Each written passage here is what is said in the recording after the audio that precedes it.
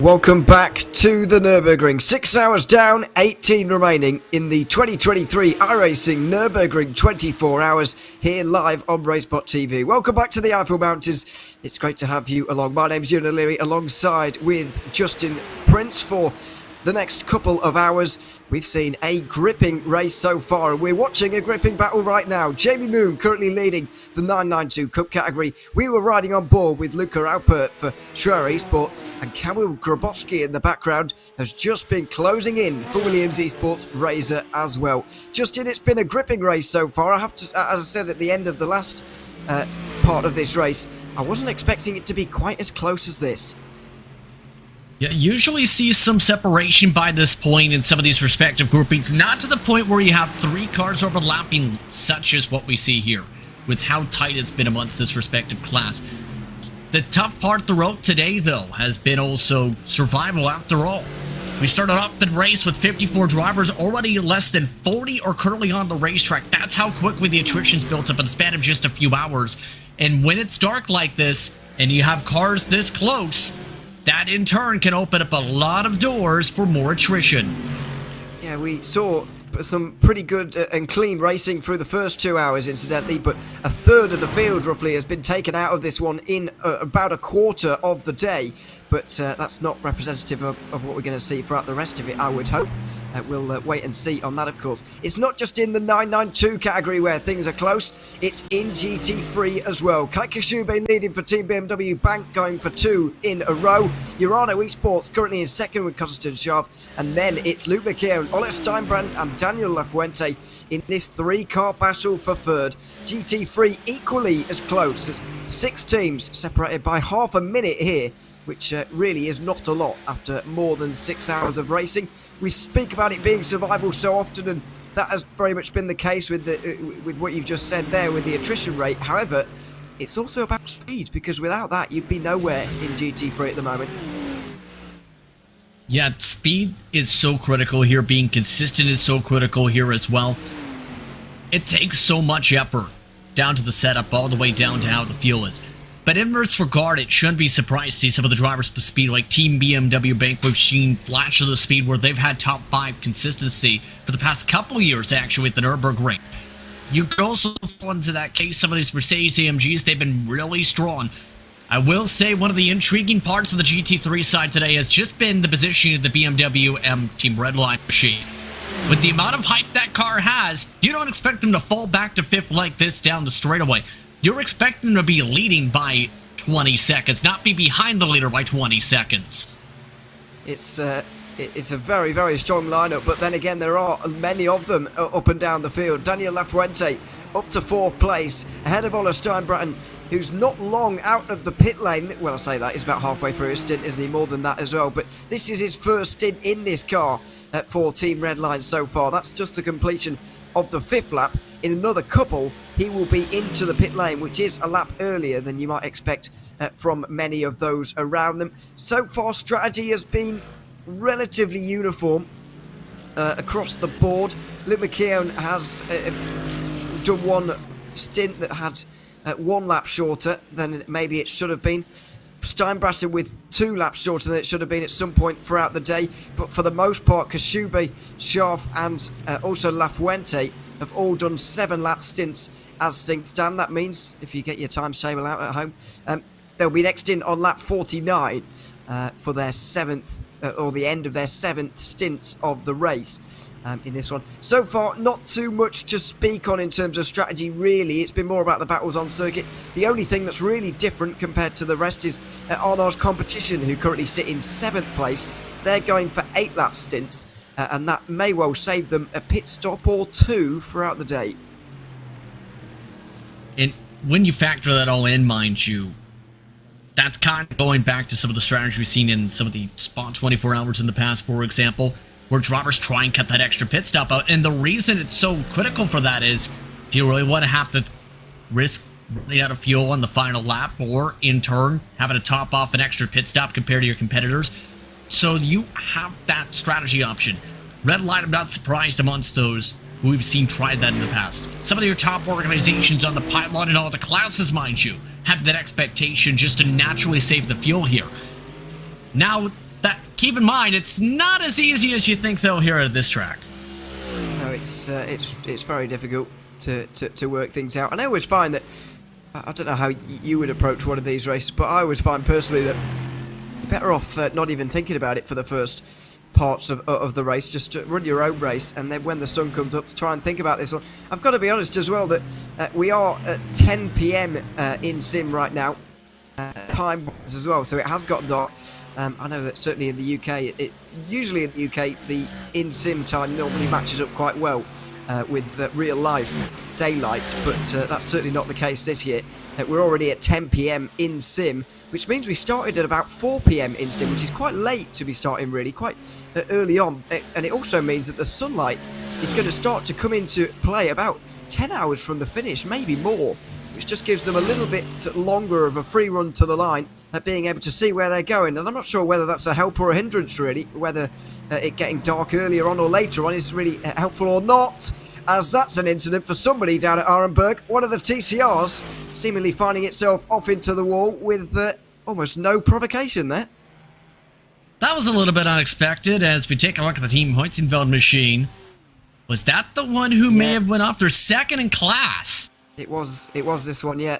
Fabian Siegmann. It would be a very rare mistake from Fabian Siegmann to make as well, but I don't know if I missed something there, Justin, but he just seemed to drive off or slide on his own there, really. I mean, that's kind of what it looked like there, and this is a section, mind you, where if you get into that tight spot of going near side by side even, it can get a little tricky to say the very least. Yeah, just want to double check on this side. There's the traffic. I wonder if that had to factor in almost not even really to that point here. Yeah, just missed the braking mark a little too deep, just spun it out. Good job to save it, though, to avoid the contact. That could have been major if he hit the left rear tire. It very much could have been. He did a good job to keep it out the wall in the end, and using that front-wheel drive, you can imagine as well, to help him along. Of course, it was Michael Polasek who was leading this race a little bit earlier on, but unfortunately, he's out of the race now and has been for quite some time as a result of 2 crashes along the way. Unfortunately, he was going for a 24-hour in one driver attempt here this afternoon. Unfortunately, that has ended very, very early for Michael Polasek. In 992, it's still very close. Jamie Moon still leading. Luca Alpert very close as he's having to negotiate a bit of GT4 traffic with one of the Aston Martins. You can see there's a bit of an update in GT4 to bring you as well as pit stops currently happen. We'll bring that to you once they've all sorted themselves out there. But it's just split apart the group a little bit. Kamo Grabowski getting a little bit unlucky in traffic, really, and has lost the wheel tracks of the 2 in front. Traffic take the way once again, to say the very least. But again, this has been fairly close, as you talked about throughout much of the race today. That's again a surprise. Been really impressed with what Luca Alpert's been able to do, especially in the midst of all this traffic, because he's been able to execute it a little bit cleaner compared to the Williams Esports Racer car. It's just about keeping that traction up. After all, this is a big opportunity as an organization throughout this entire day to be able to say, I got myself in top split endurance victory. And this is an organization that's looking to break through here on that mark. They are. There's some real top teams in 992, by the way, that's fighting for this one.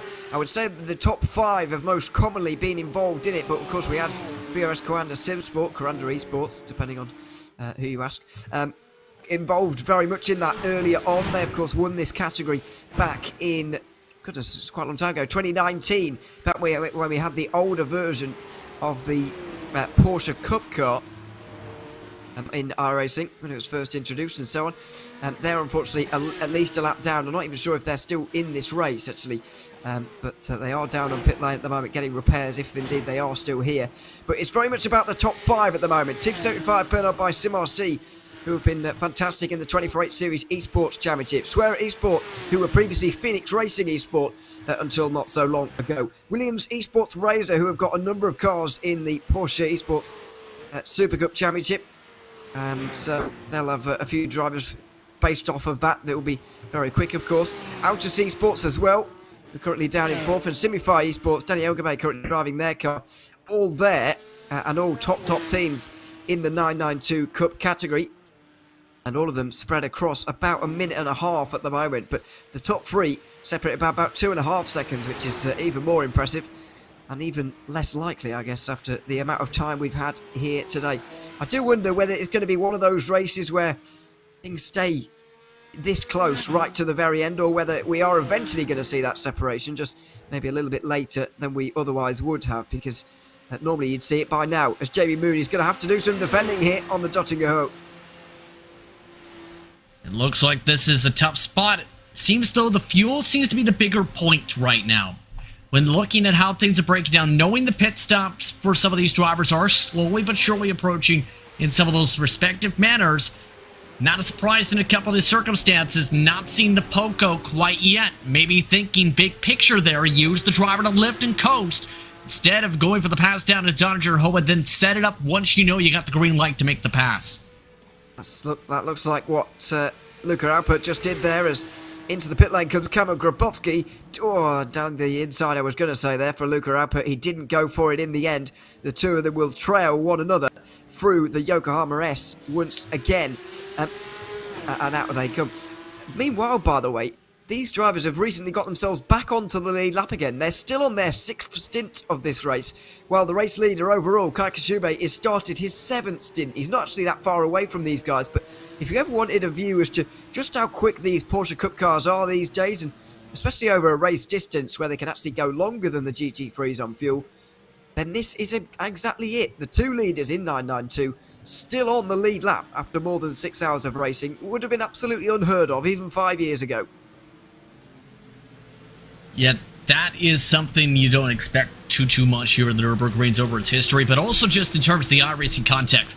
But again, that's almost circumstantial of how close they've been in terms of some of the consistency and some of the pace stats of grouping today, how they've been basically in sync as a strategy, mind you, when looking at the strategic totals. 7 pit stops compared to everyone else in their class, already as high as 9, mind you.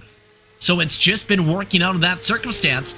But Albert's been able to keep Moon within his range and utilize him as a strategy option to be able to keep this tight, basically, at this point of the race. Again, if you have the opportunity to be able to utilize the driver in front of you as strategy for the big picture, why not? And that's what we've seen now start to play out in this battle.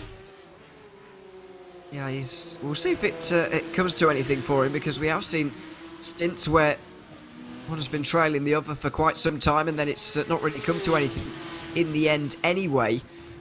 So we'll have to wait and find out on that. Bad news for me in the prediction stakes, by the way, because of recent incidents for Urano. I know it happened quite some time ago now, and they're a good 5 laps off of the 40 minutes ago indeed, but one of the long-time race leaders in GT4 still down in pit lane, Daniel Alves Lorenko at the moment. Going to be making his way back out there again, hopefully at some point soon.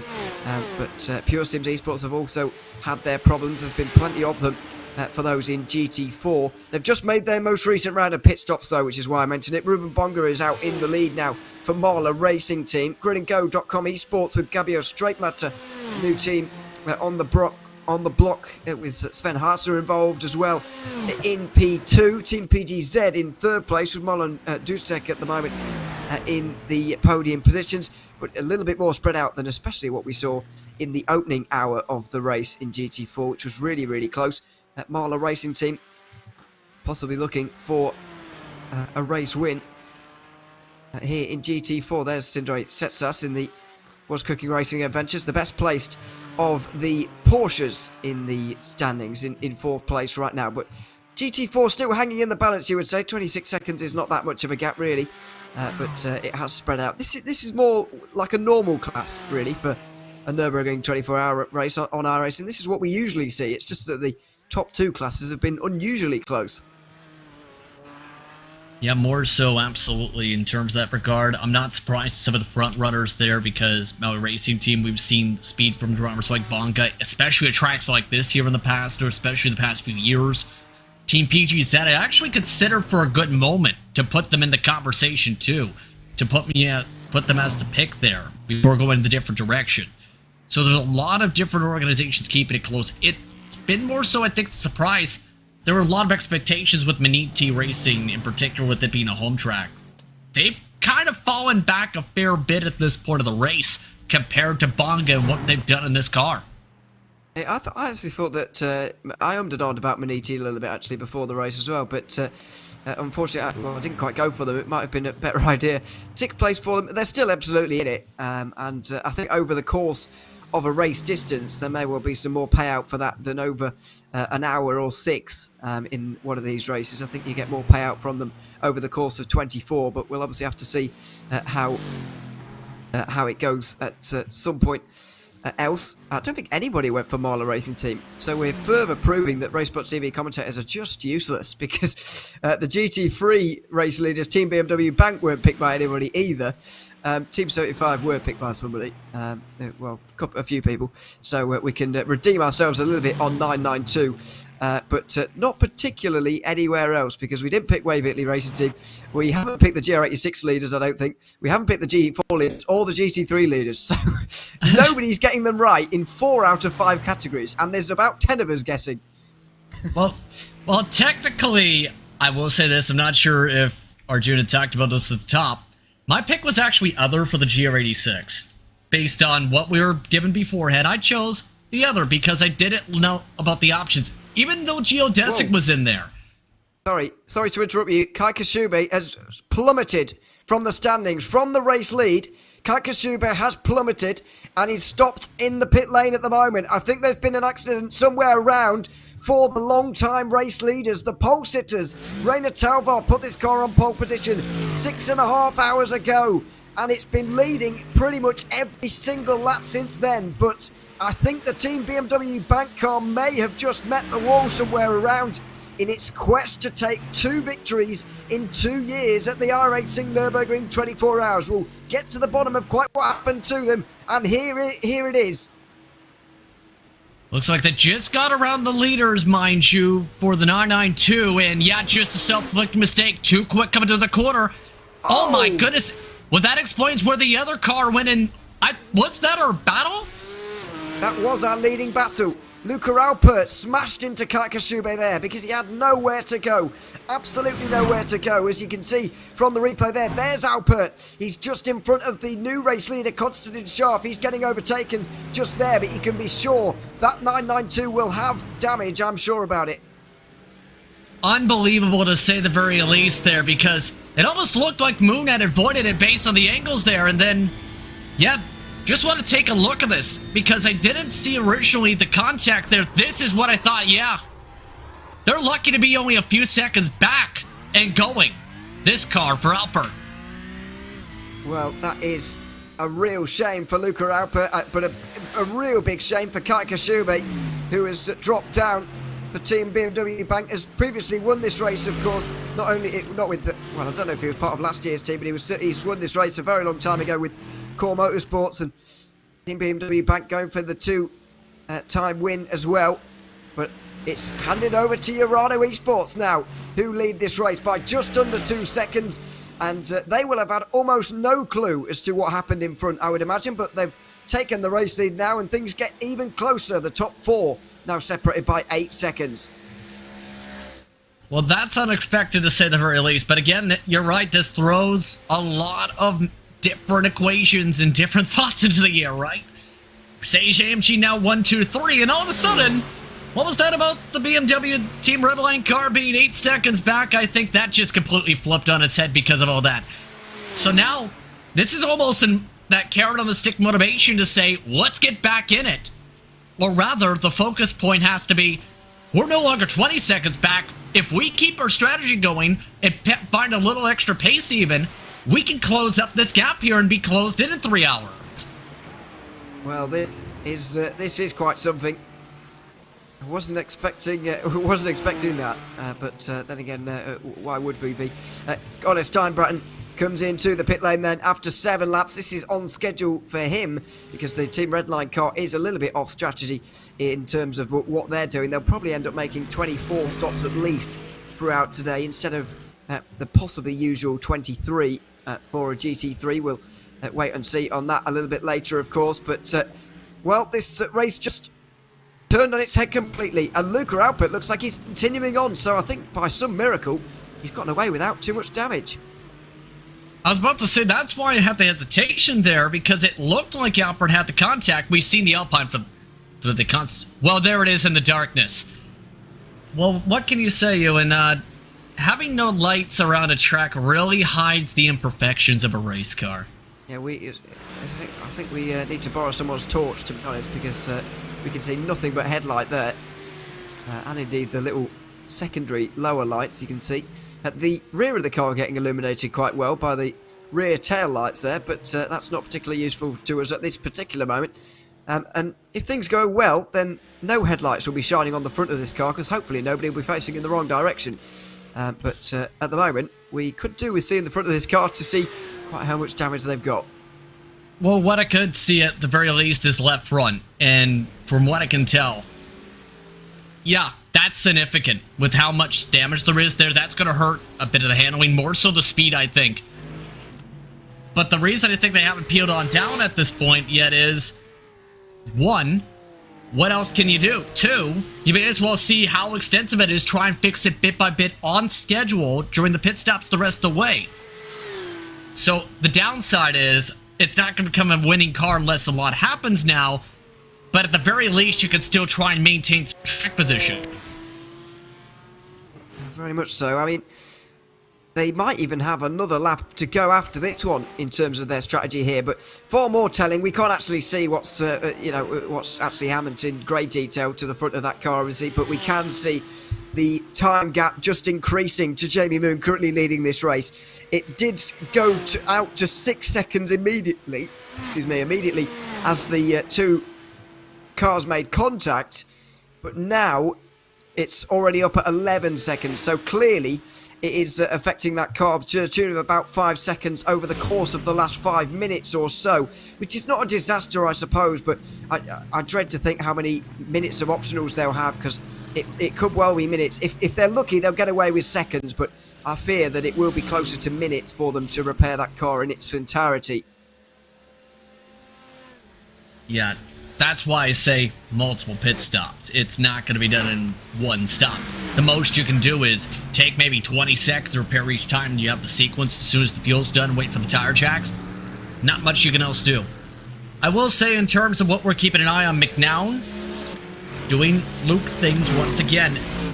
I will say it's intriguing to see him in a Mercedes-AMG ART compared to his previous grouping where he made a name for himself, but he's been looking very consistent today as part of that new partnership announced today. Yes, that of course being with Apex Racing Team and Mercedes partnering up here. It's good to see. It's bad news for everybody involved in the RaceSpotTV graphics department, who've got yet another team to work out how they're going to fit so many names onto one singular panel. But there you can see we've managed it on the left-hand side. And an awkward moment now in traffic as well, as Jamie Moon lets Constantine Shaw through. Luke McKeown closes in dramatically, and he's going to have a bit of a problem now in terms of getting through. He's going to look to the inside, the outside, down towards X-Muller, but won't be able to manage it through here. We'll probably have to wait until Bergwerk. Oh no, he's going to go for it there, and does get through. Bit of a dive, but he's made it. Just by inches, if anything. McEwen, rather, not McNown. Thank you very much. But in that regard, still, you can just see how much time they nearly were able to just about capitalize on fully for the buffer if they could reach him at the same spot. The problem is, the Williams Esports car reached him in much more efficient spots. And that adds up to a lot of this traffic management. Here's the thing, though. Even with the traffic right now, they are reeling in that lead and fairly quickly. Looking at the live intervals, they are going by a couple 100s each time they roll through the corners. That adds up by the end of the lap to be very tight by the pit stop. And you can just see, by the way, the Team 75 car closing in on the straight as the Porsche Cup cars really stretch their legs. This is very awkward now as two of the slower classes really embark. Oh no! Contact with the race leader! And another race leader falls by the wayside. It's Constantine Scharf, and someone's gone up and over, I think, in the background. Jamie Moon has made contact. So the 992 category has also had big contact. Now Fully Bent Racing are up on their roof. And their car probably is fully bent now, I'm afraid, as a result of the contact. That's a real shame for them. Constantine Scharf as well has got big damage on the front of the Urano car. within one lap of drama for a previous GT3 overall race leader. We've got more drama, and this time it's for Urano. Oh my word, is the best way to describe it. The organization finally broke through into this year with the major victory in the endurance races. But you can't script it. Traffic management is a huge part of this racetrack. It's a very tight racetrack. And when you have a crazy sequence of that, that's where you end up losing lots of time and lots of races. Just look at this from McEwen. Everything looks fine up the road. Then you see the side-by-side. That's a disaster at that corner, usually by that exit. That's what sparked that. Worst timing possible for Urano. Great save on the 99. Great save from McKeown. He was on the grass there, had to slide and correct, and there it is. So it was the Urano car trying to make its way through on the third place GR86. That was Jules Huben at the wheel of that one.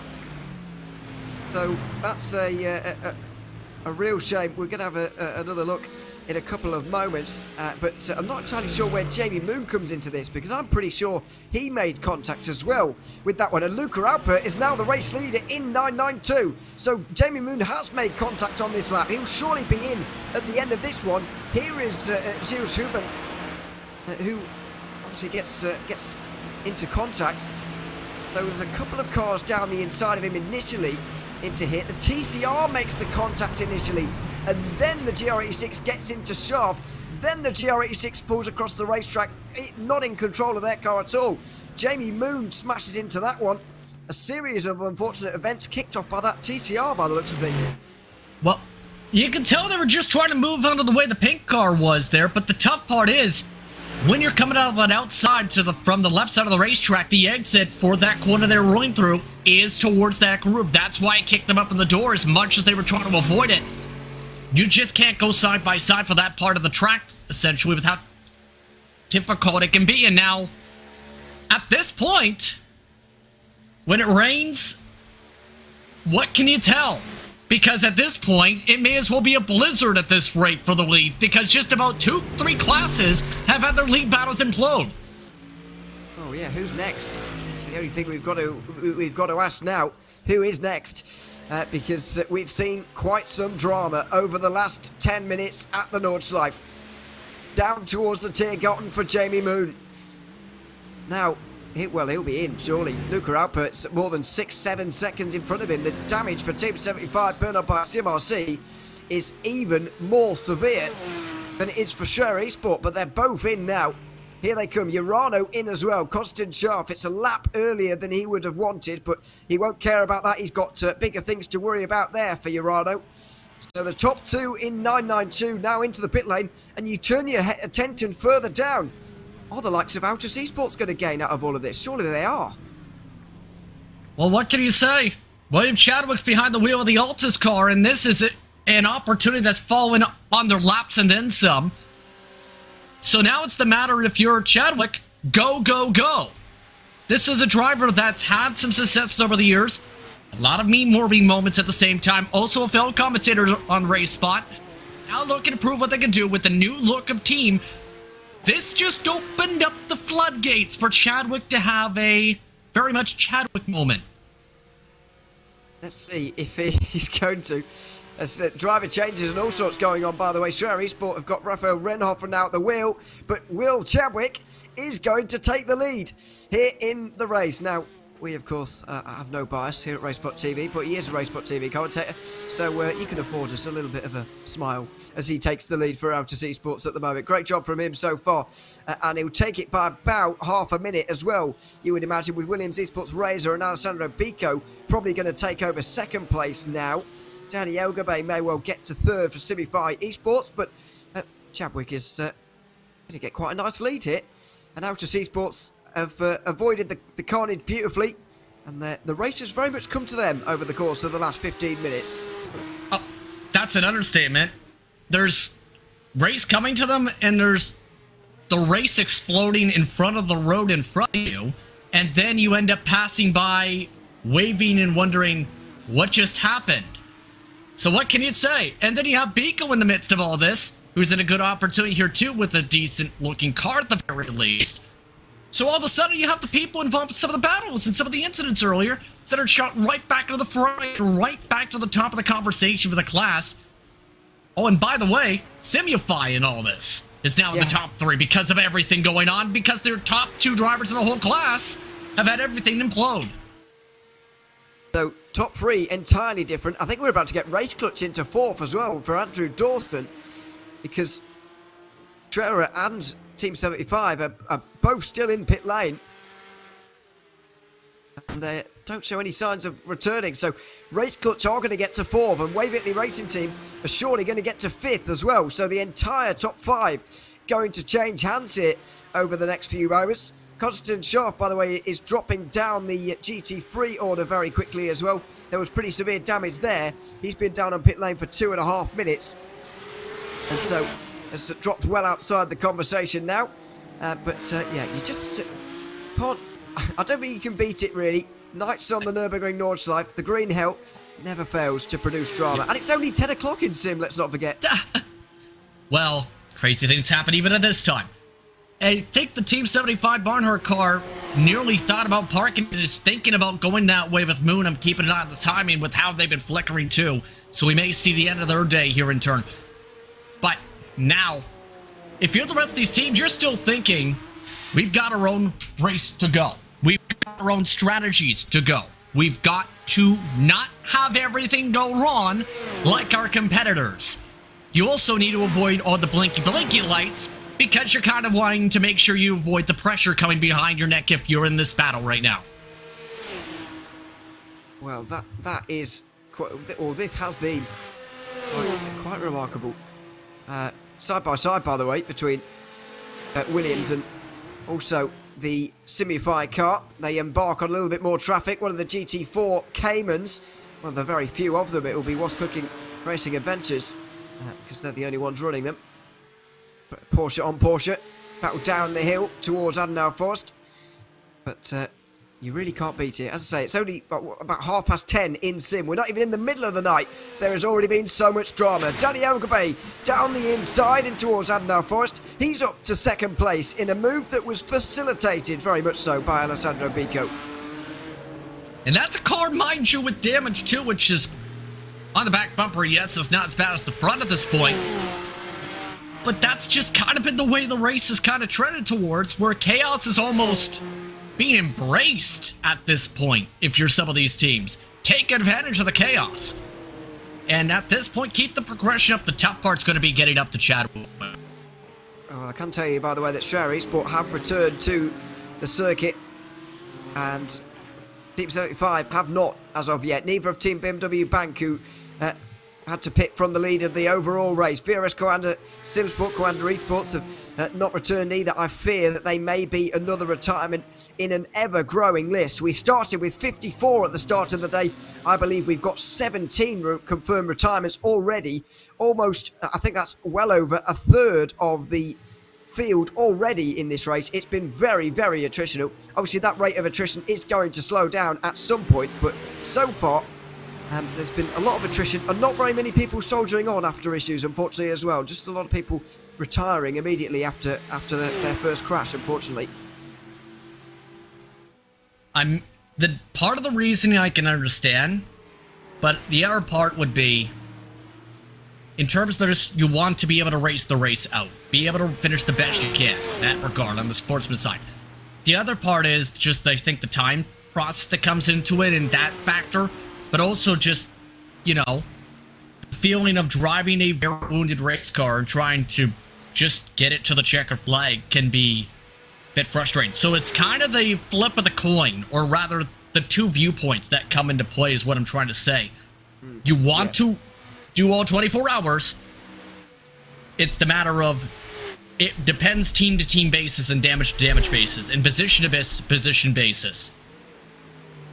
It very much depends as well, I think, on what else you've got going on. I mean, as you say, it's a lot of time to take up for little to no return. I mean, it's obviously a wonderful feeling to end one of these races wherever it is, but many of these drivers are so experienced that they've done it many times before, and anything other than a real top result or a chance at winning, it's going to be a disappointment to them, even having made it to the end of the race. So I think these top two teams do indeed think a little bit differently to maybe how we would do it. In Yep. that I would personally be delighted to just get to the end, and I would fully take on a 40-minute repair and return to the circuit just to cross that line. At the same time, it depends on not just what you're doing, but also the team perspective as well and stuff like that. One of the reasons you have Simufy up here, even with their damage, not just because it's minor damage. This, mind you, a team that just started last month, on April the 7th. First time seeing their colors, started off with a lineup featuring drivers like Mark Perez, Gabby Montero, and as well as their current driver that's also flashed around in different sequences like Elderberry. So this is their first major endurance race as a team. And to put it simply, if you have the speed like they've had from the get-go, starting up in the front row of the class, but also having a chance potentially to take a class lead if you keep the pace up and essentially just survive at this point, it's a dream come true for your team and for your sponsor. Yeah, it is very much a new team. I'd actually brushed over that fact because most of them are the previous MSI Esports outfit, to be fair. So they're mostly the same, which is why I didn't quite fully consider them out as a new team. But you are right, they've only been out there for just over a month or so. Just to tell you of who's actually driving here this afternoon and this evening, well, throughout the entirety of the race, because I actually haven't seen anybody other than Danny Elgabe. I don't know whether I've just only been looking when he's been driving, but he has been doing a fair amount of it. Qualified the car earlier on as well, of course. They've also got Mark Perez, who will be here. Gabby Montoro will be driving in this race. So will David Buska in that car. So they will have plenty of strong drivers in this. Oh dear, we've had more drama in 992. I look back for one moment, they're now in the lead, Simify, because Altus Esports and Will Chadwick have now gone off the road. The lead has now changed 3 times in 20 minutes. You gotta be kidding me. It lands in Chadwick's lap, this race. I'm curious, what did they do? Are you kidding me? Did that just break? Their steering wheel broke. Are you kidding? Well, you can't make this up. You can't get any more unlucky than that. You really can't get any more unlucky than that. Will Chadwick with what we presume is wheel technical failure. Let's have a look on board. This will explain to us all, because you very rarely see anybody find yourself in that wall on the Dottingham. It is a straight after all. But we like to tease RaceSpotTV commentators, but there's nothing that Will Chadwick could have done there. The wheel snapped to the left-hand side. A blatant technical problem, and that has spelled the end of Altus Esports' charge for the win here in 992. Yeah, that's going to lead to a lot of questions as to how does that happen down the straightaway. That happens here because something popped up on your computer, your steering wheel disconnected, or someone accidentally hit the cord or something. I just cannot believe William Chadwick's luck. The second he starts leading, he doesn't even make it a full lap leading the race before he crashes the car. Unbelievable. It really is unbelievable. And unfortunately for them as well, the real unfortunate thing is that they made it most of the lap around. They're not actually going to be able to count that lap. Because they've obviously towed back to pit lane. They've had to tow back to pit lane. So, unfortunately, that lap won't even count for them. The gap's still only 1.5 seconds between 1 and 2 now in 992, but the gap behind that is certainly a lot bigger. And Will Chadwick now on pit lane, I'm presuming very, very disappointed with quite what's happened. Maybe we'll be able to chat with him a little bit later on when he's calmed down a little bit and let some steam off, hopefully, as well. But that has got to be a very, very frustrated camp now at Altus Esports. I think that's an understatement, especially with how the expectations were. So that was an unbelievable sequence. Mind you, that's just as I believe the window for pitting was starting to come in for some of the teams. So, Simify in a great spot here. And if that's anything, puts Alessandro Bico into a great spot too if he can close this up. He just has to get around this touring car that's costing him a few seconds here. Oh, really awkward moment. Dear me. And it's one of those moments where you don't quite know whether to get out of the way or not as a slower car. Generally, you always stay on the racing line, but that was extremely mixed messaging there for Alessandro Bico. And just to give you another example of how much traffic affects, his gap now is pretty much doubled, more than doubled, in fact. Yeah, exactly. You just had to get around him. The problem is just sequence, but also the lap traffic definitely didn't play many favors there. Just was trying to run its own line, it seemed. Yeah, some drivers have that mindset. Some like to move to the side of the racing group, let you go by the racing line. Others say it's your job to pass me. So you need to be prepared for either of those mindsets. I will say this, on pace, it seems this car is very strong today, once again, from Williams Esports Razor. So it's going to take a little while, but I think they may be able to close up some bits of it. Yeah, it will take them quite a while, you'd imagine. Well, hopefully we can calm down a little bit over the next few moments, because recently it's been absolute carnage out on the Nordschleife. We've recently seen pit stops again from the leaders in GT3. Means that Peter Perriman has now gotten at the wheel of the Apex Racing Team car ahead of Daniel Pastor, Ola Steinbrand and Luca Kita. Then we've got Thibaut Prevost in the Arnage competition car, giving us 5 drivers within 27 seconds throughout this one, but more impressively, 4 cars by 7.5 seconds at the moment in this race. It's no less remarkable, nearly 7 hours into this one, but I'm hoping we can see a leader hold on to its lead for more than a lap at a time here, because over the last few moments, it has been carnage, really. Well, from my understanding, the car, everything seemed to go calm and keeping things close when the last stint was going on with Lorenzo and Cam. The second they step away, it's like everything goes crazy. So this has been a wild time. By the way, another team I mentioned and the team I picked for GT4 apparently is also out of the race. Maniti. Yeah, well, not sure if they're out of the race, but they are down on pit lane for quite a lengthy repair. We'll see if they re-emerge, but this is why they've been down there for so long. There will be problems with negotiating this. Oh dear me. Oh dear me.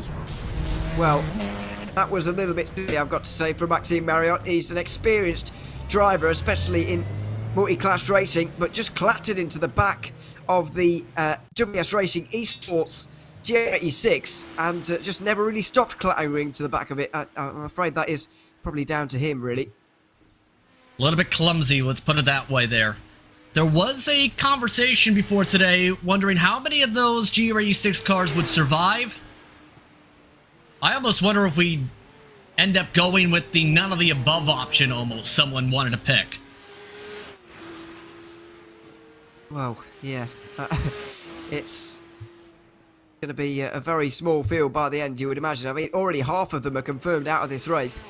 6th place, retired a good a couple of hours ago at least, so that's a shame. Konstantin Schoff has made his way back out onto the circuit again and immediately gone around for a spin. I wonder, have they called it a day after that, have they? No, they've carried on. Or have they? Well, not entirely sure. They're back in pit lane again now. I think that had to do with the toe situation. I think they may have had too much damage from some of the contact earlier. I think so. Real shame for Urano Esports. So we are down to 7 at the front in GT3. Down to, what is it? At the very least 5 in 992. I'm not entirely sure. It could be a little bit more than that. We'll see how many we get from some of the other categories as well. But we are seeing quite a lot of incidents at this stage in the race, unfortunately. This is Alessandro Bico, around 3.5 seconds away from the 992 leader at the moment. Just coming up to 7 hours into this race. Well, the night of the Nordschleife really does produce something quite remarkable. And at the moment, it's producing an Apex Racing Team lead out in the front. But right now, it's about those behind and about those in the other category, other categories where we're seeing quite a lot of incidences. This is Jesus Rato in the Astro Racing car, only leading by 16 seconds. The GR86 category staying quite entertaining, given the amount of attrition we've seen. We know that 5 of them are out of the race. another 2 down on pit lane for lengthy repairs right now.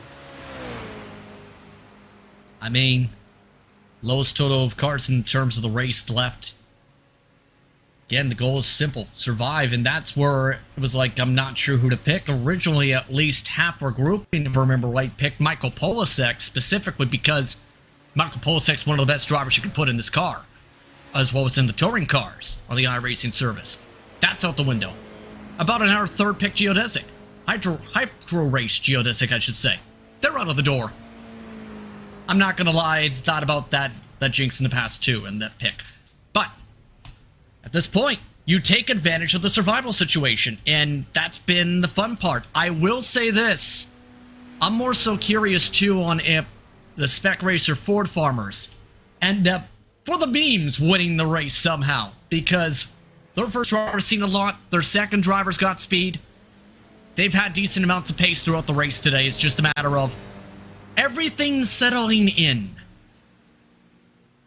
It is settling down now, especially in this category, but elsewhere as well, we are starting to get a more recognisable rhythm to this race now. We go back to TCR now as well for a little bit of an update here. Wave Italy Racing Team leading by 27 seconds from Team Hoisingveld. That's Anton Vetraduev and also Fabian Siegman, 1 and 2. Siliard Noj is in the Impulse Racing car in 3rd place. Then we've got Stephen Walkup in the Brabham Esports car. Some real high-class TCR teams actually at the front of this race, as you'd expect, all covered by about a minute and a half at the moment. And of course, long stints here as well, as you'd expect from any race involving the TCRs. But at the moment, it's Wave Italy Racing Team who have got the lead. And I've got to say, over the course of 2023, they've had a real emergence as one of the best TCR teams. We've known for quite some time that Team Hoisingveld are a fantastic TCR team. In fact, they've won this race on the last 2 years in a row. SimRC have been a good team as well for quite some years in the TCR category, although they haven't entered a TCR into top split.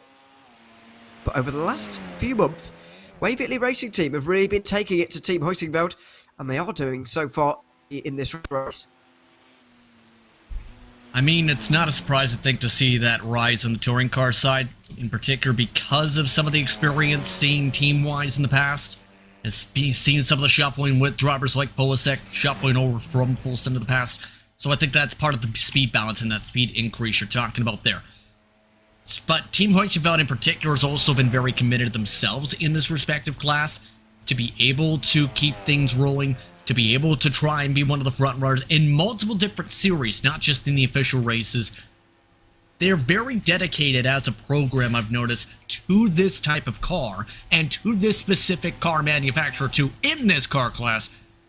So you have that long notebook that carries over throughout the years, that where you just make those tweaks as the iRacing builds make said tweaks. The TCR category now with multiple cars within it, but unfortunately, due to the amount of cars you can have in one session, we can't have variety here in this race. The Audi that's most commonly seen at the real-life Nürburgring 24 selected for this race, which makes sense.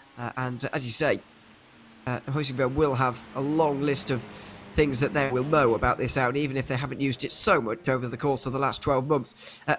Throughout the 2021-22 season, it even carried them to a HyperX Club Sport Series Championship and so on. So, well, they're certainly my pick for the race today. Let's go to GT4, where nobody picked Marla Racing Team, which is slightly reducing and diminishing our ever-wavering faith, or people's ever-wavering faith in our knowledge of sim racing. Marla Racing Team currently leading this one with Ruben Bonga, who is a strong driver. No second thoughts about that. 27 seconds is currently the lead here in the Aston Martin, ahead of Gabriel Streitmatter. It's been quite some time now that this Marla Racing Team car has been leading, but unfortunately the Urano Esports car falling down the order and retiring from this race earlier on, unfortunately has played into everyone's hands a little bit, because they were giving the top positions quite some trouble earlier on. Right about Ruben Bonga's speed, I've been impressed with him over the years with the endurance runs he's had under the control of him, and I think that's a big part of it, having that consistency as a team, having that consistency in your driver lineup, of having veterans who have done this before. That's why so many teams rely on and prefer to have those with the experience rather than say, welcome to iRacing, we're going to put you in top split. No, seriously. In all seriousness, though, it's just about that development process. In terms of the drivers, though, I've seen that we're keeping an eye on here, too. You have Ferguson, who is amongst those you could put in that category of some good experience. Pascal Sticks has been around for a fair amount of time as well, amongst those cars running. But again, when you have a team like Ruben Banga, you have that backing. Oh, and don't forget about the What's Cooking cars, because they've had some good speed, and they have a... They seem to be metaphoricizing more talent to the roster. It's, I was just about to talk about this, actually. I was just reading up a little bit on Walter Gerfer, because he's been around for quite some time, especially if you've been watching the lower level UK racing team for quite some time. You'll know Walter Gerfer's name. Another real life name to have on the grid here in the Nürburgring 24. He has raced in the NLS before. He's raced this race before in real life as well. Was runner-up in class back in 2019 and is out here in the iRacing field as well. Still only in his early 20s, which is pretty remarkable to think about when he's been racing for nearly a decade already in some real quite top-level stuff in the UK especially, and now moving further afield to Europe as well. But they're currently in 5th place, and this is currently the best running Porsche in the field. I'll just mention that because the Caymans haven't been getting much love so far in the Was Cooking Racing Adventures team. In 992, we have spoken a lot about this class in the last few moments, of course, but it's Danny Elgabay who's now leading with just under 7 hours complete for Simify Esports. Williams Esports Razor not far behind them. I'm fearing to say anything about this class because you just don't know where the next twist is going to come from. You kind of just said something about the class. Technically, that counts. I get what you're saying, though. Because it seems like whenever there's been any sort of traffic, the leader's been cursed today. The thing is, there's no traffic to be said right now for the Simify cars, so I think the curse is not going to be a factor quite yet. We'll find out later. But in all seriousness, though, at this mark, it's about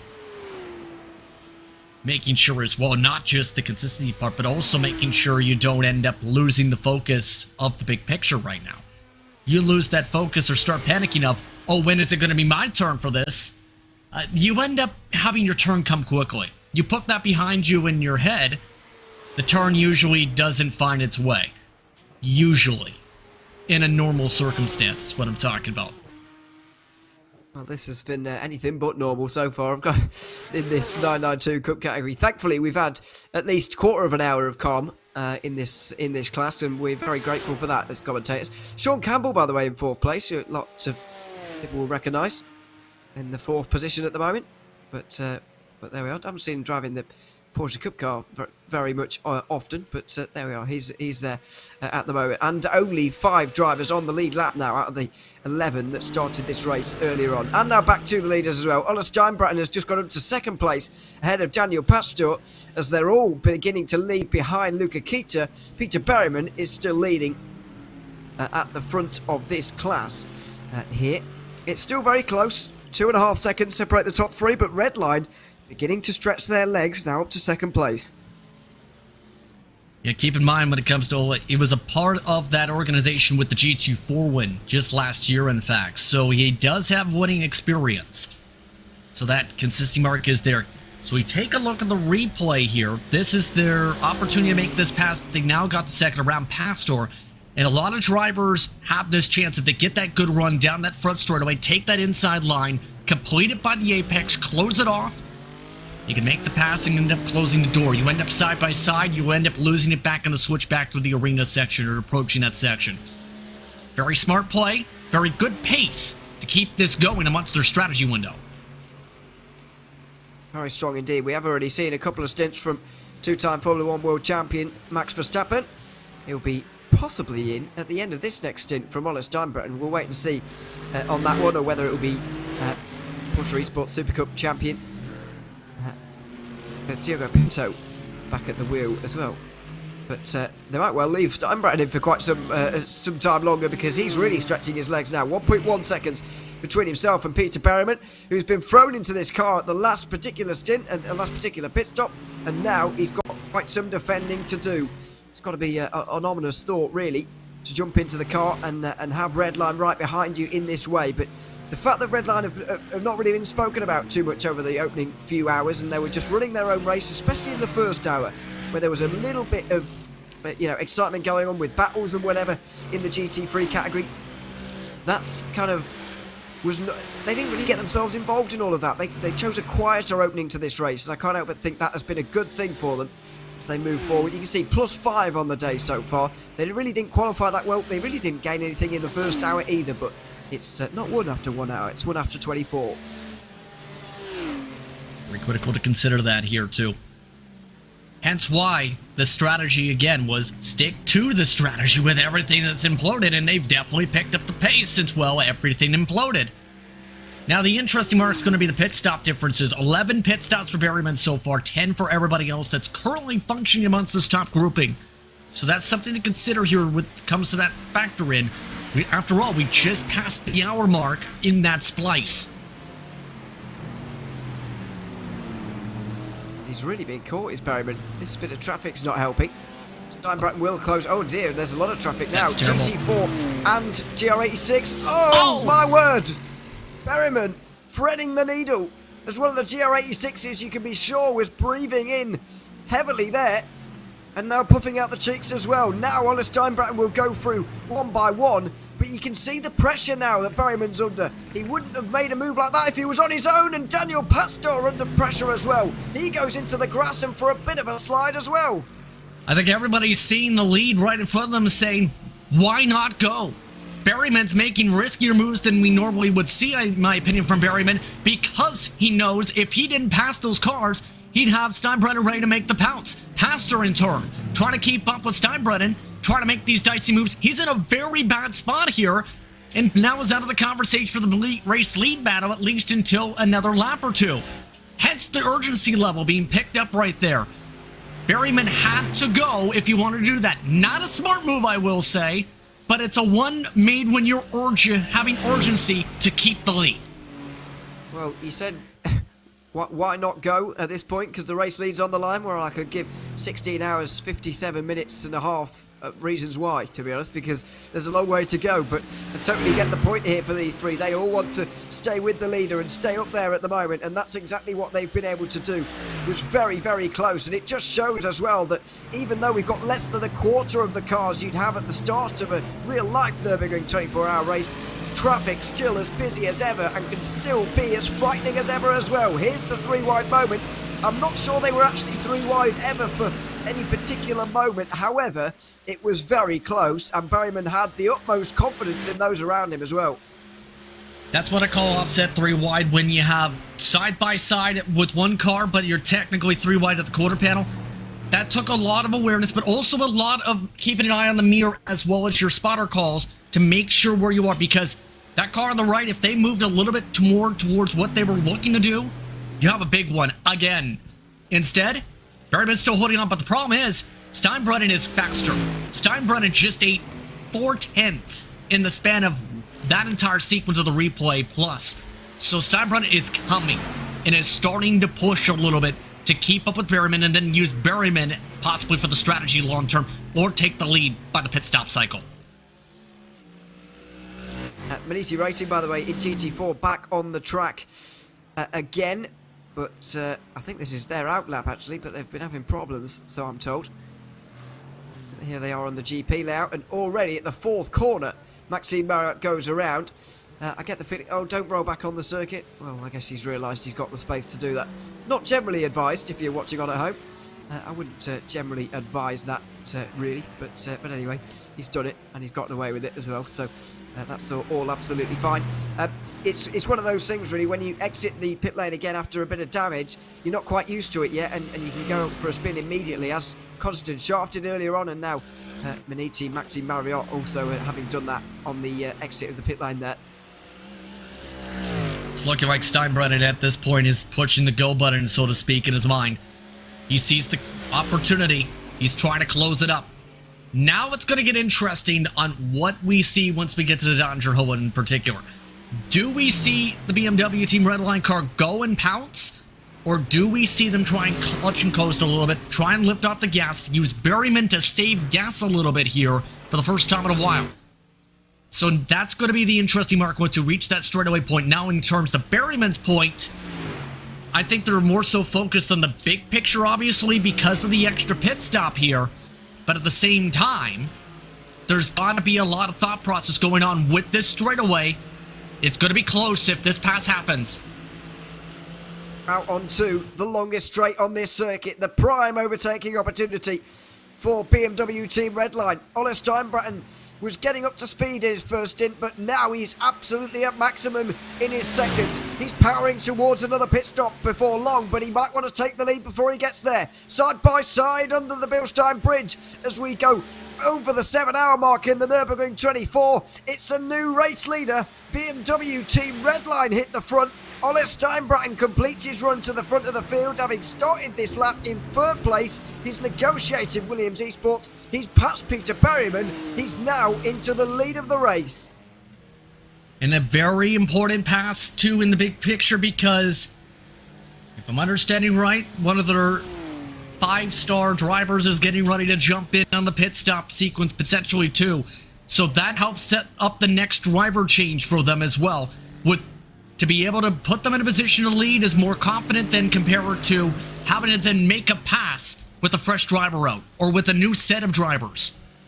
As far as I'm aware, this is going to be Ole Steinbratton's in-lap before he hands over to Max Verstappen at the next driver change, so we are told. But it's a new race leader, Steinbratton in front of Berryman, and now I think the job for Berryman is just stay as close as you possibly can. But the prospect of being up against a Formula 1 world champion in the next stint is also not an encouraging one when you're in that Apex Racing Team car, I wouldn't imagine. Yeah, that's going to be an intriguing sequence, as a little bit of intriguing navigation with the traffic here. At this point, Steinbratton is trying to utilize as many of these cars as picks as possible here. Whoop, they reach the right spots. They're reaching the worst spots possible for the Mercedes-AMG ART car. That was another bit of traffic negotiation. That's actually 2 class leaders, isn't it? GT4, oh no, well, they're not race leaders anymore, Wave Italy Racing Team. I hope they've just made a scheduled pit stop. It has been a bit long, actually, from them at their last pit stop, but we are still waiting for the top 3 to come in TCR, so I'll hold fire on that, but just keep your eye on TCR. Ruben Bonga is certainly still leading here, though, in Marla Racing Team. He gets dived now by Daniel Pastor out onto the Nordschleife. He doesn't have any problem with that, though. He was tucked in behind, and he'll get himself out onto the hats and back himself as well. There goes Daniel Pastor, trying to hang on to those leading 2, really, but he drops down to around 4 seconds off the lead.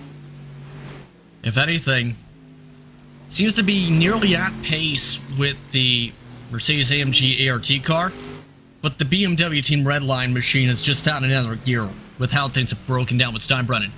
You don't all of a sudden pull away 1 second after making a pass just on a flip of the switch. That is the car in of itself, where they've been waiting for the moment to pounce. Guess what? They found the moment to pounce. Still hanging in the balance in this race. Luca Kita around 13 seconds behind. Thibaut Prevost has made his pit stop as well for our Nars. He's now 5th ahead of the Simar C car of Karim Havertz. Then it's Maxime Briand in the other Apex Racing Team car. The only team actually to have 2 bullets in the gun still at the front of the field as well, which is interesting to note. We've got all the other GT3s, I believe, out of the race by this stage. Even if it didn't show it just there. We've got 5 still in contention in 992, 6 in GT4, 6 or 7 in TCR, and 4 in the GR86 category. It's been very, very attritional so far, as we've mentioned. I believe we could even be, at the very minimum, we could be down to 32 still running in this race, which is well over 20 retired from the opening moments of this race, and we're not even a third of the way in yet. It's been a real high attrition rate so far. We've hit upon it, we've harped upon it, we've basically built a raft apart of it at this point. We've lost about 6 something odd cars in the past hour and 10 minutes. Even in Nürburgring standards, that's absolutely absurd. But that's just kind of the nature of this racetrack here. Of note, Simufy at this point, back to that second spot on the racetrack with the difference in the pit cycles, believe here. So it's now the interesting mark of when does this coin then flip back from the Beatco side on that strategy. This is a long-term play, and a long-term one, I should say, where it takes the full 24 hours for it to play out. So that's got to be the major thing emphasized here, if it's not been emphasized before jumping into the car here. Keep calm and just drive, like the signs say. Yes, keep calm and just drive. I want to go back to last year's race and just see. I know we only had 4 categories last year, but just want to get a view as to what the attrition rate was like last year in this race. So 4 or 5 teams of the GT3s were already out by this stage. That pretty much matches up with where we are right now, with 4 GT3s out of the race as things stand. In the Cup category, we have 2 or 3 out of the race. That rate is considerably higher this year. 3 or 4 in GT4, once again considerably higher this year. And in TCR, around 4 as well. So I would say that at the very least, that's what, 17 cars are out by this stage last year, which is a little bit less than this year. But I don't even know if there's a particular reason we can put it down to at this stage. It's just almost coincidence, really, year on year, what happens. Almost coincidence. It all happened for about a fifth of the field, it feels like, in the span of about 30-40 minutes. But you never know. It's racing, after all. It's sim racing, especially. And from what we've seen over the years at a track even like the Nürburgring, craziness tends to happen here. And also, craziness tends to follow some teams. Of note, though, Steinbrennan, he's just become untouchable, it's like, in this car. It's like a completely different mode's been in this car with him to run away like this. I'm not entirely sure what it is either, really, because first stint he was, you know, on pace with everybody else, but he wasn't wiping the floor with them like he is here. He really does have that extra little bit of speed compared to the rest. His last lap was 2.3 seconds quicker than Berryman, 3.8 quicker than Pastor, 6 tenths quicker than Luca Kita.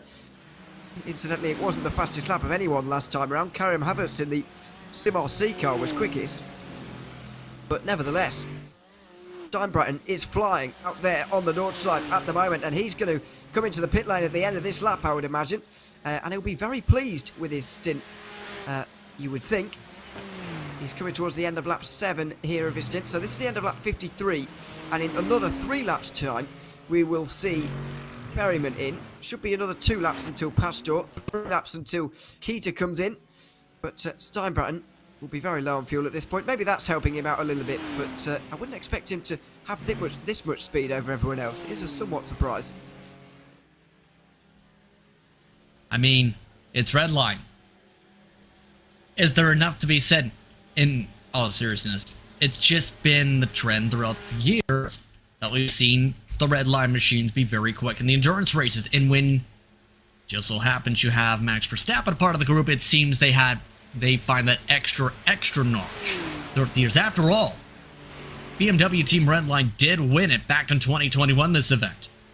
So it's not a surprise to see that continue after the chance to open up here, winning 2 of 3 after everything that's happened to BMW Bank. Here we are then, into the Tiergarten for the final time in this stint for Ole Steinbrennan, and he will carry on. That's a shame for me, isn't it? Yep. I thought he was on his in lap. He's clearly not. He'll be carrying on for 1 more, and he'll be doing 8 laps here. To embarrass me, probably, more than anything else. But anyway, there we are. 2 seconds, 1.6 seconds roughly is his lead over P.T. Berryman. And he'll just hold this one that little bit longer. Berryman did actually have a bit of a resurgence towards the end there. The gap now actually down to about a second and a half, down from 2 seconds, which is where it was. Maybe that Mercedes a little bit quicker in a straight line. Yeah, curious on how that plays out with especially how the BOP has been shuffled, or was those adjustments throughout the week. And so far, we've seen the BMW as expected be very strong here. But the Mercedes-AMG being, before everything imploded, being the entire top 4 says a lot. With what's been preferred by respective drivers, the Mercedes-AMG in the class has become one of those preferred ones in terms of the speed, in terms of just how you're able to set up and the consistency track to track to track. But then again, you also have to fight with the power of the Team Redline. GT4 race leader, by the way, Ruben Bonga is in, so the pit stop for him, I believe, on schedule. Gabriel Straightmatter might well be in the pit lane here for BrittonGo.com Esports as well, but running around half a minute behind Bonga he was previously, so it will take a little bit of time for that to be figured out, and indeed they are in the pit lane in the 001. Marlon Dudek will probably be in as well. Daniel Ferguson maybe 2. It'll be the end of 8 laps for them, and they generally do take on the same amount of laps in a pit stop as to what is going on for the GT3s. They're pretty similar in terms of that. A little bit more traffic for Steinbretten through the Hatzenberg. He negotiates that all fine. He'll get on with his day. Traffic's still a consideration, but considerably less of it now, of course. And that's a bright side at this point, right? Traffic has seemed to be a major spark of thing, but that's not a surprise with it being the circuit. So we'll have to keep an eye on how this all... Keep in mind, the tire strategies, as mentioned, is part of this yo-yo factor, as we talked about. You have drivers that are double stinting, triple stinting is common at the nighttime, mind you. Compared to the fresh tires, that's got to be a major factor here, and part of that is the tire strat. Steinbretten at this point pulling off and away, even with the tire modes at this mark. Yeah, Arjuna has just passed us a note about that, and I guess he's getting frustrated with us talking about this so much. But anyway, I was saying this to him earlier on. I don't know if you've got anything to sort of throw into this ring as well, but I was wondering aloud earlier on just how much you can do in GT3, to be honest. About I know we were obviously talking about 992 earlier on and how you can do a lot there, because obviously you don't take tyres and fuel at the same time down there, but in GT3 you do. And I was wondering earlier on just how much in terms of the strategy you can actually do when, if you can fit all 4 tyres in the time it takes you to change fuel, then why on earth wouldn't you change tyres when you're doing fuel anyway? Maybe that's just my lack of iRacing experience, ignorance going on there, but I can't seem to make it work out in my head. I was about to say it's class to class, right? Yeah. So, in some cases, helps you save those few seconds. In others, it doesn't. So if you're in that sequence where you're simultaneous pitting, as it's called, with the fuel and the tires, you're right, take the tire. But the reason for some of the air classes where they might not have the simultaneous stop process is, again, the saving of 13 seconds for that respective stint to try and minimize that, compared to taking tires every single time where you lose that respective. So it's a big picture play, and I think it's dependent on class to class on their tire procedures and their pit procedures. That has to be a factor. Yeah, the rules aren't the same for every class because of the way that iRacing works. And, that certainly is the case, but yeah, I'm going to leave that to people with more iRacing experience than me to explain that one, because I'm at a loss, really, for that one. But anyway, just enjoying the battles for what they are at the moment. Still 3 drivers separated by less than 5 seconds, with Steinbretten pulling that gap out at the moment. He's due a pit stop at the end of this one, and I'm absolutely sure it will be this lap. And then a few laps later, Berryman, Pastor, Keita will all be in as well. Seen a lot of carnage over the course of the last 90 minutes in GT3. Kai Kasube for Team BMW Bank was leading for such a long time, of course, but had a problem, a crash at this very corner at the Moot curb, collecting the second placed 992 category car as well. Schreier Esport, they're now down to third place after stopping for around 2.5 minutes about an hour ago, but they're all running once again. The bigger drama would come a little bit later as Urano Esports, having taken over the lead from them in GT3, also got involved with an incident that was unfolding in front of them between a TCR and a TR86 car. They got clattered into, slammed into the wall, and then Jamie Moon in the Team 75 burn up by Sim RC car embarked on it and got involved in the incident as well. They came down pit lane, and I don't believe they will re-emerge either, because they are currently more than 5 laps down on their class leader. I've got to say, Justin, it was a 20 minutes of madness that I don't think we'll be able to replicate throughout the course of this race. And of course, I've forgotten the bit at the end of it. Autos Esports took the lead in 992 and crashed with a technical wheel failure as well. You can't make it up. You can't even script that at this point for a sim race. And what can you say? We step in, chaos reigns. It's after Cameron, Roger, and Dane had talked about, you know, the hotel side of things. What if they stepped away for lunch? They just found out about all this. They just came back, I believe. So at this point, what can you say? Sometimes you walk away, grab something to eat, you come back and everything's on fire. Yeah, I've got to say that wasn't the case, particularly when I did that earlier on. But unfortunately for them, they've picked an inopportune moment to manage that one. They're just absolutely in shock as to what the order. They look like they think they're watching a different race or something, because the order's just so unrecognisable to what it was earlier on. And yeah, this is why you've got to watch every minute of a 24-hour race, because you just never know what's quite going to happen. Obviously, I know that's not possible, yeah. But I was about to say, have you ever stayed up and watched a full 24-hour race? How difficult. Imagine those who, as I believe one of our colorful commentators is actually jumping in, Dane, who is keeping an eye on us, letting us know he's done that twice. Thank you. The curious part is how, taking into account those who have tried it racing the 24 hours, and also well, imagine sitting in the grandstands for 24 hours straight awake. Yeah, that would be difficult. It's something I've never done actually, and it's not especially on my bucket list, if I'm honest with you. But I do wonder whether one of Dane's runs was an iRacing one, or whether he means real life, staying up and watching, or maybe one is each. If you see what I mean. As Honest Time Bratton comes into the pit lane. They were both in real life 24 hours, so there we are. Not for iRacing. It doesn't like iRacing enough, quite clearly. Anyway, Honest Time Bratton is into pit lane for Team BMW Redline. The best performing of the BMWs by quite some distance here. They've got about 90 seconds to be taken over with that accolade. So into the lead will come Peter Barryman once again for Apex Racing Team, reclaiming that after about a lap and a half away. So there's that strategy offset we talked about here, but the driver change I can confirm is in. Team Redline has a world champion behind the wheel from the railroad. Max Verstappen in his intimidating World Drivers Championship trophy that's sitting behind him over the shoulder. So now Berryman has, or fellow competitors to Berryman, now all of that to factor in once the sequence completes.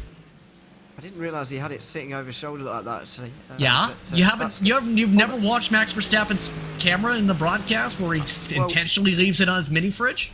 Clearly, I've never taken watched it long enough to take in the fact that it's there.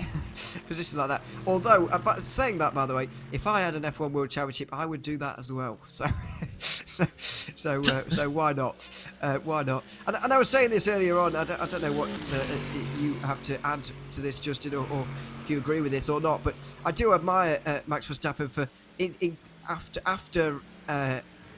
after the success he's had in the real world, before and after success in the real world, still comes back to iRacing, still watches teammates. We saw last week in the BMW M Sim Cup was just watching his teammates, seeing how they were getting on while he was preparing for one of the Grand Prix last weekend.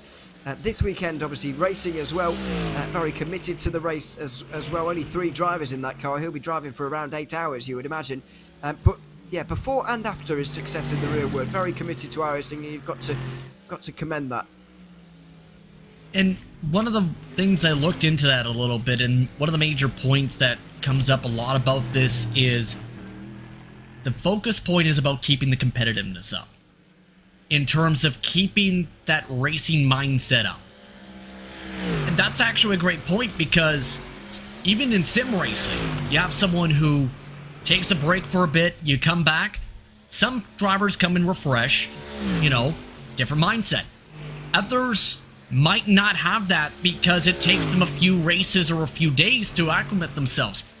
And in the case of a Verstappen or anyone else, that's why so many drivers emphasize seat time in practice, sim racing, as well as in the real world.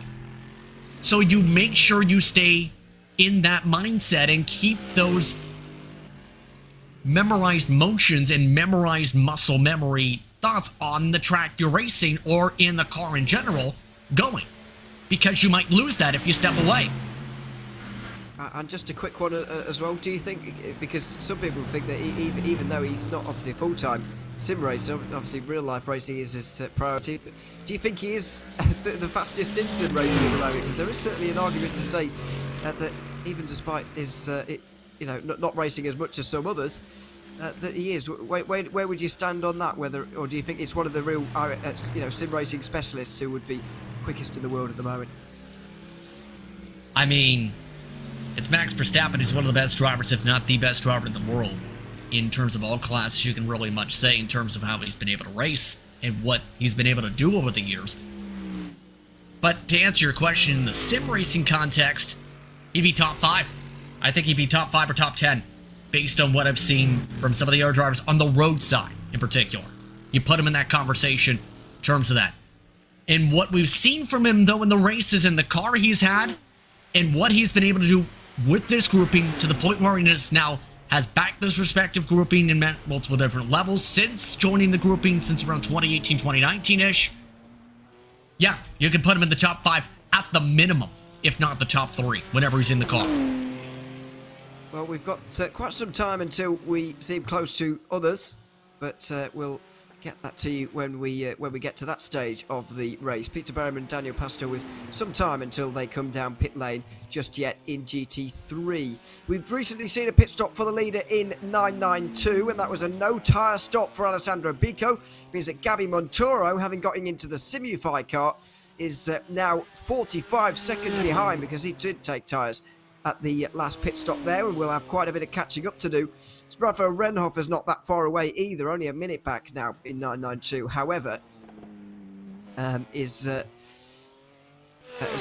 pit stop pretty soon, and his recent longer stop means that he is a little bit further down at this stage. I mean, we were speaking as we got into the booth just in 90 minutes ago that 992 was one of the closest category, arguably the closest category, because we had 3 for the lead as we got off the onboard we were enjoying just before we came to air. That has changed remarkably now. Unrecognisable class now from where it was. Again, welcome to the Nordschleifer in the middle of the night time.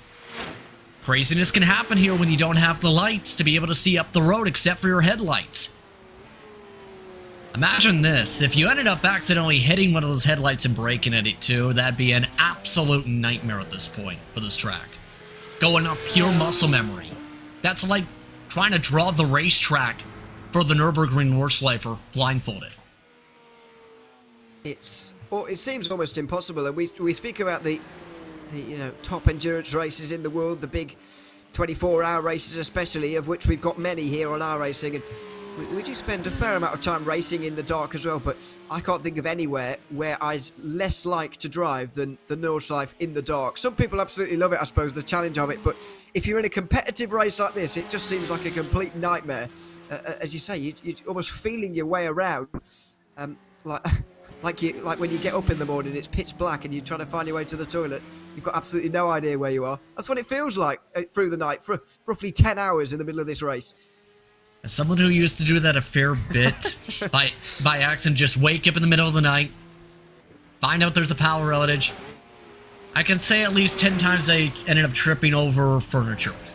That's the concerning part, is, except And in the sim racing example, there's not furniture that you're dealing with.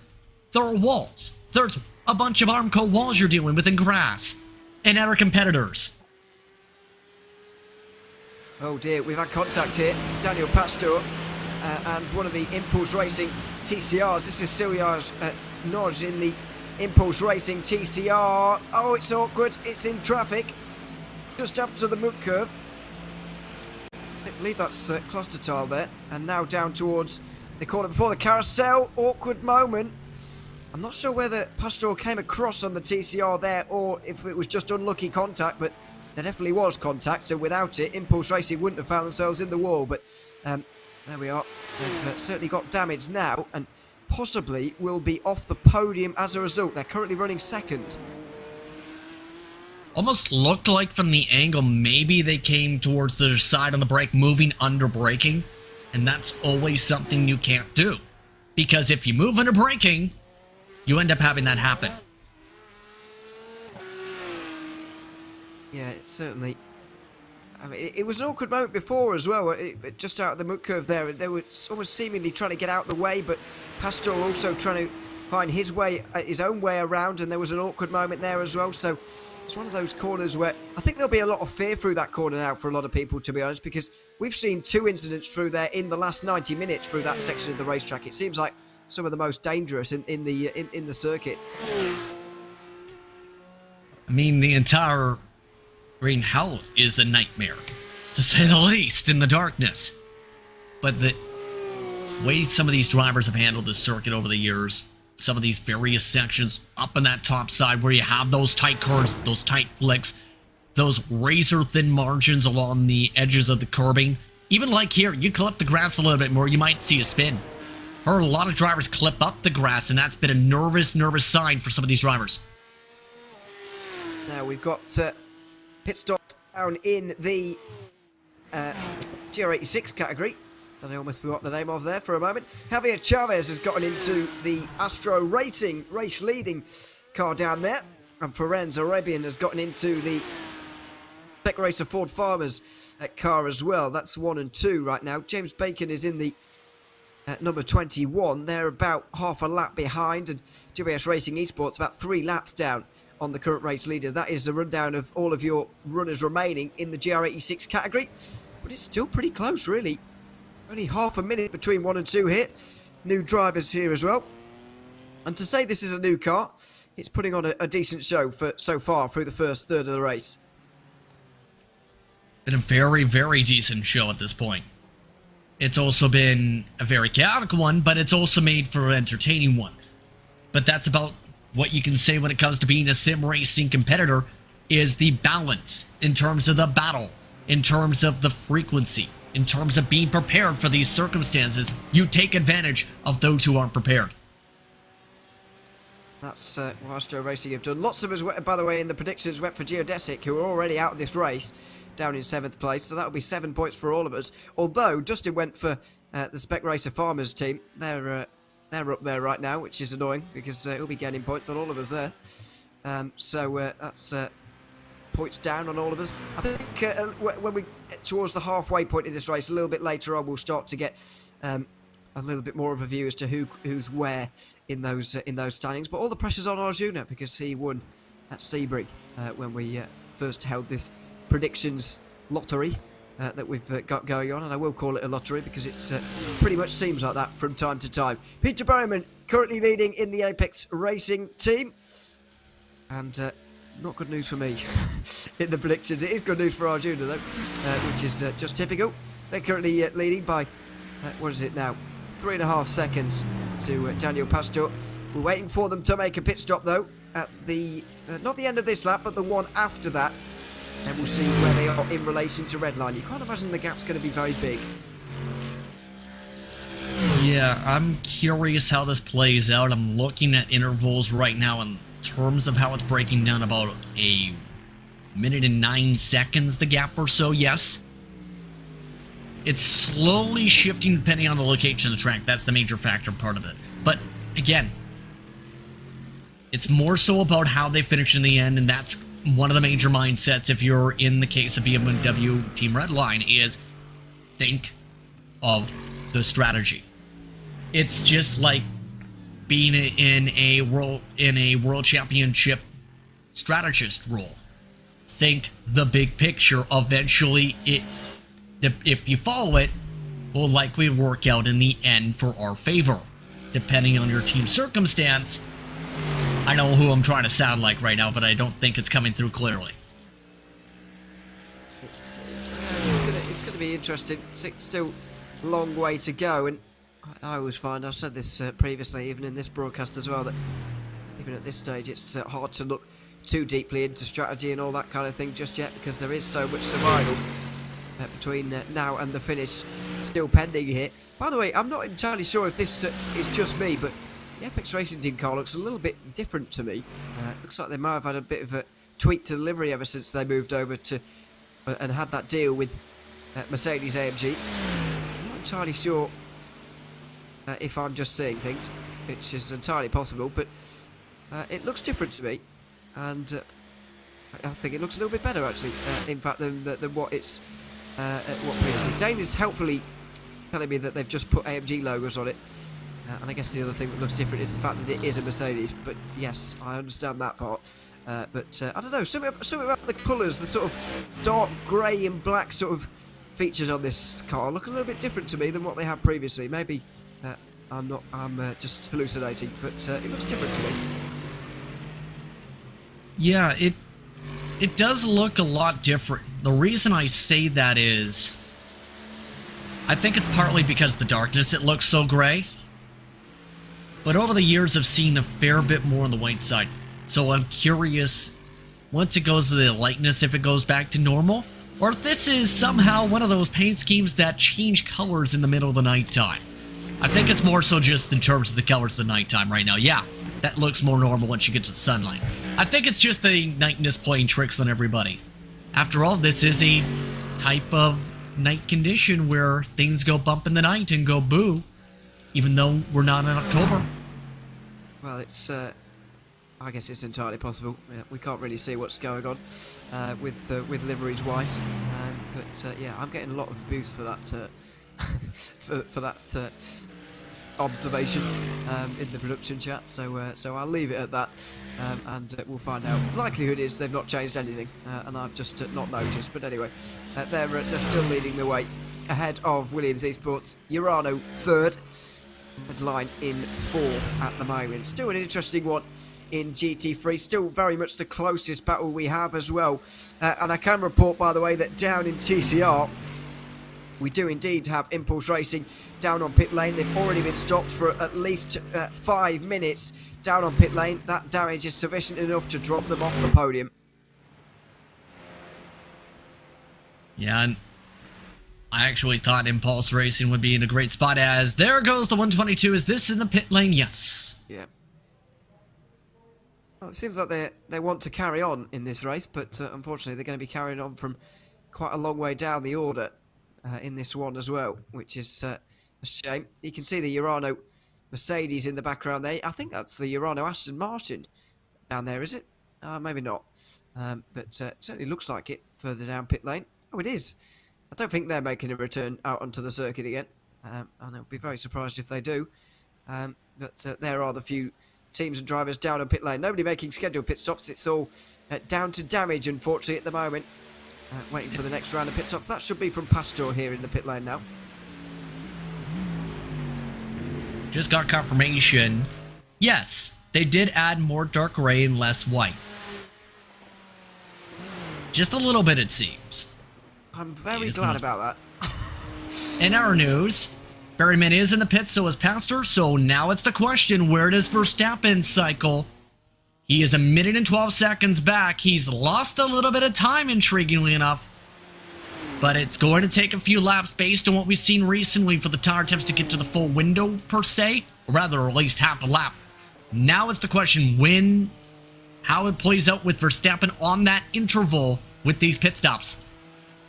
I did do my maths wrong, by the way, there. It is lap 56. That is a multiple of 7. And it is indeed time to come down pit lane once again for these leaders. So it does all make sense. Peter Berman, Luca Kita, Daniel Pastor, all in pit lane. All staying at the wheel of their car as well. The only driver change here for BMW Team Redline. You can see the new driver as well. Max Verstappen making his way down towards the Tiergarten. Once again, coming up on a third of the way through the Nürburgring 24 hours here on iRacing. I think Berryman is going to come out in front of him though, because he's already rolling as far as I can make out. I think Verstappen's going to be behind. Berryman exits the pit lane right now, and Berryman will be out in the lead again. I think Pastor's going to be out as well in front of Verstappen. There's Berryman. Pastor's a little bit closer as he exits the pit lane for what is the 6th time today. Luca Keita's out on the podium. Redline have gone from 1st to 4th here in this pit stop. Their lane time is the... well, it's not exactly much slower than everybody else's. It was half a second quicker than Apex Racing teams, nearly a second quicker than Williams, only a tenth slower than Urano's, but they've still been jumped here. That I find a bit intriguing right now, but I think that might have almost been the factor of the tires maybe with Verstappen, because you had to put the tires on it first of all. But second, it's more so the possibility of traffic take it the way again. That I wonder was a bit of a factor in terms of some of the sectors for him to lose about 2 to 3 seconds, I noticed, over the span of about the, well, I think it would count as the 12th sector on our timing and scoring. So now, if there's a clean track, curious how again this cycles forward. This is almost back towards what we were seeing just a couple seconds back from before the craziness began again. So we might well see a very interesting next stint here with Verstappen making his way through on these three in front. He's still only 10 seconds off the lead, but it's a surprise to see the previous race leader back down to 4th place now. This is his 4th lap of the stint, so he's had 3 laps out there on his own. You know, that's an average of nearly 4 seconds a lap, which I suppose is not so much around this circuit, but even so, it has made the difference. Last lap time, an 8 minutes 7.6, which is, to be fair, 7.5 seconds quicker than best lap time, so maybe your point about traffic is a correct one, because you've got to remember as well that when you've made an earlier stop like that, you are on an almost completely different part of the racetrack to those leaders, those left still out there. Yeah, that's just based again on the flow and rhythms of the racetrack.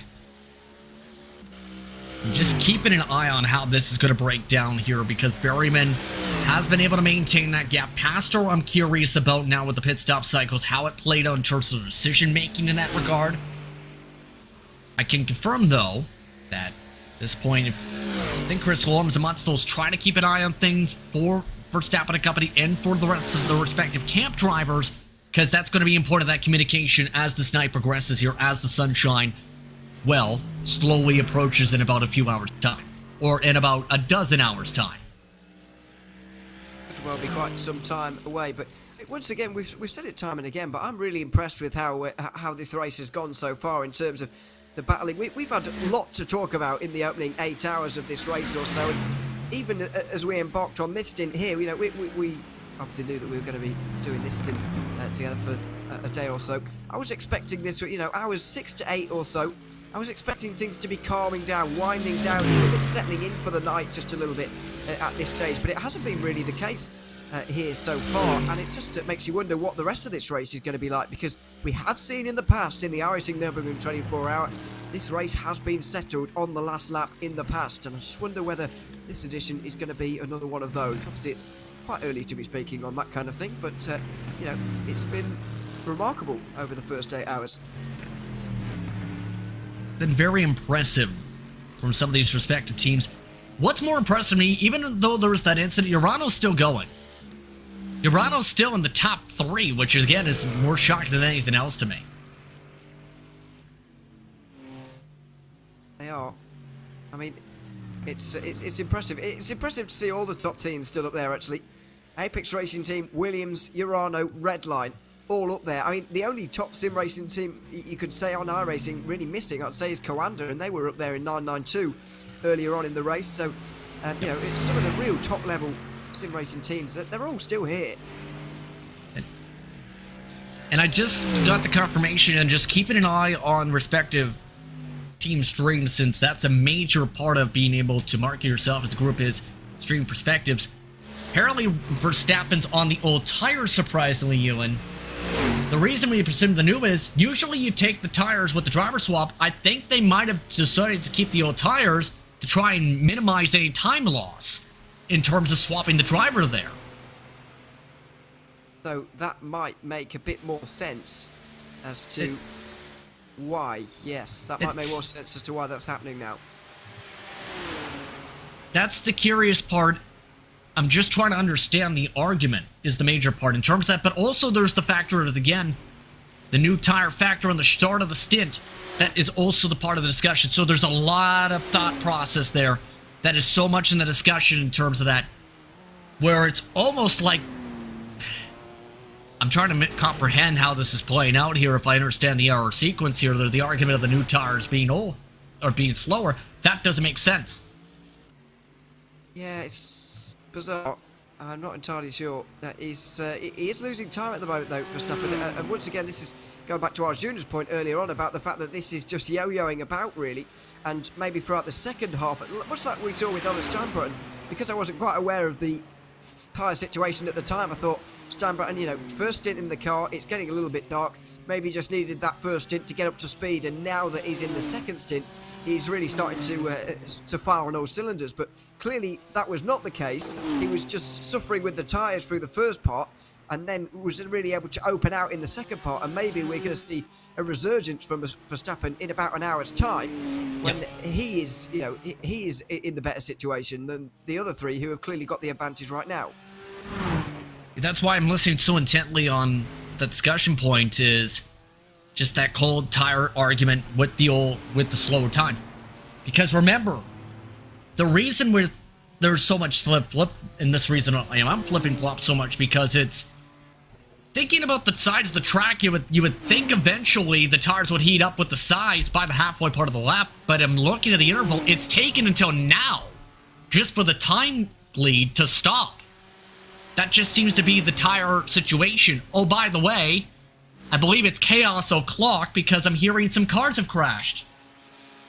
We've got drama down in TCR, I'm afraid to say. This is the Carlisle Esports car of Alexander House, who has made his way into the Tiergarten and might not have made his way out of it.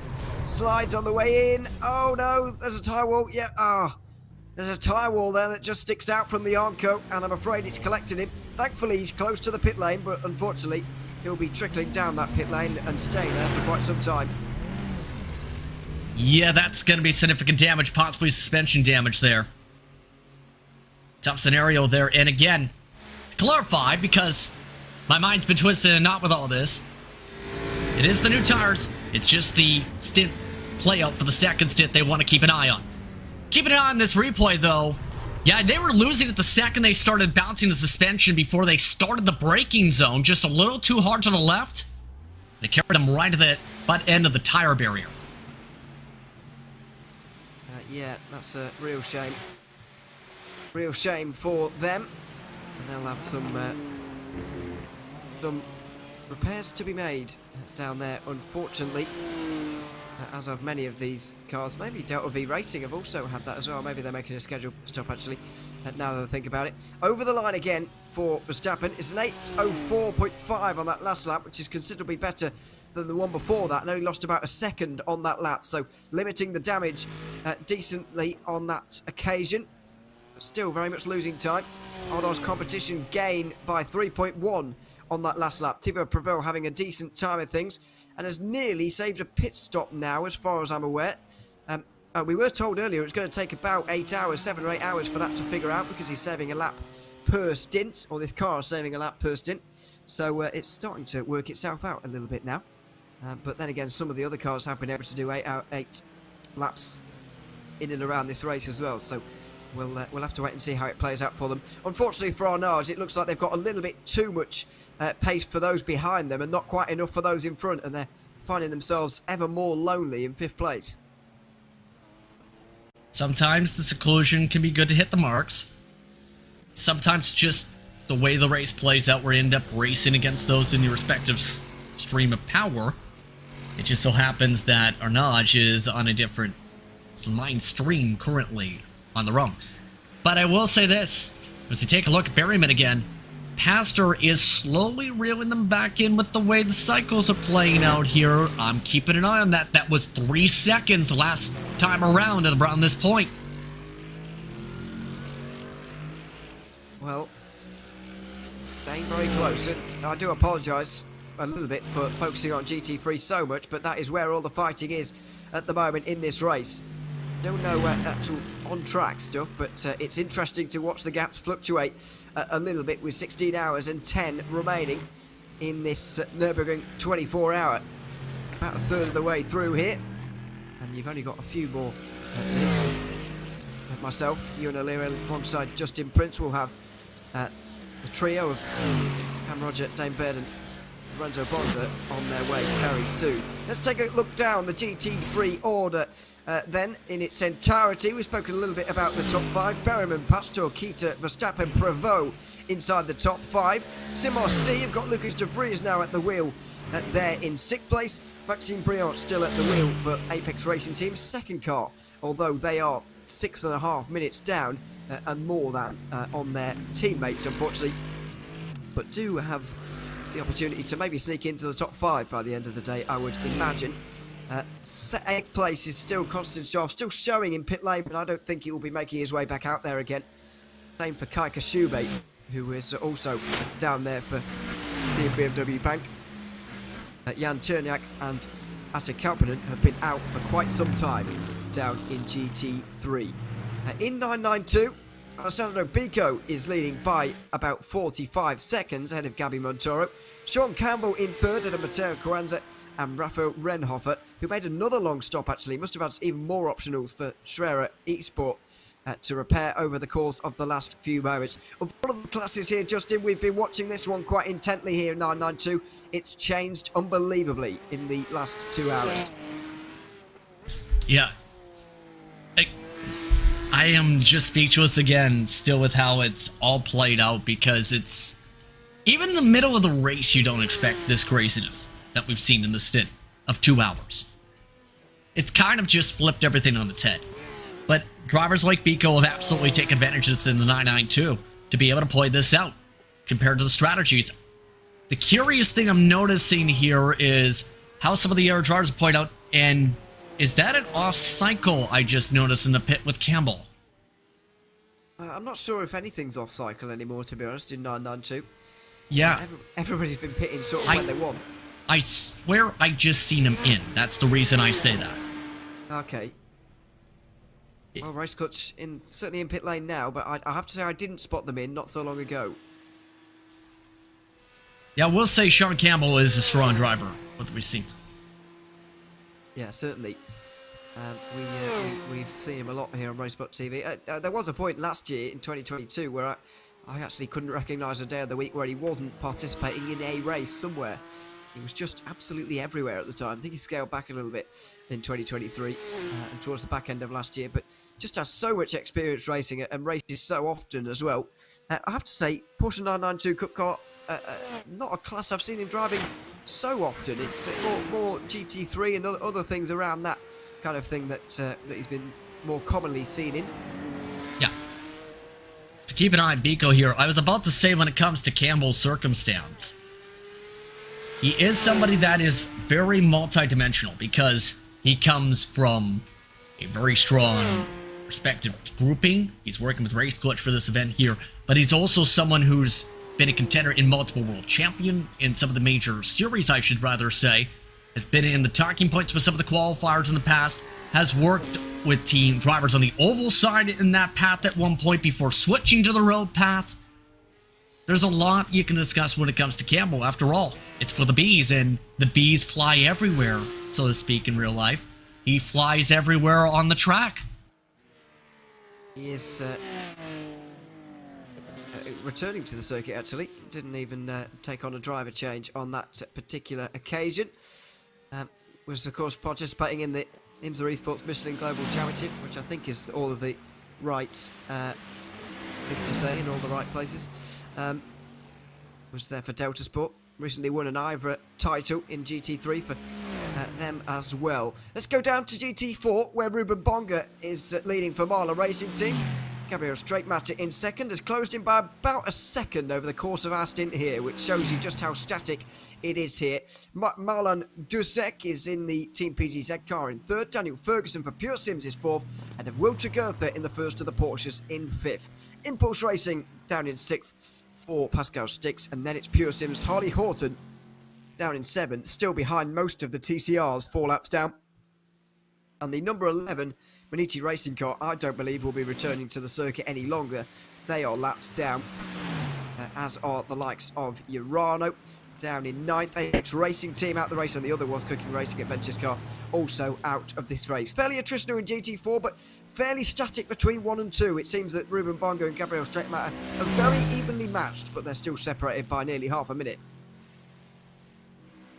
And again, this is also a grouping that's seen a lot of comers and goers, it seems, today. Bonga is amongst the top at the top, currently in the cars, I should say, on top of what we've seen with What's Cooking, for example. I'm curious, though, on what teams like Red and Go do, because that's a team that I haven't seen too much of over the past. They've been able to keep things very competitive amongst that top grouping with how the strategy cycles have played out. You have that machine with Straightmatter behind the wheel, Straightmatter, I should say, behind the wheel. Right now, not matching the pace per se, but it's also in a spot where they have that 1 minute cushion over PGZ. The reason I mention the PGZ part is, every time they've been in contention over the years, it seems something has happened to them. Yeah, it always seems to be the case. I don't know if you remember Daytona last year. Yeah, that's what comes to mind. Yeah, exactly. From the lead battle. From the top two. Yeah, I think they were actually leading at the time as well. They were certainly in a big battle. I don't know if you were on that stint with me at the same time, or whether you were just before me that year, but I seem to remember it was middle of the night. Well, it was middle of the night for me. Middle of the night in Sim as well. And it was mostly calm in the LMP2 category, which was the fast class of the 2022 edition. But in GT3, it was pure carnage the entire time. Yeah, exactly.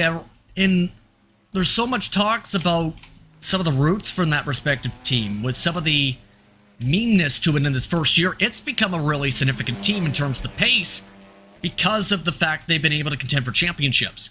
Same said with the rare class. Now then, TCR and Team Huisingveld currently leading here. There certainly has been a change in the last couple of hours here, because previously it was Waverley Racing Team. Now they're down in third. Marcel Tai is currently leading this one. Stephen Walker behind for Brabham Esports, ahead of Waverley Racing Team as well, who are now down by nearly 2 minutes. We've got Carlisle Esports on the lead lap as well. Impulse Racing fifth. They've recently had their incident from the podium places. Racing Team Red are down in sixth, ahead of Delta V Racing. Those are the 7 still in contention. I don't know if I've forgotten what happened, but Waverley Racing Team, I don't think we've seen what happened to them, have we? Well, they're still in third. That's the one thing I will say. The major thing I've noticed is the 1 stint difference between Ty as well as Stefan Warkamp and them. You know what I'm more so curious about once everything cycles through here is the rise of teams like Brabham. Because Brabham Esports, in regards to that, they've had a lot of bad luck in this sim since their venture over to iRacing. This is one of their better runs, and it's a group, mind you, with some deals that have come to play on the sim side in terms of how they've been working to build their program. Not bad for a team with a lot of roots in the past, and yes, it is that Brabham. It's about 2 minutes at the moment, covering the top 3. Let's go down to GR86 as well. Only 4 teams still running here, and it's Astro Racing with Javier Chavez, who has been putting in quite a shift here in the last couple of moments to really extend out this margin, which is about doubled in our time here. So 50 seconds ahead of Spec Racer Ford Farmers, and also Jordan Burrows in the 21, and Tobias Kirkenbauer in the WS Racing Esports top 4 as well. Not an unassailable margin at all, and more than any other category, the slowest class at the Nürburgring 24 is about survival. The GR86 class, the perfect example of that. It's been a crazy class today. That's an understatement, I will say. And we're at the point where we're down to 4 functioning cars because the WS Racing car did come back out eventually, I did notice. So this has just been a crazy time to be in the race car. Again, if you're Chavez, you're just thinking, let's go, go, go. If you're the Spec Racer 4 farmers, you're thinking, I want everybody to race in the Spec Racer car next week. Because it is here next week in the official races. It is. I noticed that actually. I was going to bring that up, but we've had too much to talk about really in the course of these 2 hours.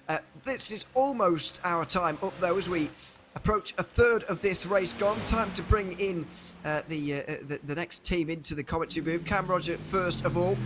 Good to have you back, Cam. Just as a leading battle actually commences on our screens, Peter Bowman has just been caught right now, but how have you been over the last couple of hours in terms of seeing what it was like when you left and to now, because it's almost unrecognisable?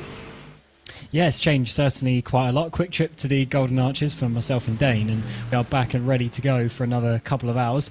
And yeah, as you say, completely changed order. I'm looking forward to see how it's going to go over the next couple of hours that we're in, and we're a third of the race done now, so things are starting to hot up. But it's great to see that the battles continue through the night. And Justin, just last thoughts from you before we leave the box for a couple of hours ourselves as well. It's been exciting so far, and it's from very start to finish of our stint here. I'm just slightly nervous of the lead changing here. It doesn't look like it's going to, but we've had a lot to talk about over the last 2 hours. You never know what can happen with how things are playing out, but look at this. The factor in the thought is, what is Pastor going to do? Because now he has a chance to take the lead in the rotation for GT3. You can't seem to get a chance to breathe tonight under the lights. This is one of the closest endurance races we've seen in the past year plus, at least in the iRacing service. That's the kind of thought of, usually you don't see too many lead changes in the middle stints like this. Such an enjoyable iRacing 24 hours of the Nürburgring. Stay with us here on RaceSpotTV as we take you through the night at the Green Hell. Although from myself, Ewan O'Leary and Justin Prince, we're going to be taking our leave from the commentary box, and we're sending you into RaceSpotTV fan immersion on board with Daniel Pastor in P2 right now. Watch and enjoy this ride as we watch the battle for the lead.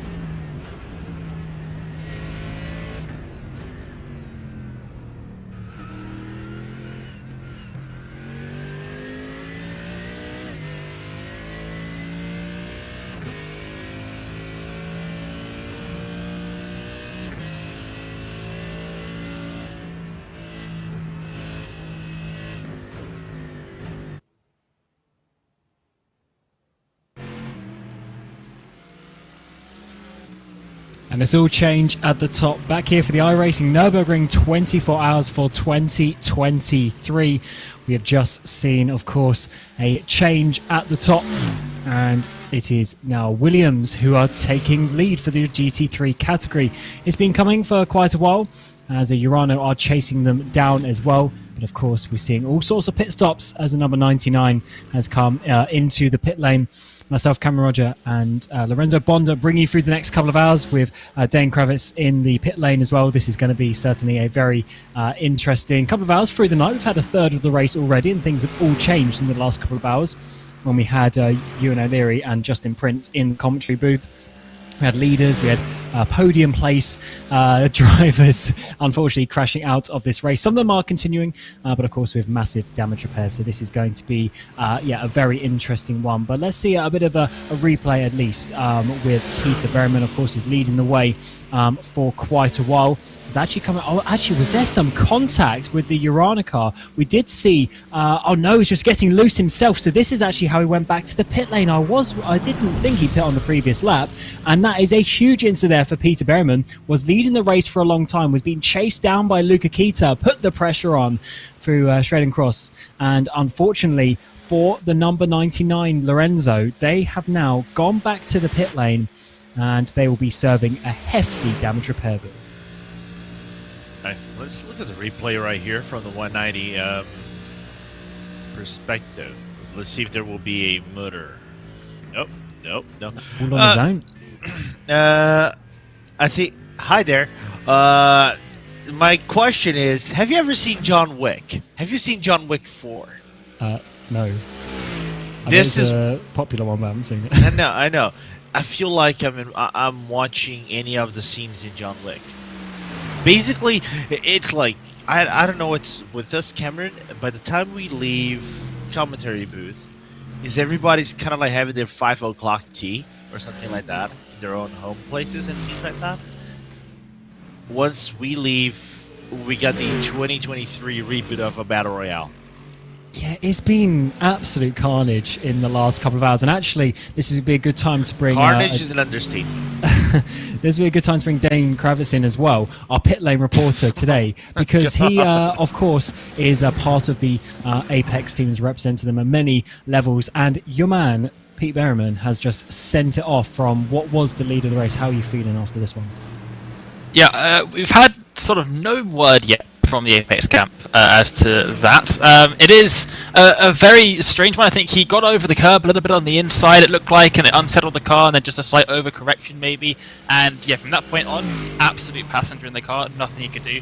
And unfortunately, with the nature of this circuit, very little runoff. That's the corner with the most runoff in the entire circuit, and as you can see, it pretty much did nothing to slow down the car before he ended up into the wall there. So looks like there is a lot of damage to that. Definitely took a tow, and we'll see if they do come back out onto the circuit, is the damage all going to be repairable? There's a lot of questions that need to be answered now in that Apex camp, and we'll see what they come up with. Yeah, it's going to be a long one, that's for sure, because they were quite far around the track, so the tow itself would be not too short. And then, of course, we see even half an hour, hours of damage repairs sometimes for these cars, and that was a huge hit twice into the barriers. Such a shame for the 99 machine. They were starting to really turn their race around. They were sitting back 6th, 7th place, along with the 71 Redline car for quite a while, and then they just worked their way forward slowly. And now we are down to a 3-way battle, really, for the lead in your GT3 category. Daniel Pastor for Williams Esports is doing a really great job with that tribute livery for the 5-year anniversary of Williams. And they'll be enjoying it as we go on. The number 190 with Luca Kita at the wheel as it stands is going to be enjoying this one as well. Also having a pretty strong outing for Urano. They can see the lead, and of course they'll be wanting to try and chase that down. But Max Verstappen, two-time F1 world champion, of course, 10 seconds back, and is enjoying his night stints here for the iRacing Nürburgring 24 hours. And as you see outside, it is completely pitch black, but those flashing headlights really work wonders in the mirrors. And here comes Max himself down the front straightaway to get past, I think that's one of the Aston GT4s, and really trying to chase down the leaders, which he has done by another couple of tenths there. I do wonder if we're going to see this 71 machine leading the race in the not too distant future. Yeah, which is it would be really interesting, but let's just talk about this. We have to address the elephant in the room. I'm just storing my keyboard, my Mac keyboard to the side. Do they want to lead though? You mean for like fuel saving strategy reasons, or No, some sort of it's psychological just effect? no psychological effect, because we've seen that leading this race is not good for your health. Oh, you mean from like a curse situation? I mean, it is true, because when you're in the lead, there is that little bit more pressure on you, and sometimes coming from the back can be, that little bit more stress-free. But as you know, as we all know with Max, he loves fighting towards the front, and he's used to being there. So I hope he isn't going to crash if he does get in the lead. Yeah, no, but we've seen already that Max got into a little bit of a kerfuffle with the driver, with the 992 class driver, when he actually took over his stint nearly 10 hours ago. But of course, more actually was like when his first stint, like 6 hours ago, something like that. With that being said, it's like I've led on split 3 and crashed. We've seen, I think, 5 liter changes in 1 hour. I think that is a world record for Nürburgring due to debts, and I'm in complete shock. I'm baffled by what happened at the last hour that we weren't commentating, and I think our analyst Dane Kravitz have something to say. Yeah, it's sort of on a similar point to what you were saying. We've, in this race alone, seen so many leaders end up with problems. Like, think back to the beginning of the race. We had the TCR leader go out with a big off at the top of the hill, right at the beginning of the lap. And then you've got the GR86 leader. I think they've been involved in an incident twice. We've had GT4 leaders in an incident. Now the GT3 leader twice in the last 2 hours. So there may be more to it, you know. It's happened a lot in this race already, where the leader specifically has had some kind of issues across all of the classes. Yeah, the green hell does bite, that is for sure. So hopefully, for action's sake, we might see a couple of them continuing to race. But as ever, we do want to see some nice, clean battles, and it's awesome that we've had a third of the race already, and still in your top category, it is about a second between the two leaders. That's really what you want to see. Has, of course, spread out quite a bit behind. We've got Arnage competition now, a minute 40, of course, on that slightly different strategy, trying to go longer, and I don't think it's really working out, unfortunately, for them in terms of the actual pace, but it is keeping them sort of out of the way of everyone else, and they can just go about their race quite nicely, which is always a good thing. SimRC, the 76 now, up into that 5th place. We haven't really spoken about them all race, but they have, of course, got themselves into the top 10 out of 11, sorry, top 5 out of 11, which is, a very nice result indeed. But there you see, we've got already a couple of outs with the Williams Esport Chill Blast. We've got Falcon, the number 44 there, was sent heavily off into the barriers as well.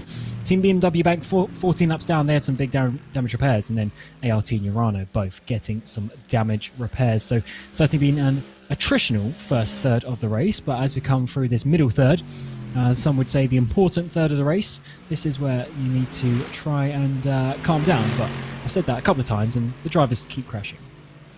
Yeah, I think keep crashing is an understatement. For example, what we saw with the BMW Bank was basically a physical representation of what happens when you get run down by a truck. After that, we saw the fully bent GR86 getting murdered by the TCR. Eventually, the SimRC by Team Barner got like destroyed. I love the fact that their team name reflects the chassis on that one. The irony is rather nice. No, they embrace the memes. Absolutely, and they certainly did get a huge bonk there from the number 3 Urano on that occasion, coming out of the Dunlop curve. So they certainly know what's going on, and I think that's one of the main differences here between Nürburgring 24 and other 24s, is just that difficulty of the race. It's like no other track. Of course, every of the major 24-hour races out there is cool for their own reason. And this one is just such a unique venue, not for just the length, but also the I guess you'd say the safety of the track. It really does bite, but at the moment, this lead battle is working really well. But you see the odd bit of traffic comes up, and it just splits them up ever so slightly. Yeah, and right now it's that gap battle thing right now, trying to chase the driver ahead of you and like keeping yourself on the ground and focus the entire time and avoiding making mistakes. And unfortunately, they're not Luca is not being able to close the gap, but I think it's just a matter of patience, especially through the night, where now that the traffic is more clear, you're not going to get a lot of cars in front of you because we have a major attrition rate. Like you said, at the end of the first third of the race, I think it is more of a lonely drive for them moving forward. You might get a traffic maybe once every 3-4 laps, and that is a very low rate. So it's quite interesting how the race might play out from here and onwards. But let me just take a real cool appreciation while we were battling and watching this battle for the lead for the GRs 86 that are still running in this race. Yeah, I once did a 24 race around here in a sort of a league, third party situation, and the race, it was GT3 only, and the race started with 15 cars only, which is already not many. And by the time I got in the car, about this point in the race, there was only about 9 left. And it was a very interesting one, because not only did you not see traffic at all, but you also just didn't see other cars for hours on end. It was a very interesting, surreal experience. So fortunately, of course, we got 50 odd cars starting the race today, 54 I believe it was. So definitely loads of cars out on the track to keep you company, because often when you just see the odd car in the distance or some headlights behind you, that does give you that extra motivation through the night hours, especially when you're out there in the darkness. It can be a little bit difficult to keep the concentration levels very high, which of course you need to do around here. Just every little bit will help, and certainly having a car right behind you like Daniel Pazdur, this is really going to be this is really going to be the important point for him, to keep it on the track, keep that Williams car going in a straight line. And to be honest, if he just does a good job right now, they're about to pull away, I'm about to say, from Max Verstappen. He actually comes into the pit lane for the next time around at 15 hours and 40 minutes to go. So they are way off strategy compared to the regular things, which is what we like to see, as that red line car will probably be moving forward a little bit later.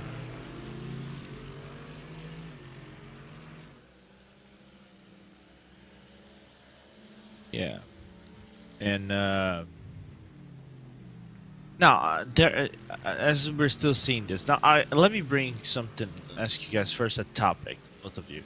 What did you guys do while we were having a break? Did you guys go to dinner, eat dinner, Oh, or yes. something? Yeah, we what went, did you guys have for dinner? Oh, we got burgers, because that is the convenient thing to do in a 24-hour race situation. Okay. Now, I only asked that because, like, okay, I was eating before we came to the broadcast. I ordered some pizza. And like our fellow producer and commentator Arjuna Kankipati, he did that as well. Of course, he ordered without any pineapple on pizza, which is unfortunate, by the way. But I'm not gonna go into this topic. I'm not gonna be doing that. No. I'm not gonna go into this. I'm not gonna go into this topic. I promise myself. I'll steer you clear promised of me. this topic. I promised you, because you already commit too many food crimes.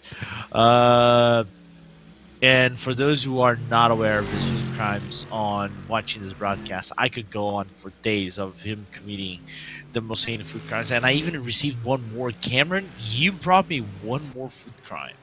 Yeah, Dane has a few weird things, and of course this has to be brought up on topic. First of all, Dane will order a pepperoni pizza and then take off the pepperoni, rather than just ordering a margarita, which is very interesting. And then now, when we were having our burger, you'd like, oh yeah, we'll just get the fries, dips the fries in the strawberry milkshake. That's normal. No. No, that is I'm not about normal. that. No. That is Dane. Your I definition think of normal. it's Your probably a good definition. timing though to come back to the racing though, Yeah, because I don't think there's please. any coming back from Dane. I don't think we should let him have a word on that. As your 992 leader comes into the pit lane as Montoro is chasing down with Simplify. And that the Simplify car was actually quite a way down in standings a few hours ago, but such is the way things turning around. And just look how those gaps have opened out in the 992. Remember how we had a 4-5-way battle up towards the front? It is now completely changed. We've got 4 of the cars out, the 96, the 87, 20, and the number 6 all out of the race. We've got Jamie Moon, who was leading the race for so long, 13 laps down. William Chadwick leading the race for so long, 13 laps down.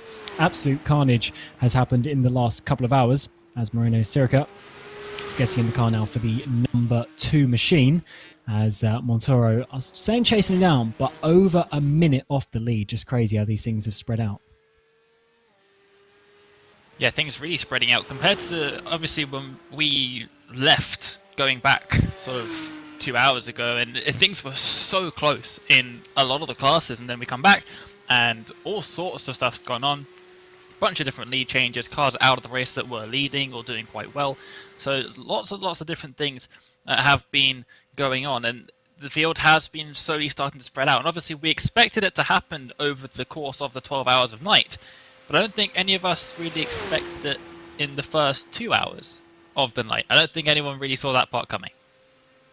Yes, it is definitely an interesting one how the races has progressed in that way. I guess with racing things can happen at any second of it, but it's certainly been a very, very intriguing opening part, and I would expect the next couple of hours to actually increase that in some way, but of course we'll have to see. We'll have to see how they're going to continue that one. Gabby Montoro, though, just saying about a minute off the lead, has, of course, have a little bit more with Sirica still exiting the pit lane after that. So it's 30 seconds, or just under 29 seconds is the gap in your lead of the 992 category, the number 2 and the number 14 machines. Simplify chasing down that number 2 car, which is that's going to be pretty tricky to do on pace. They're going to have to try and just keep it clean and hope that some issues happen to Sirica ahead. And it's insane to know that because of this whole shift of how the races played out, to see Simify or to be in P2, the class has now Kita. We're still seeing Kita trying to follow Astor right in front of him and trying to chase the Mercedes AMG that has been driven by Pastor. But it's quite interesting to know that how Gabi Montoro and the Spaniards have been doing early on in this race, and despite now being more calm on how the 992 class car field is kind of running, as now Kita having a little bit of nearly a dangerous moment with the Great and Go car, but nobody unscathed, which is really good to see. But with other facts, it's like good to know that despite the separation, I think now we got to have a more calm race moving forward without maybe a high rate of attrition in terms of cars making contact. But I still haven't got to the point of my food stuff. Just to let you guys know, I'll bring it up in a little bit. Yeah, it's definitely that's definitely a nighttime topic. I do love that one, but the traffic hasn't been going the way of Luca Kita, I should say, coming through the final part of the Nordschleife through the Stefan Bella First one. The GR86 is there, actually slowing down. Williams up ahead, side by side for the race lead. Luca Kita gets a massive run, takes the race lead in the 190 machine out of nowhere. Just the traffic coming at the wrong time for Williams, and Kita is absolutely loving that one. I was just about to say how the gap had opened up because the traffic didn't fall his way, but then things swing around as they do with traffic. It always gives and then it always takes some other point, which is why you just have to keep going forward and take the rough with the smooth. And Urano back to the front of a race in the GT3 category. Daniel Pazdur there getting the slipstream now, though, as we come now back down this back straightaway on the Döttinger Her. AMG versus AMG. Of course, a couple of official teams there representing the brand, going for victory. We've had BMWs winning the last few years at the iRacing Nürburgring 24 hours. But what can we see here? Up towards the Bilstein Bridge. Is there going to be any comeback for the Williams? I think it is side by side now. Up towards the bridge as Williams go to the outside. Once again, Pastor is going to take the risk round the outside, coming up towards Tiergarten. We've seen teams go side by side through this part of the track. Luca Kita holds on, but Pastor comes back and retakes the lead. What a brave move there. During the middle of the night, risk is being taken and the rewards are coming their way too. Proves that being the chaser sometimes is really good. You know, just because you lost position, just coming into the Doningahua doesn't mean you're out of the fight right now. So good on Pastor to keep your head up. But here comes Kita on the inside, waiting for a potential dive bomb, but I knew he was gonna get a run out of track or maybe cause contact with Pastor. And the German, you know, just. Hopefully, we hope so that smartfully he did the best choice of, you know, I'm gonna avoid chaos for now and keep the car rolling and keep the good position that we are in right now. And of course, got a couple of AMGs at the front here, and it's a shame that the Apex team haven't been able to get there because they have, of course, recently, literally just I think before this race actually, had that come through. So they've got a official team as well. So AMG have Williams, they've of course got Urano, and now Apex as well. And Dane, I was just going to bring you in to ask, what is, like, from your point of view, how cool is it to have a brand like Mercedes, obviously having esports teams like these represent, going for the win, trying to take it away from the likes of Porsche and BMW, who also have official back teams here as well? Yeah, no, it's incredible, and you think back to a couple of years ago when these sort of like customer factory sort of teams, like partner teams, were first sort of coming around.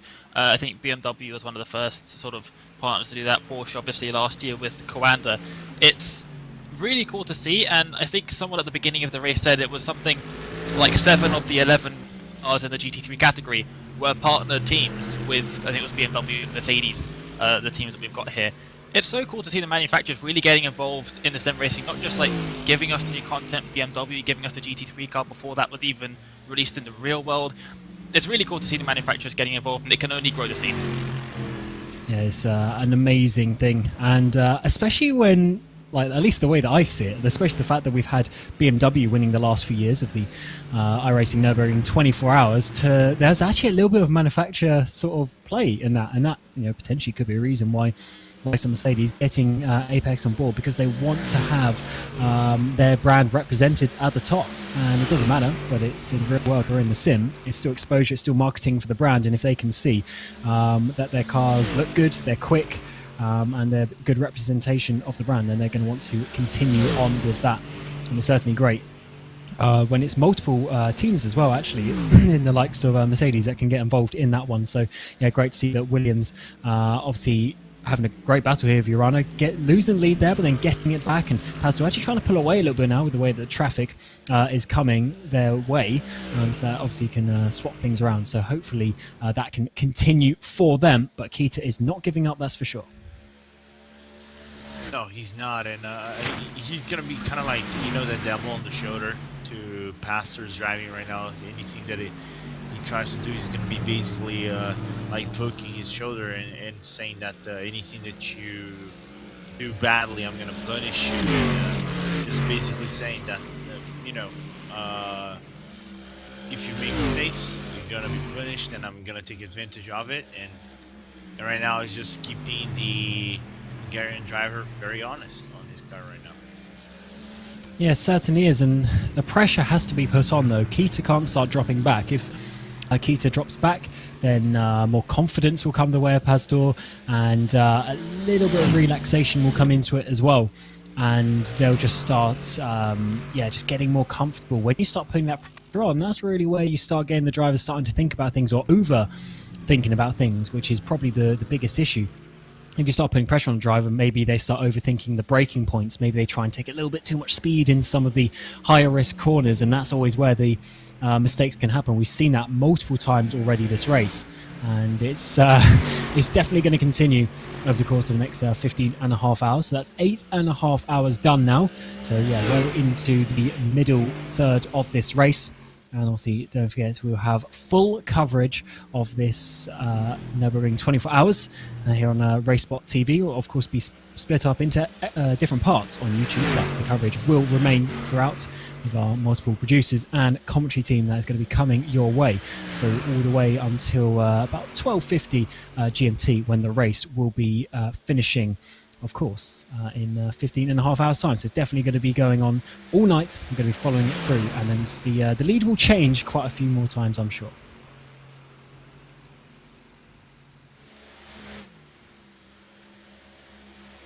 Now I'm gonna get back to the topic that I need to address. The elephant in the room. We were talking about food, right? And we mentioned, of course, Dane's food crimes and everything. Well, it's okay. I've heard about the most heinous crime in terms of food ever committed. Have you ever eaten beans? Right, beans. Have you ever Good old eaten beans, beans with watermelon? What? What? Now, even as a British person who, of course, beans are a big part of our culture, I know. beans and watermelon is something I've never even heard of. Not even like, a Reddit post somewhere. Like, I haven't even heard of that. That is ludicrous. Can I get my my title as Mr. Food Crimes revoked for that? Like, surely nothing I've done has been as bad as that. No. No? Okay. No. I don't know. French fries and strawberry milkshake is definitely, definitely an interesting choice to be had. However, when you are at such events like a 24-hour race, you do end up eating weird things because the choices are pretty limited. Yeah. No. You have to find. You have to find time for time and space and be creative with what you're gonna eat. But I was having this conversation with my team and we were talking about pizza toppings and food in general, and try to see what they're gonna eat for dinner. And one of my friends streams. He's streaming right now his POV, and his chat was going, "Oh no, but what about sushi pizza? What about beans with rice? Oh, well, what about chicken heart pizza or something like it?" It's or some other suggestions I was reading, like Californian pizza, from what I've heard, because I heard California pizza is there's two ways you can go there. There's one that was kind of like a pie with fruits or something like it, and the other one with the meat and something like it. So I was like, okay, very odd suggestion, but the beans stuck out on my head, Beans are a very underrated product, I think, outside of the UK, because I got a friend, Ton. He's Dutch, just doesn't understand beans at all, and especially beans on toast. But it is a very filling, very filling meal. No, it's we've talked about the wet toast, the moist toast. It's kind of I don't know if anything of them, as we see both Williams and Uran, I think, coming into the box, is I think none of them has the beans on bread. And I know it's a very English thing. It's just for outsiders of the UK, it's a bit weird. It's right? Beans on cheese on toast as well. That is where you get the amazing bit. As you say, we get the GT3s in. No. It's toast, then beans, and the cheese goes on top of the beans. Grated on top. No. Beans on cheese on toast. No. As we get pitters coming in here at the Nürburgring 24 hours. Of course, we are seeing Max Verstappen there on your screen. But you also want to see Gabby Montoro. We're seeing him up towards the front of your 992 action. Oh, was that one of the top cars, actually? Huge crash there in the GR86. I didn't realize how big that contact was. And it was second place, so 129 in your GR86. Gets absolutely sent out of the way by the 992. There just wasn't space on that left-hand side. And that GR86 has many barrel rolls, and unfortunately they are going to be towing back to the pit lane, which they are, and from second place as well. Oh, that's such a shame. Here it is again. with Friends Arabian. And actually, no, I guess there was kind of room, actually, but that was just completely misjudged. Look at the size of that, Lorenzo. That is basically violations of the Geneva Convention. That is war crimes. You violated the human rights out of that Toyota. Jesus. Yeah, hopefully we don't see more accidents like that. But that is, yeah, it's a shame when you see that, because I know it's dark and everything, enough. but surely you got to be allowing enough rooms for the cars. The GR86 was kind of hovering in the middle of the road, but I mean, you just saw the damage from that. That was a huge contact. That was a very immense contact. It's just that it's I don't know. I have to blame Gabi, maybe. It's that thing, you know. You're misjudging the speed. You know, it's night, pitch black. You see Toyota right in front of you, but you know it's a Toyota, even if you look at the relative. So you know that there will be a very, very immense speed difference, regardless if you are in a corner or if you are in a straight line. So you should know better how to measure the gap in where you're gonna approach. And sure, you can say, oh, but the GR86 was in the middle, was kind of like blocking the line, was not making it easy. It's not his job to make it easy. You know, it's your job. It's your overtaker job. The faster car has to do that in an easy and safe fashion. And Gabi just, you know, sent that guy back to, I don't know, from Nürburgring all the way back to Vienna or something like that. Yeah, that was yeah, definitely a crash that you don't want to see again, unfortunately. And yeah, a bit of a shame when you see it, actually, because it's so disappointing for the lower classes. Of course, we spend a lot of time focusing on the GT3s and the 992s and even GT4s every now and again. We don't often focus on the lower classes, but there are still 5 classes in this race, and they have their own races to be run. They have their own podiums, their own victories. That, of course, will go on the record books, and it's always a shame when people are taking out the opportunities for that. As we've seen, Javier Cheverset in the number 15 now leading the way. Josh Thompson gets in the Was Cooking Racing, and another Josh Anderson in the way in the GT4s for Marla Racing Team. Up 2 places from the start, so enjoying it. They did have a couple of issues a bit earlier on, but still leading the way here in your GT4 category, the middle category today for the Nürburgring 24 hours, as they work their way through a really nice part of the track. Such on the limit there through this sequence of corners with absolutely no room, but it looks to be pretty much inch perfect, even though it's in the dark. Yeah. And I'm not trying to remember. Maybe I think this is Joshua's first participation with the Mala team, or I think in quite a while. So I'm just trying to remember if he did Daytona with them. And I'm trying to remember. I cannot remember 100%. But the performance they're extracting out of the car is nothing out of extraordinary. So it has to be a commendable job. But then again, it's that thing of, you know, the curse of the lead. So if I say good things, the way this is going, something can happen, like Chadwick. According to Lewis McGlade, the commentator's curse isn't a thing. It does exist. So using that logic, we're okay. No. It does exist. It's actually quite funny. We did find a clip where it happened. But yeah, certainly a interesting interesting way the world works on that one. As we come to the TCR categories, Team Hoisingveld, who is the prediction for a few in the commentators predictions that we're going to get back with Arjuna when he gets into the production in a couple of hours' time. I'm sure he was Hoisingveld was the one for a couple of the commentators. But they're leading the way now by 2 minutes. They've got 3 minutes to third place as well. They're looking quite nice with Marcel Tai at the wheel in the 404 machine. And as ever, the TCRs for this race just in the Audi RS3 LMS, and obviously pretty nice choice. Not always the one that we see in the TCRs. We do often see the Hyundais come out, but it is still, of course, an amazing car. and the TCRs coming out in full force, but unfortunately we had a crash for the Wave Italy 161 a couple of hours ago, really taking them out of contention. So Hoisting Bell just enjoying their way up through YouTube corner as it stands.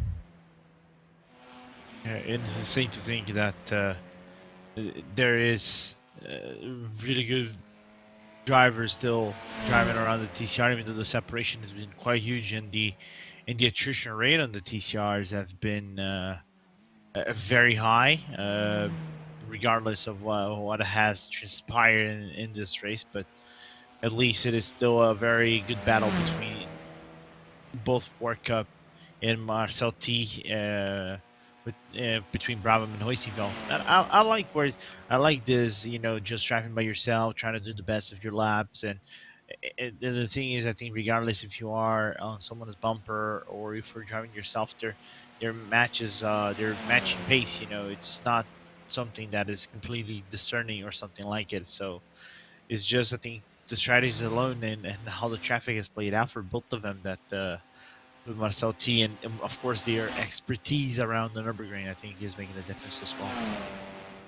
Yeah, it's definitely a specialist track where a couple of drivers are going to stick out as we jump to the BMW Team Redline and Max Verstappen, the number 71 machine. He's been chasing down the leaders in this GT3 class. Well, 7 seconds now is the gap, so he's closed down those extra couple of seconds. It's taking a long time, and so the GT3 cars are obviously pretty matched at the front. The pace is very, very fast as they work their way through. As we mentioned, with obviously the size of the track, traffic isn't quite so much a factor, so this is pretty much just pure pace coming out from these drivers. It's now even under 6 seconds, the gap to first place, which is currently that 55 machine. With Beliziotis, who's got into the wheel of that one. Urano have swapped around things. Vilmeyer has got in their car in the 190 machine. So at the previous pit stop, we've had some change around, Beliziotis and Vilmeyer, and they have, of course, continued the pace, but Max has closed up just a little bit. He's caught about 5 seconds over the last stint, so it's not loads, but it's bit by bit coming his way.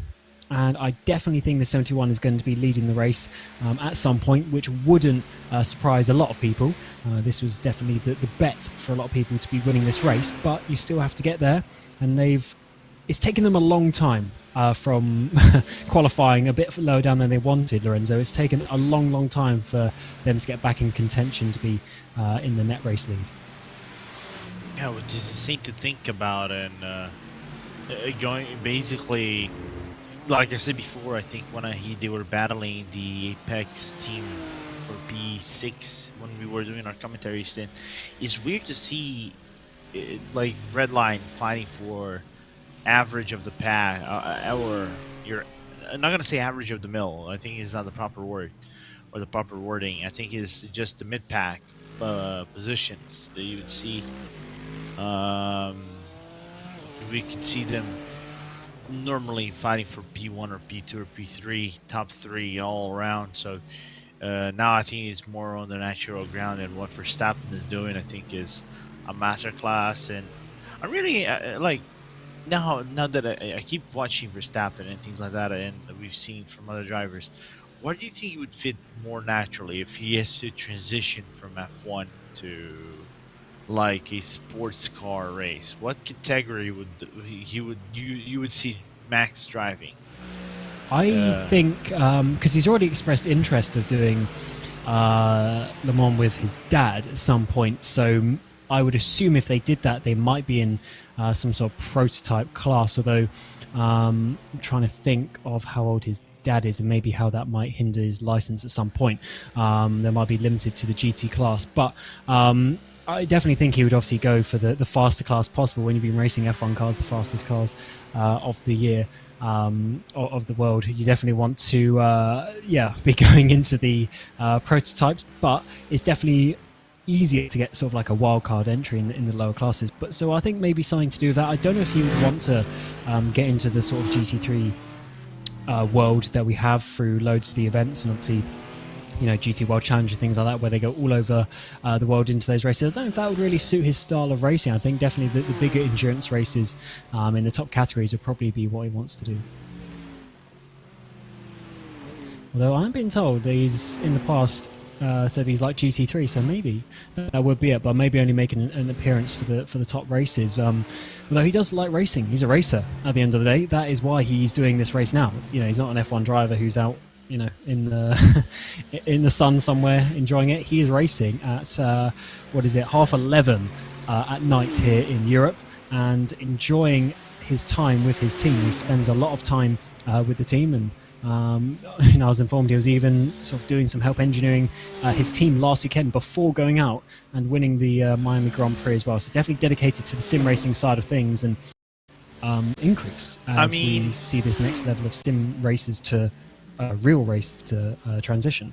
I mean, whenever you have a sim inside your personal airplane, like your airplane, it tells you something. Like, tell me another driver that has a sim racing rig in your private jet. Yeah, but I don't think he's racing that right now. Although he might be on the way to the But I mean, Maldives. yeah. But it wouldn't be the first time we would see like Verstappen. I think he did once. Yeah, I mean, he's certainly, you know, when he makes the wage that he does because he deserves, you can definitely have that sort of thing. But from what we saw, especially, you know, a few months ago, saw some nice pictures of his rig. I mean, it's obviously an amazing rig, but it's nothing like too crazy compared to what we've seen in loads of these people. He's definitely more of the normal type of person that obviously just goes racing and just happens to have ended up being a Formula One world champion. But I'm sure there's definitely loads of people who could be in that position. But I'm just noticing actually that car ahead is for position. Vollmer has really dropped off Belleziotis for first place in your GT3 categories, and Max is now starting to really close this down. Yeah, so basically we're gonna get a Greece versus Germany versus Netherlands battle over here, and I think Jonas. It's gonna be quite interesting how Jonas is gonna fare against his former team, and see if he's gonna be able to play it safe, or if he's gonna try to just ride the back bumper of Max and get closer to Vasilios and engage into top 3 battle, because right now I think by a fair share Max is the fastest car on the track. So for me it would make sense that Jonas would let him go on the Dorigahua and just follow to his best of capabilities and get closer to Vasilios, because it's a matter of when. And of course, Vollmer, a couple of years ago now, was part of the Red Line team, but Max getting closer and closer, getting the slipstream up towards the curve, going to the inside, almost on the grass, and that is just a plain easy move. Definitely aggressive, but certainly being assertive there for Max Verstappen, and that car up 5 places already, and they need just one more to get to the leaders. We're almost getting to the end of the 9th hour here at the Nürburgring 24. The BMW Team Red Line. Number 71 is slowly but surely working their way up. It's taken them some time, but they are really starting to get there. 3 seconds now up to the number 55, Williams Esports. Belleziotis at the wheel as it stands, but Verstappen is on an absolute tear. And Pinto was a little bit earlier as well, really starting to show the pace that they have done.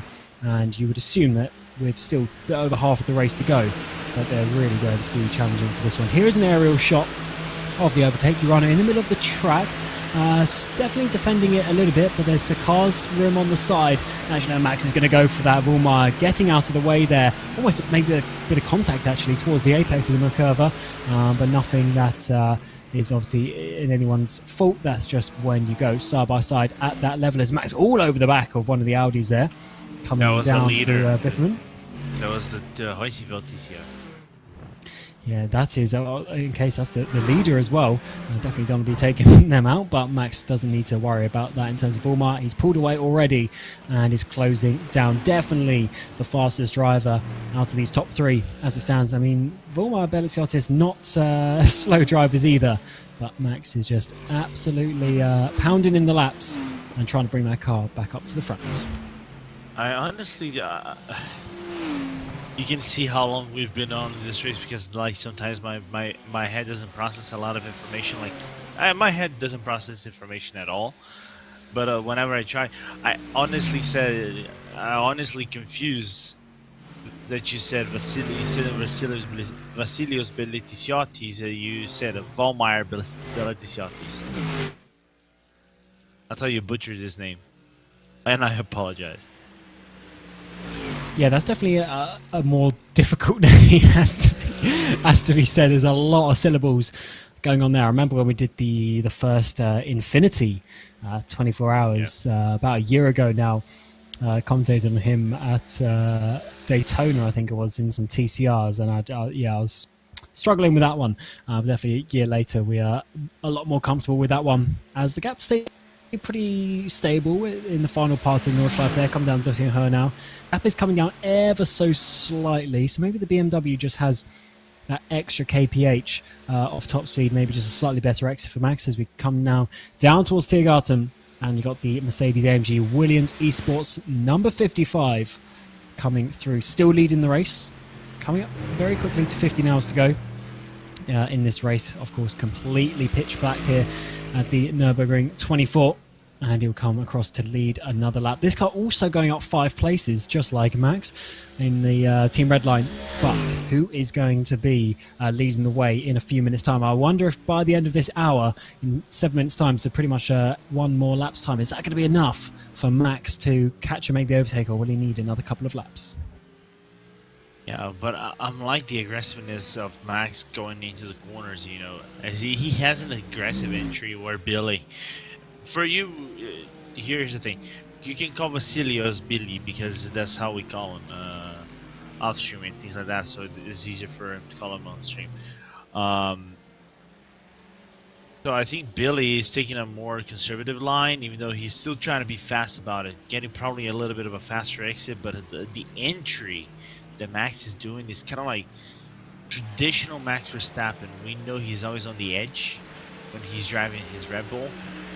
So it's insane to think about that. He's basically full sending into the corner and using his best skills to ensure that the car is going to be on rails or maximizing track usage to be as fast as you think it is going to be. Because just on the GP part, he's gonna be able to cut down nearly half a second on Billy, just not only because of his lines, but because also Billy's gonna find himself to shatter the 992 car in front. Is gonna lose about 0.4 of a second around the NGK chicane. Yeah, there's traffic coming at a little bit of a bad time here for Belisiotis. And yeah, oh, that is a terrible bit of traffic as well, with one of the Audis who I think just about keeps it on the track. 992 manages to get past, but that was definitely some massive miscommunication. And Max seems to have a bit of a nicer time through that, so that is more time lost. Under 2 seconds now is the gap for the lead here as we're right in the night. This might be the lap for Max if he can get past, but of course now he himself is being held up by the traffic, as we've said multiple times, the traffic gives and then takes side by side up through this final chicane of the first part of the lap before we get onto the Kugelbecker and up to, of course, Flugplatz, where we see the cars jump off the ground, and it's gone back up to 2.5 seconds, but certainly it is really starting to put the pressure on this number 55 machine as things are, and the swing of momentum is certainly going in the way of Redline. Yeah, it is, and I'm quite surprised to see that the separation kind of like it happened. Nearly could have been detrimental to Williams' race, because, like you said, I think Billy might have misjudged the situation going on again around the TCR, but fortunately, he had the really good read of the situation and nearly and avoided to make the blunder that could have caused a contact between all of them going around Hassenbach. And eventually, I think if they made contact and the TCR spun around, or even Vasilios, I think Max would have been a collateral damage, and that would be absurd for a race to end like this. Yeah, hopefully that doesn't happen, but traffic does really get in the way of some people, unfortunately. And I'm just seeing there the number 99, I don't know if it was quite a while ago, the number 99 ART machine we saw had that crash earlier is back out into the race 6 laps down, but the Urano still is not. Let's get a bit of a replay here for the number 07 machine. Got a red line coming around the outside there. And then up towards the hill. Oh, getting on the grass. Can they turn it? No, they can't. And that is a heavy, heavy impact for Plummet there. That was huge contact. Fortunately, not taking out the other car, coming back past them as well. But that just shows you, we see this a few times, cars getting on the grass, there's just no grip. And then, of course, the grip balance left to right completely flips around and the car goes spinning. Yeah, no, I know a thing or two about that. Oh, do you? Wouldn't want to mention it on broadcast and call you out like that. No, don't worry. I will. can do that. But Dane is gonna do that because, like, after I called him out on his food crimes, he's Many like, times. It's just be a good point to bring Dane back in. Of course, you're not so much like a full-time sim racer, but you've done your fair share of racing. What is your worst crash that's taken you out of a race in sim racing? Ooh, there's so many. Oh no. Are we going to be here all day? All night? Oh, I'll go with, if I had to go with one that's sticking out in my head for some reason, I was about to win an F1 league race. It would be my first ever league race victory in the F1 games back in the day, like 2018. And started to rain, I gambled, I took an extra lap on the dries, and I looped it into the wall out of the race. That was pretty tough. I think Lendo? Hi, Lendo? Oh, in Sochi. Yeah. Yeah. As far as I can imagine. I can't imagine that. You always want to stay out. I think that the worst one I did was in the French countryside. I managed to have a bit of a moment. I got in the car from my teammate. He jumped out of the rig. It was a LAN event. By the time he got back to the pit tent, I had gone straight on at the first chicane on the Mulsanne straight. Just didn't see the brake marker boards, didn't see the chicane. But of course, there's like the parallel barriers, tyre barriers. So I went straight into it, engine dead, out at about 2 o'clock in the morning. So he was not very happy in the time that he'd walked back to the pit tent. I remembered my worst one. My worst one. It was that circuit, and my screen froze down the Mulsanne, right where the right-hand kink is. At the end of it, just before Mulsanne corner. So I'm going around there, screen goes black. I'm like, alright, there's a turn coming up. So I start to turn slightly, and I turn right into the wall. And all my teammates saw was me on the straight turning into the wall. Yeah, it's difficult when you get technical issues like that. But what actually hasn't been a technical issue is what's happening at the front. GT3's Max Verstappen getting a huge run here up through the Stefan Bellof S's. Bellaciotis didn't get a good run there. Can Max do what we saw a little bit earlier on with the Urana car up this part of the track? No, not quite enough, but the pressure's really on Bellaciotis now as we come up towards the Dottinger for another time. The BMW machine of Team Redline is getting closer and closer. There's definitely been a bit of a pace difference here. Is there going to be a top speed difference? As we get out onto this straight, we've seen IA's plenty close enough actually, but we've seen this plenty of times before. The straight is just so difficult to defend against as BMW works its way up this straight through the bumps and through the little rises, bits of elevation. I think this is going to be just a if not when moment for Team Redline from 7th place earlier on in the race. They're going to finally get to the race victory, the race lead on paper, on strategy, nothing silly about it. This is purely pace that has brought them towards the front as Max Verstappen takes the lead with 15 hours to go here, 9 hours gone for the 2023 iRacing Nürburgring 24-hour special event. What a race it's been so far. Endless lead changes, and now once again we're seeing red line at the front, Max Verstappen at the wheel, Bellaciotis chasing him down.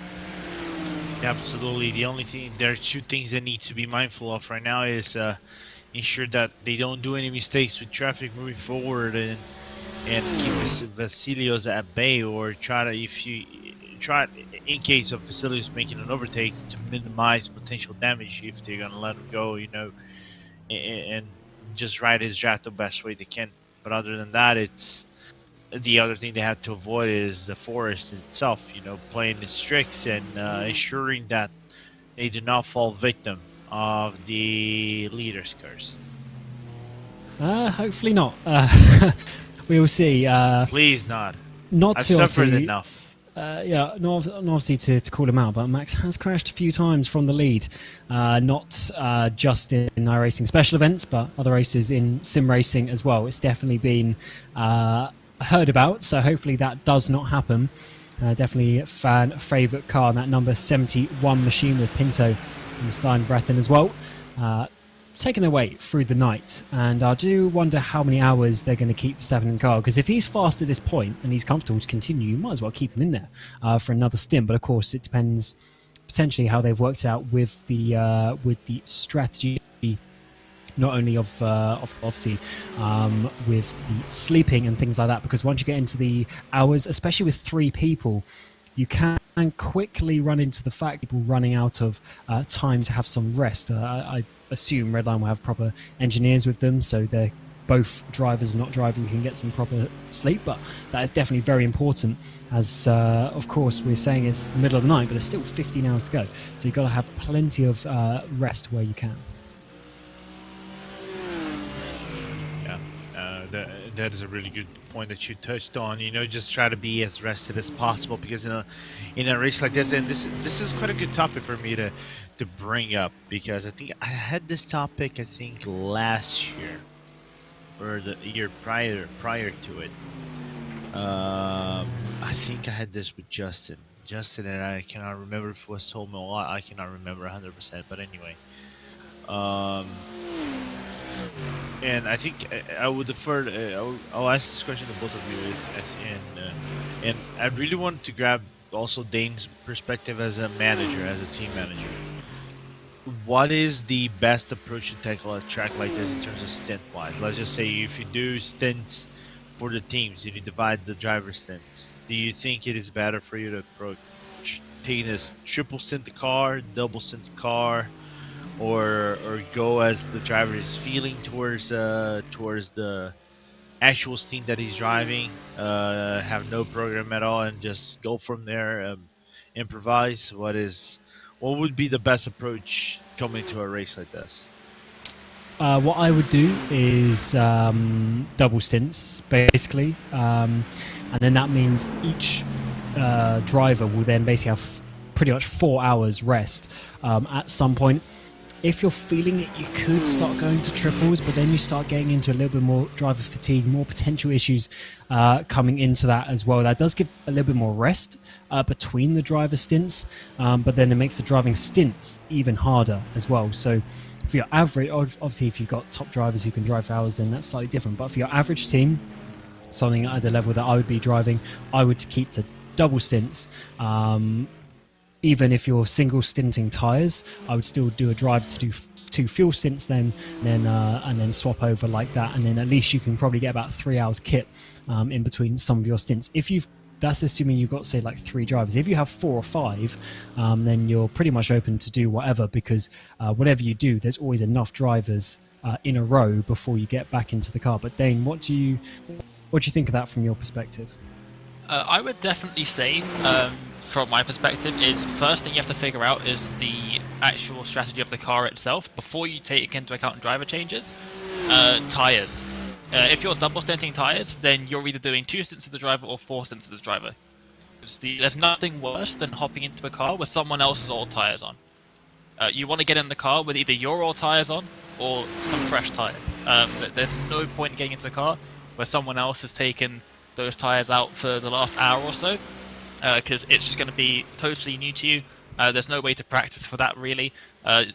Just drive whatever you've got, and then at tire changes, that's when I'd want to be swapping drivers out. So if we're doing double stints on tires, I'll say you're doing 2 stints or you're doing 4 stints, and then we'll move on to the next driver, but I'm not doing any 1 stint, 2 stints, anything like that.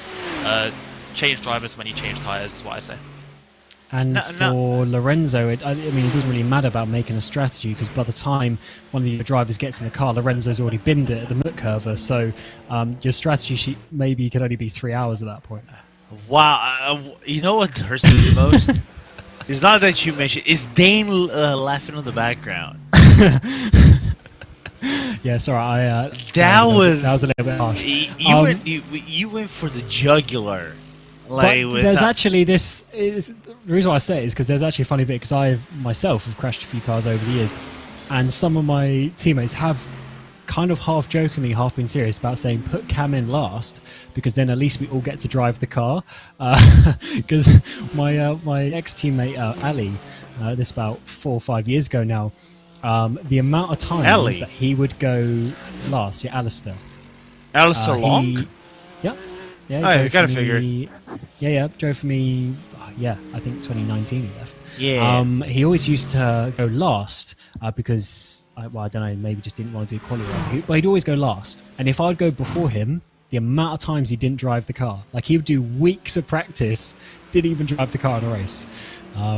So yeah, that was definitely part of the downfall of our team, was my inability to finish. But that is why I'm on the other side of the race nowadays.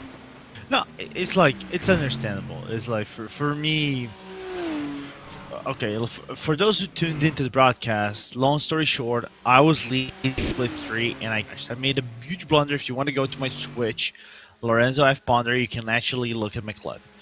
Shameless plug. This was also about an hour or so before you came into the commentary booth, so it was a bit raw. Yeah, it's like, you can see full emotions in there. And I'm not going to take it away.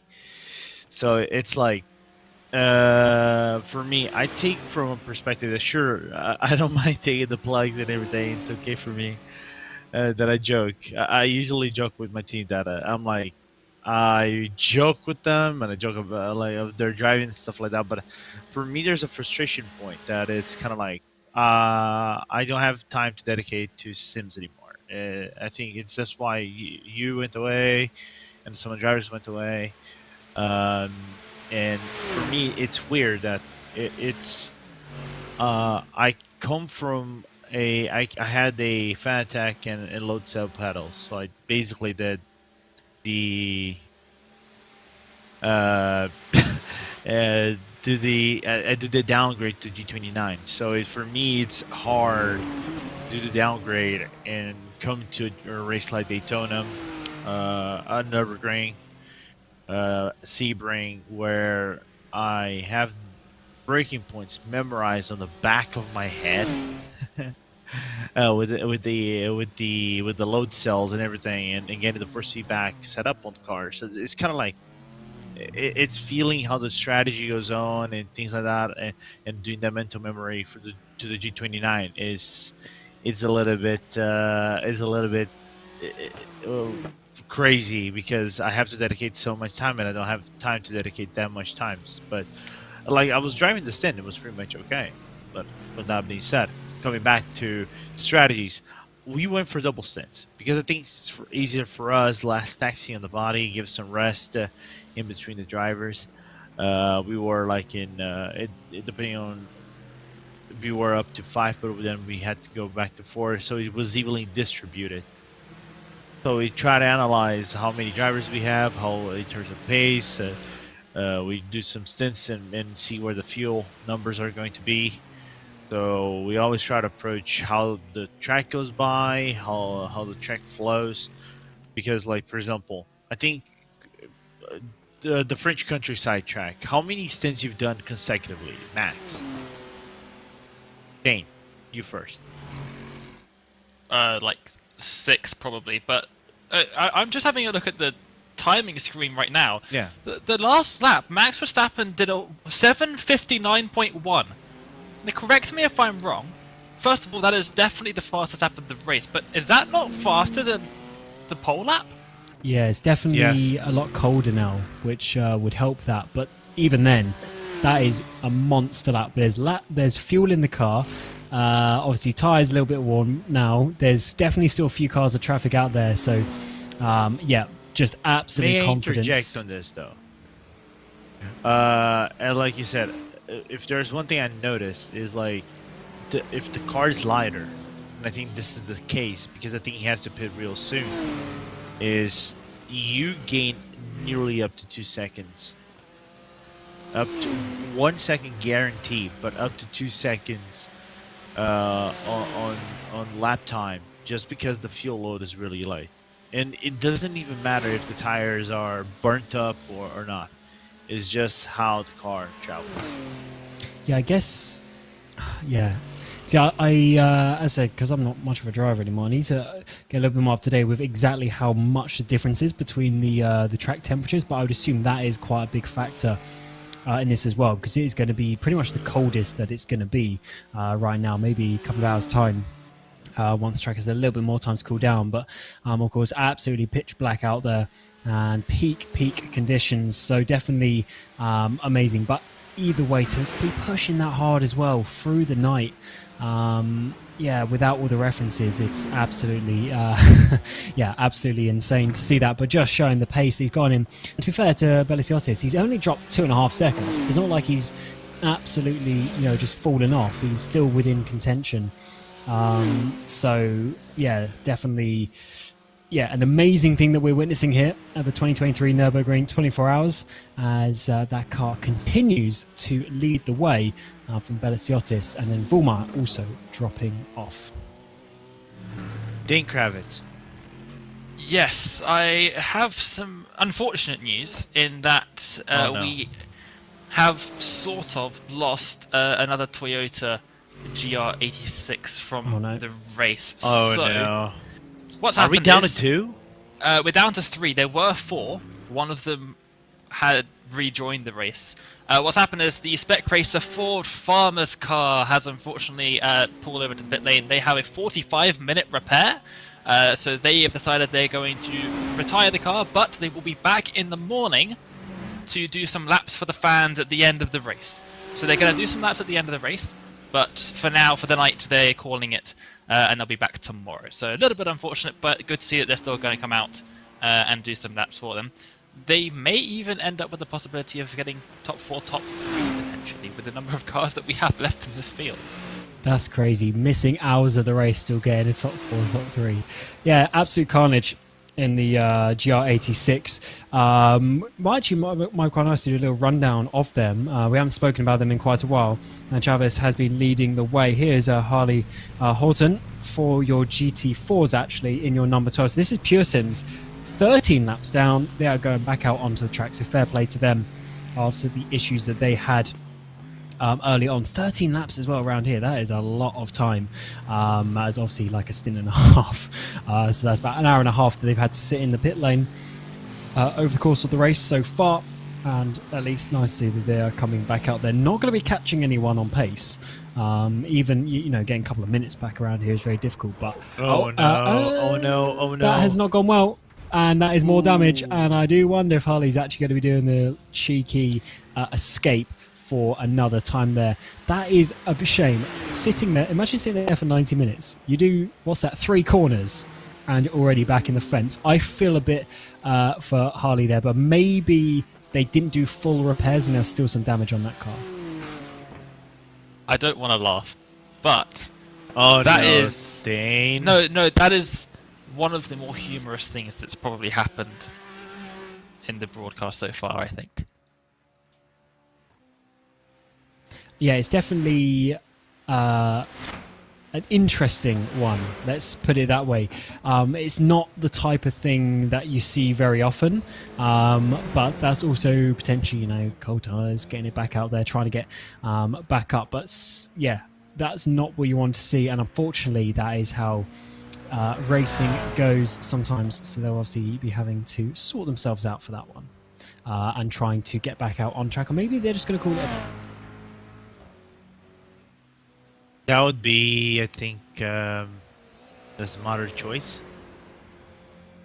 I don't know why. I don't know why I went to say Portuguese out of the blue.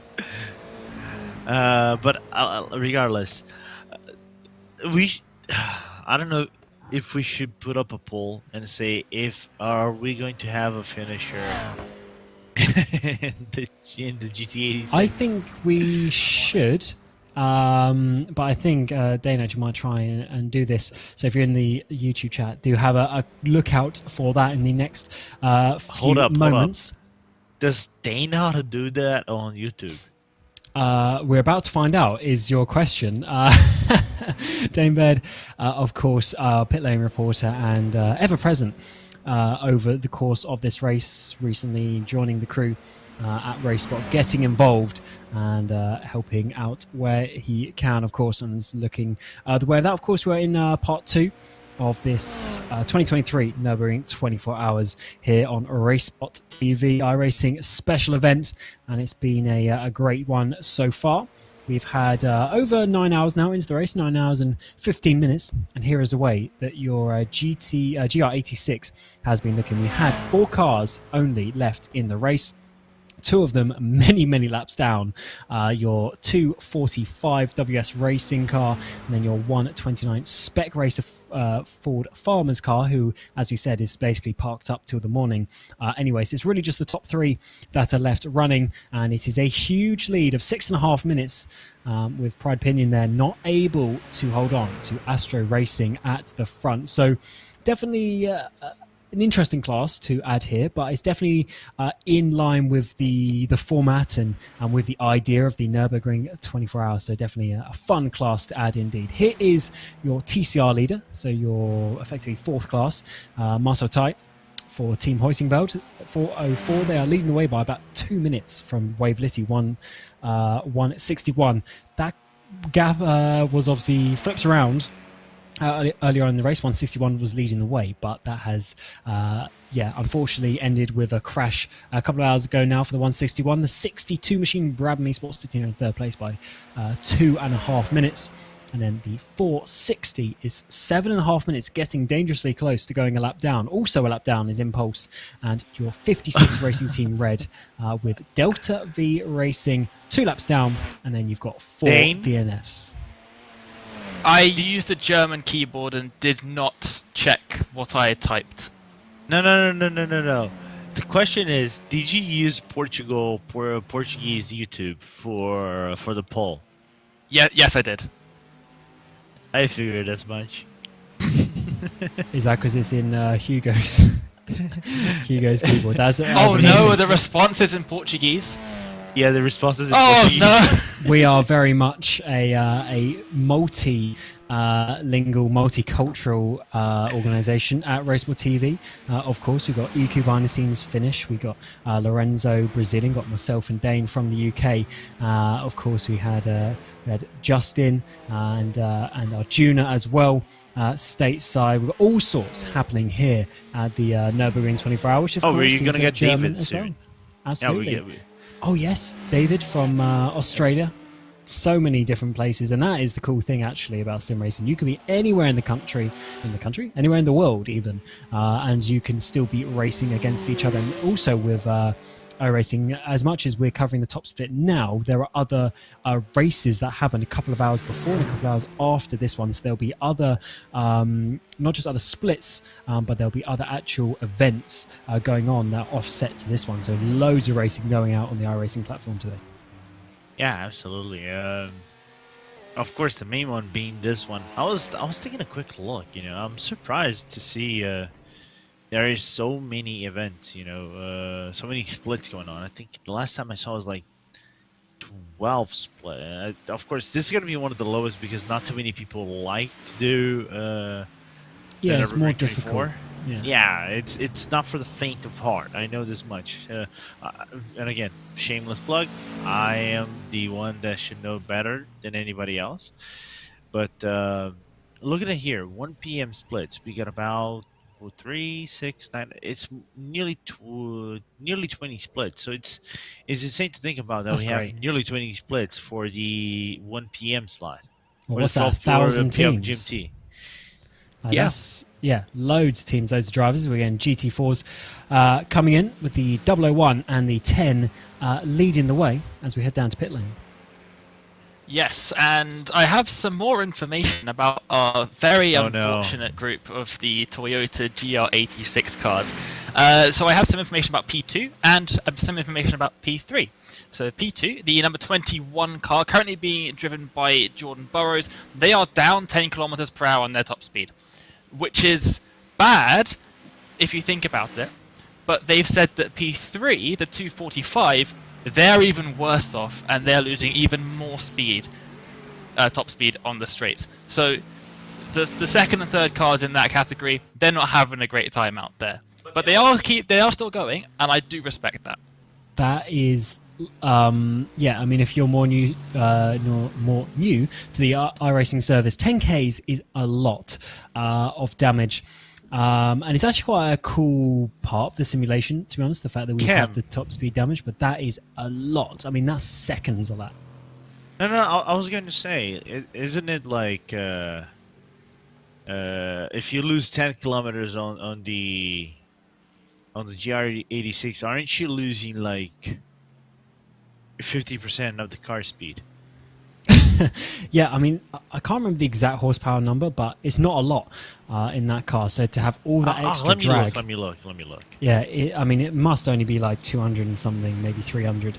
It's really not that much. Obviously, being the new base entry-level car, free to everyone on the iRacing platform, and... yeah, taken over from the MX-5, which was long-standing over the years. Obviously got updated some years ago chassis, but the GR86 certainly a great new one to be added. As just a quick note on this GT4s that we're looking at. Number 10, Marla Racing, leading the way by 24 seconds. I'm pretty sure that gap's been around that for quite a while. It hasn't sort of jumped out to me as closing down too much, as we've seen PGZ leaving the pit lane, but they are on strategy, same lap, but a minute and a half off the lead. They are pretty close though, with Pure Sims behind. Actually, no, they're not, because Pure Sims are just coming into the pit lane as well, so the gap's definitely spreading out a little bit in this GT4 category, who also has the 4 DNFs, and Pure Sims, who are now 14 laps down, they're number 12, but I believe still in the race after that spin they had a short while ago. Oh, no, they're not. Oh, well, at least they tried to come back out, but unfortunately that hasn't worked out too well for them. So yeah, these GT4s are certainly causing some issues as well. And just what you're saying, Lorenzo, about the stint numbers, sorry, not stint numbers, the split numbers. Of course, Daytona. We're used to the fact that Daytona now has the most pretty anywhere in sim racing, to be honest, but it's a lot easier of a race. It's a lot more like, oh yeah, let's get some mates together, let's make a team of 4 or 5 guys, and let's get racing. But here, you really have to plan it. You have to get some committed drivers. There's no messing around with it. You've literally got to go absolutely ham with it. You've got to be practiced. You've got to be comfortable in the car. No, absolutely. I think this is a good topic. Like, there's no point for you to drive a race like this if you're not comfortable with the setup that you're using, especially the car that you're going to be running with. And it's not just one driver. Everybody needs to be committed to drive to the very max in this car. So it's not surprising at all to see, these guys dedicating hours and hours of training into the server, not just daytime running, nighttime running, try to do this with traffic and grabbing, all sorts of, race car scenarios they can find themselves in to get as ready as they can to a race like this. So you got to commend the practice out of everybody. Like, my teammate did like enough for 4 stints, 5 stints to be ready for this race. For us, that's quite a lot.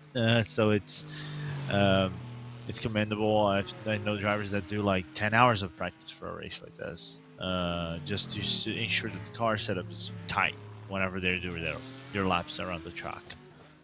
Yeah, the one thing that we, of course, have with sim racing that's ever a talked about topic is the fact that, to all intents and purposes, you have unlimited practice. Like, you can literally go on and you can test for days straight before the race, whereas in real life maybe you only get a few hours practice in the days running up to the event, especially when it comes to these bigger 24 hours. Maybe they have an extra practice day, but then if you've got 4 or 5 drivers in the car, you each get a session each, or maybe you get half a session each, and that's it before you go into a 24 hours. But in sim racing, you can do more laps practice than you're ever going to do in the race, even in a 24-hour race, where, as you say, you might be doing if there's 4 of you, you're going to be doing 6 hours roughly in the race, but you might end up doing 12 hours of practice for that, 12 hours of actual on-track practice for that as well. So you actually do more laps practice than you do in the race, which is the complete opposite to what we see in real life. And that, as ever, always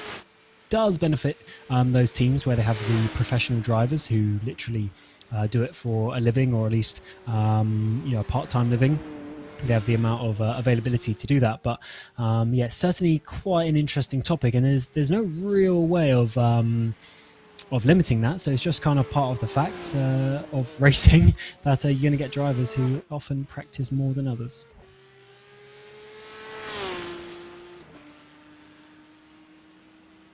Dean, I got a task for you. Oh, dear. Don't worry. It's not a big task. No, I'm worrying. We're getting the toaster ready. Don't you worry. No. It's not the toaster. We'll leave this conversation whenever Dean is around.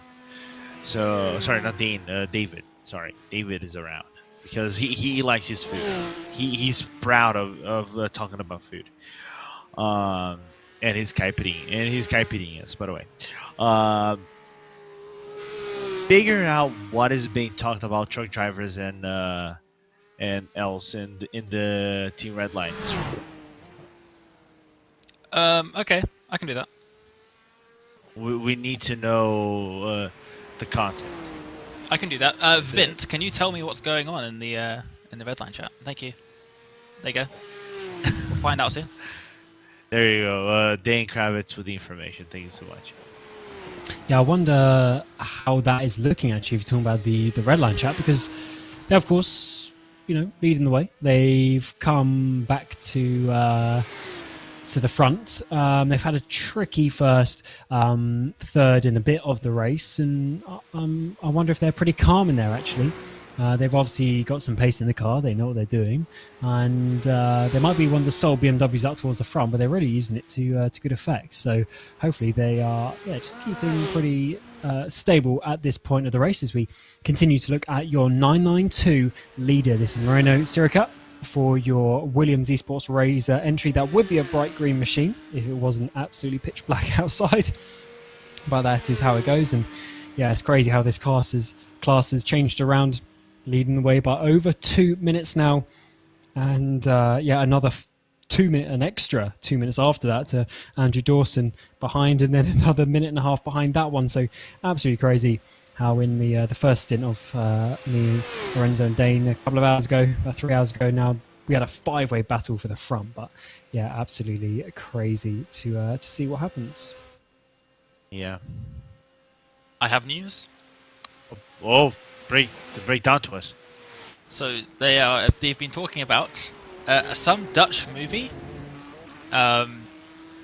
and yeah, they're talking about that Dutch movie. Apparently, it's a really weird movie, but apparently everyone in the Netherlands has to watch it at least once. So I guess it's some really strange movie. There's a lot of movies like that, but yeah, it's some Dutch one. That's what they're talking about. So I don't understand anything that they're talking about. But apparently Max Verstappen was telling the rest of the team about it. So thank you to Vince for telling me that and giving me that information. Apparently it's a classic movie in the Netherlands, and that's what they were talking about. There's your answer, Lorenzo. Thank you so much. As now we can, as we were seeing Williams pit. One thing I was actually looking about when we were talking about this prior to the event is Eurovision. Who are your picks prior to coming to this? I think I know Iku's pick. I'm not gonna lie, I do not know many of the songs this year. It's like because it's being held in my country. But yeah, so I was having this But we're not conversation in with our Iku. country, Cameron. not right now, no. Yeah, you guys are in Copenhagen. But it's like, for me, what is insane to think about is like, it's my first time. For those like Cameron said, I'm Brazilian, but I live in Portugal right now. So it's kind of like I just moved next door. So it's, for me, I'm still trying to understand this fever. Can I call it a fever? I mean, it's pretty popular. I know it's popular. To be fair, it's certainly an interesting concept, but I mean, it's been going around for what, 50 years now, is it? Something like that. It's been going around a long, long time, and I think it's just a tradition that will continue with that. And it's definitely, how would you say it? It's better being there than not being there, whether it's everyone's cup of tea or not. I definitely think for the good that it adds, it's good, but it's certainly an interesting competition, that's for sure. Singing and that sort of stuff, not necessarily the type of music that I listen to, but certainly it captures the nations of many people and really gives an opportunity to advertise some great countries out there. Yeah, but we still have to talk, and I thought I would bring this up. Australia. They just got 12 points by Portugal, by the way. Spoilers. Dude, do you even? Their points are being awarded. Do you really think I'm gonna give? Well, how many points do they have right now? It's just that. Explain Australia. Australia is part of the Eurovision TV network, and as such, they get an invite to the Eurovision Song Contest. It's not about Europe. It's about the TV production agency thingy that is Eurovision. Basically, money and viewership. Same reason Armenia's there. Yeah, I mean, to be honest, I guess it's one of those things. It might just end up increasing ever more and getting some more teams involved, as we have seen the 71 go into the pit lane and Ola Steinbraten getting into that car for the 71 machine. That's why they dropped back to third, so do not worry if you're a Redline fan and you haven't fully been keeping there. Just on a slightly different pit rotor to the others, so it's a bit too early for us to actually try and work out how that's going to work out, but actually it's not too different now. It's just one lap earlier, so actually that's good.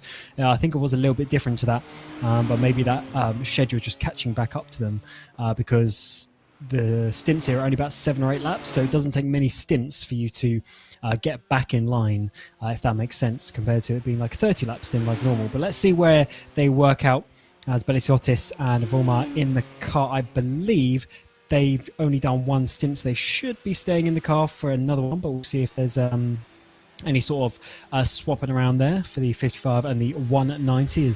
As ever, this is your GT3 machinery, with the 190 Urano, the 55 Williams, and the 71 BMW Team Redline all going for victory today.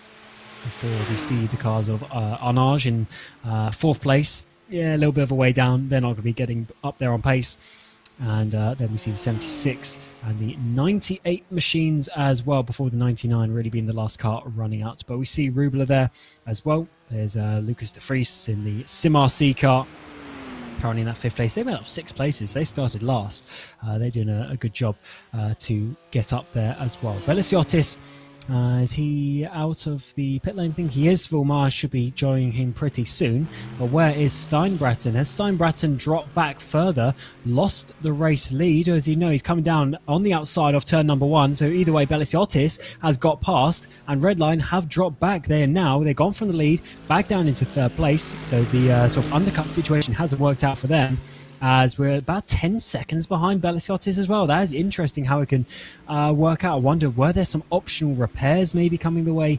of Redline? But either way, they've gone from 1st to 3rd, and they now need to fight their way back through Urano. And to be fair, I thought there would be a little bit more of a gap. Not gonna lie. Come close together, even getting the jump. That's amazing work for Urano, to be very honest. Yeah, Urano were kind of out of the picture, weren't they, a little bit? They were quite a few seconds back. As you can see, they're 10 seconds behind Belisottis. I really don't think there would be like an under-fueling situation, considering both Urano and Williams gained that time on Redline. So I think this is Redline doing something a little bit different. I'm not aware of there being any major differences between the pit stop times of the BMWs and the Mercedes, so I do just wonder. The only thing I can really think of is the damage repairs coming their way, or like some options that they just thought, oh, we'll take it now that we're in the lead, knowing that they've got the pace in the car at this moment in time.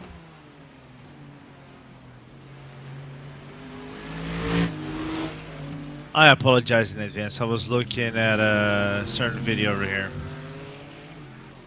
I dread to ask what that is at this time of the night. Is it the Dutch movie that we're talking? Because I was thinking, No. Only Only Dane got that privilege. Yeah, but what Dutch movie would be? I think it might be the 2021 season review of Formula One, to be honest.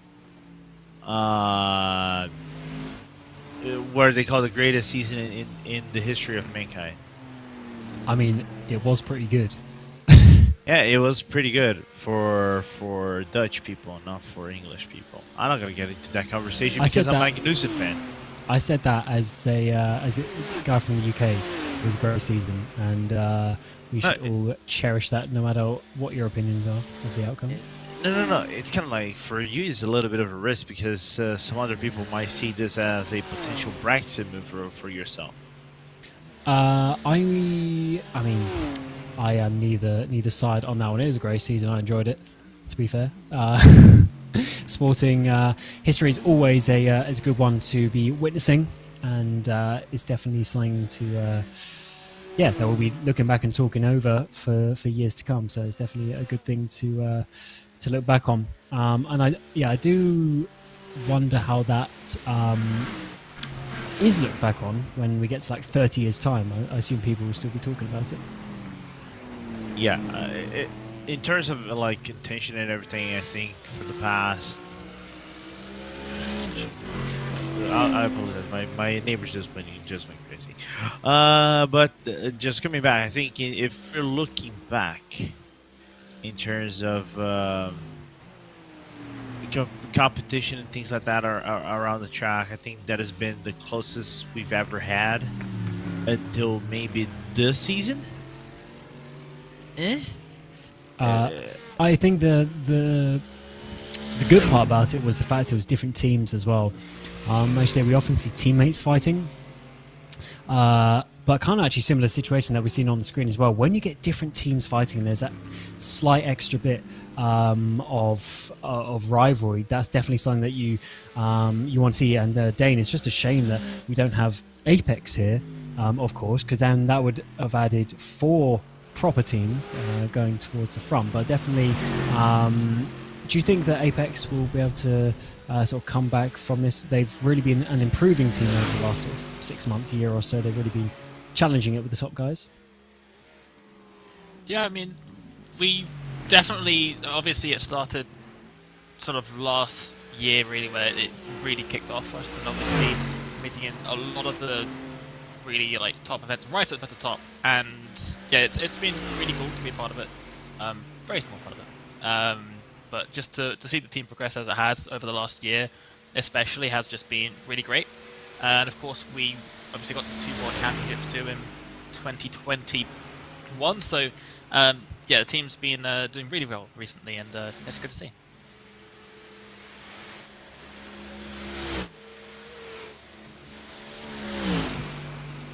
What did I miss?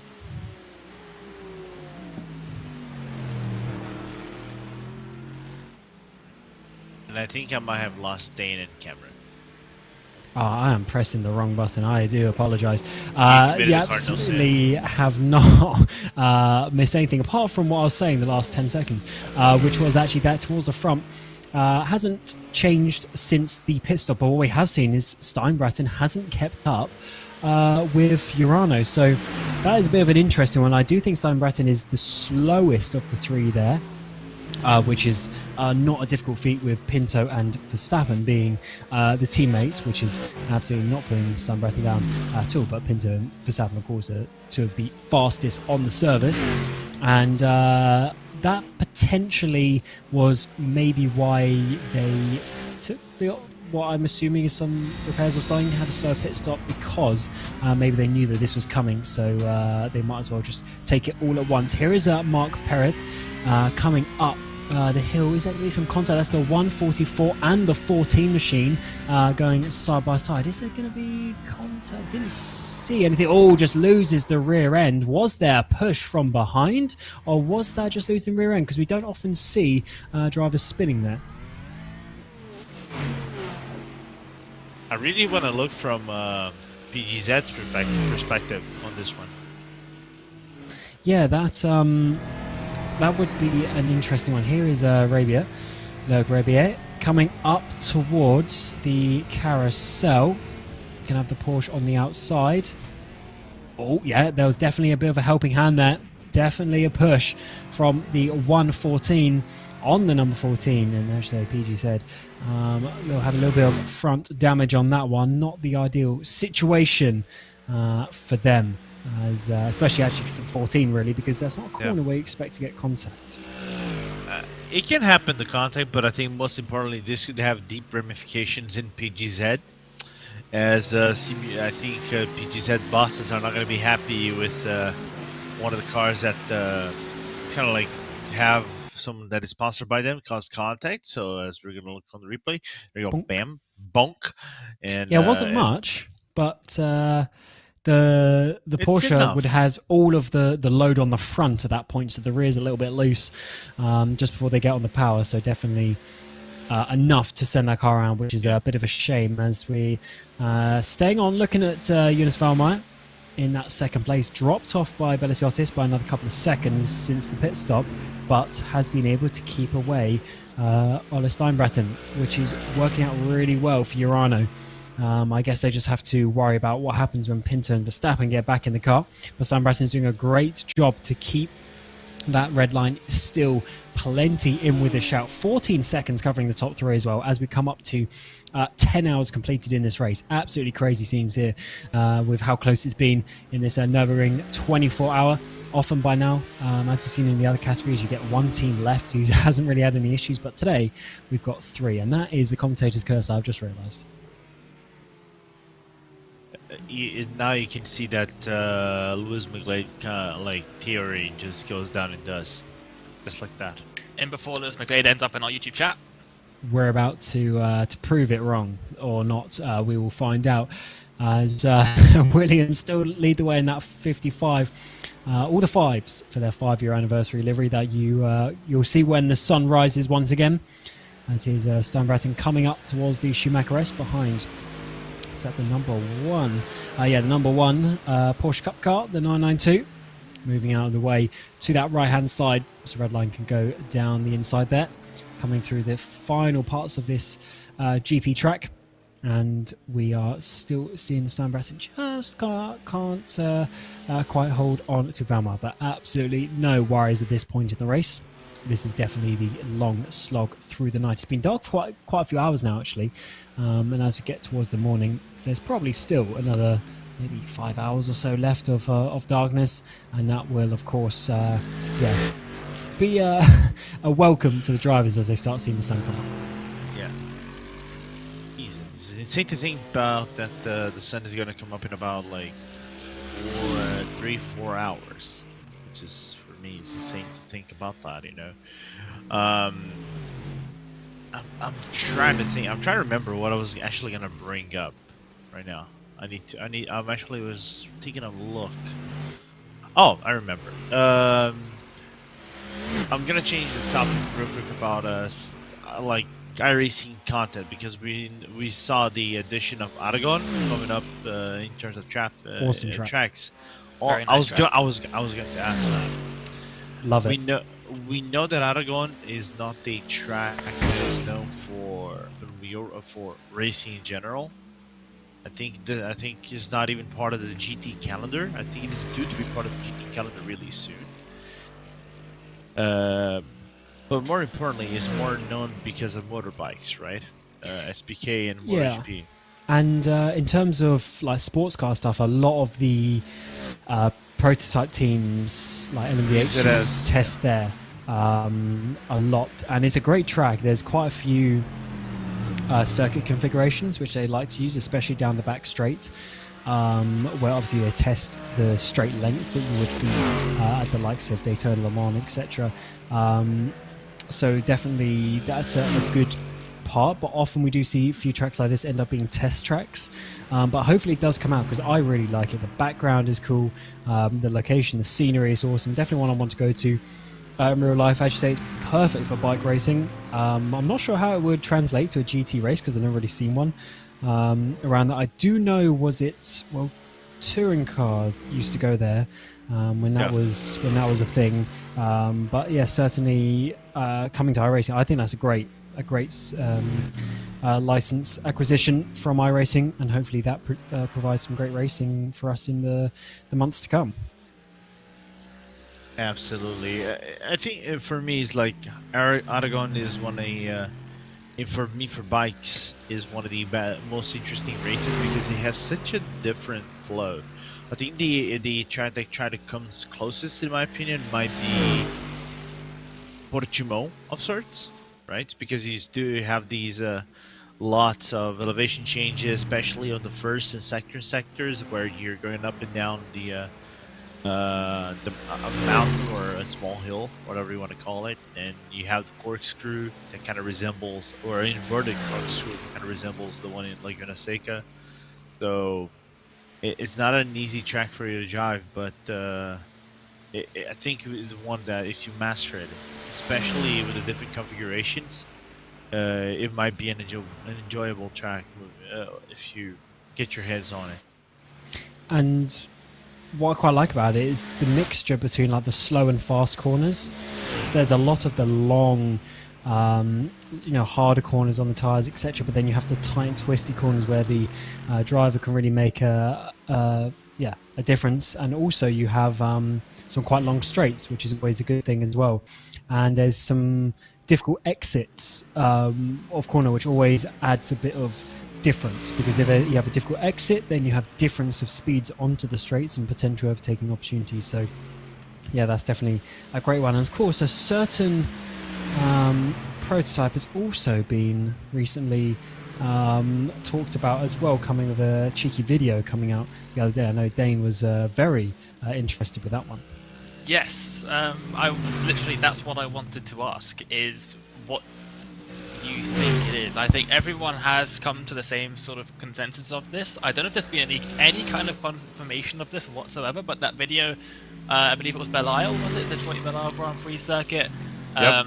We have engine audio, and that's about it. But the engine audio, it's the Cadillac, and I am so happy about that, because that is one of my favorite of the GTP cars, the LMDH category of cars that we've got. Very, very cool. Very excited to give that a try. And it sounds insane when it pulls away from the from the pit stalls. So yeah, definitely a great addition, because what we've been saying for the last 6 months now, since the BMW came out, was the LMDHs really are going to be the next era of top level sports car racing and prototype racing. So to further the choices on the iRacing platform is absolutely awesome. We see it in the GT3s, in the GT4s, even in the TCRs, maybe not today, but other series as well. When you have all these different manufacturers on iRacing, it just makes the show that much better. To have all the different choices, all the different BOPs that come into that, it's definitely a different a different factor to the racing, and it's definitely something that you can't get in too many places. So definitely, especially with the LMDHs, iRacing already starting to push on that, which is absolutely amazing to see. And hopefully that continues this way, because the BMW was, in my opinion, a great addition in not just in official competition, but also in all the sort of the third-party leagues that come with that, and start using them. Yeah.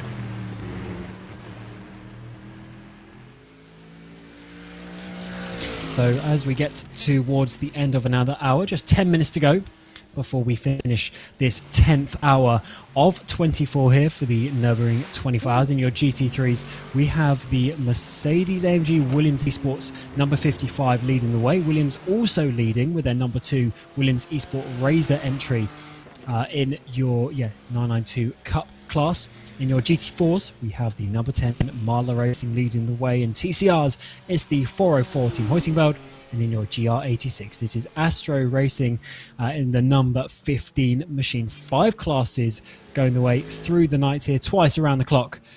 here at Nürburgring, one of the hardest races of the year, top split iRacing, and it has been an amazing sight so far. There's been so many different challenges, so many different crashes, and all sorts happening, but it's turned out to be a very exciting race. And just 9 minutes to go now before we will be swapping things around a little bit. We'll be getting Justin Prince back in the building. We'll be getting our Junican capacity on the mics and on the production as well, with Iku Marikala taking a step back from that, as well as Dane, Lorenzo and myself in 8 minutes time. And it's been definitely a bit more of a slower couple of hours, but Lorenzo, we did see the very important move of Redline getting back into the lead, although it has swapped around since the pit stops again. Yeah, it has swapped around, and it's been ran away now from Williams on that gap to Olestad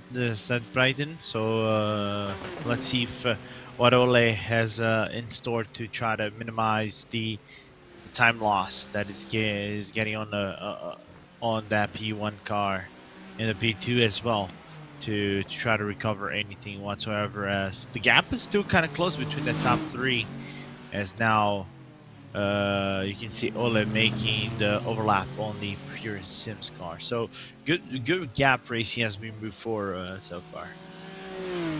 Yeah, the gaps have obviously continued to spread out a little bit in the lower classes around, but the top classes have stayed very close. And as ever, anything can happen, and often you see the 24-hour races won in the pit lane and not on the track. So if you spend less time in the pit lane, you have less issues during the race, you will get to the end a lot quicker.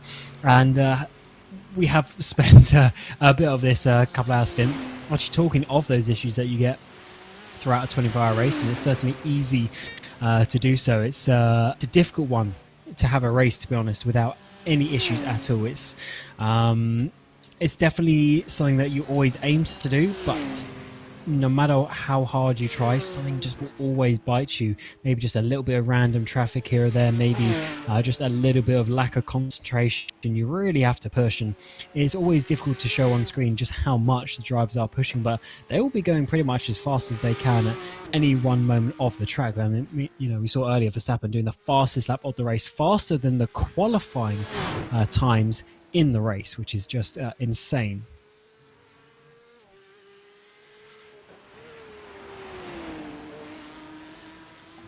I'm really looking forward to see what this end of the first half still has to bring. Of course, like I'm gonna make it basically 2-hour pause, and then I'm back with 2 more hours with Arjuna. So it's gonna be quite interesting to see how this is gonna navigate towards the second hour, if we're gonna keep this gap racing or something like that. So I'm really interested on how this circumvents for the final 2 hours of the first half, and how we open up the first 2 hours of the second half. Yes, obviously as we get in towards the next part and the next stint of the race, Arjuna will be producing for the next 4 hours, I believe, going over that midpoint in the race. And as ever, once you get past that 12-hour mark, everything seems to start coming that little bit quicker. You start seeing the light at the end of the tunnel, quite literally, in fact, with the sun rising a few hours later. And you start to see the possibilities of you actually getting towards the end of the race. At this point, you're not really thinking about that just yet. You are basically thinking about just doing your laps, doing your stints, corner by corner, even around here when there's 170 of them. Has there been a crash out there on the track? There might have been, as we're seeing the 161. This car was leading the way in your TCRs quite a while ago, as we're seeing Damien Owen Harris coming up. This is the first, this is sort of through the Hatson back region. Oh, way too much curb there, hitting that second curb, sliding across the track. Are they going to go in the wall? Can't quite see. I think that is a wall just behind them they hit, so that's going to be some rear end damage on that car. Going to be losing a bit of rear end stability, and just shows you how easy it is to do. No one else out there on track to put them off, just a bit of lack of concentration.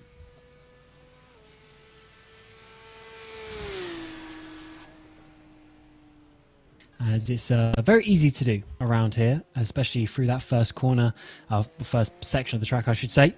And here's your leader in the 992 category, Moreno Sirica, for the number 2 Williams Esports Razor car. Has been leading for quite a while. Was actually, when we had that big battle earlier, was actually not able to directly hold on. And was really able to sit there in that sort of second, third place for ages. Wasn't able to get towards the front, but ever since there's been some issues for some others, definitely wanting to continue with that one. It's easier said than done, of course, but they've got such a big gap. They don't need to be pushing 110% the whole time, as they've got, I think it's about 1.5 minute gap. They've got to Mark Perez there in that 14 car, which was spun around a little bit earlier, so they might have some damage coming to them as well. Yeah, and we still have to analyze how much of a big damage is going to be. I guess we need to see when they get to the either pit like stop, losing speed or something like that. Yeah, it's kind of like we would have to measure their speed coming out of the Hoa and see if there will be any loss of performance.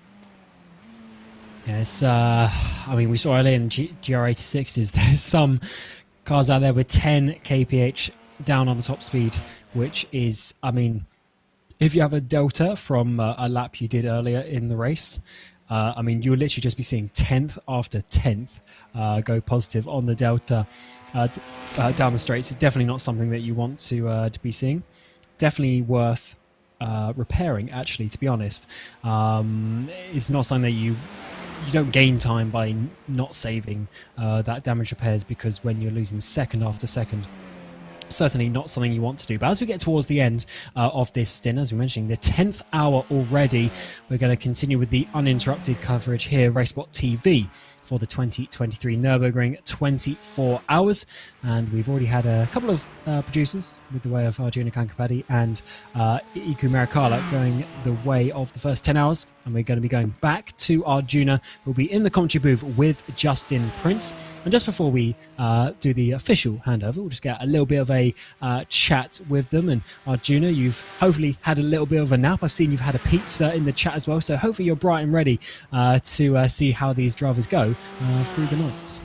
Bright? No one's ever said that about me before. It's a very different race from the one that I left 6 hours ago. Plenty of victims. We've got, 27-ish cars left out there and running, but that's the charm of the Nürburgring and the Nordschleife. You're challenged so much by the track that you're transfixed just trying to survive here through the night, and I'm sure it's going to be a rather interesting run towards the sunrise. Absolutely, and Justin, you've had a couple of hours off as well, being here earlier with you. And what do you expect to see? Obviously, actually, we're not going to be seeing much throughout the darkness, but what do you expect to see through the racing wise? Do you reckon there's going to be any commentators' curses for the leaders again? Well, I hope not, first of all. But second of all, it's the question of, does it end up going towards the status quo in the past, where it ends up going calm, or does it go down the unpredictable path again? There's no real certain way to really describe it, because just about anything that you don't expect to happen in a race like this in the early stages, well, it did happen tonight so far. So the expectations, I think, more so is just seeing how things play out for some of these teams, and just in many of these cases, I think some of them are in more so damage control mode or recovery drive mode than anything else. Yeah, this is the point of the race where you just want to be getting to the end, but that'll pretty much round out this 10th hour. Myself, Cameron Roger, with Lorenzo Bonda and Dane Baird, your commentary team. Iku Marikala doing the production for the last 6 hours as well. We will be leaving you, but do stay on this broadcast. The part 3 will be coming up in a few hours' time. But as we go through a bit of a changeover, let's have a look at what's cooking racing. Let's see what they're doing throughout this lap of the Nürburgring. We'll go to a bit of a fan immersion, and when we come back, the voices of Arjuna Kankapati and Justin Prince will continue the 2023 Nürburgring 24 hour.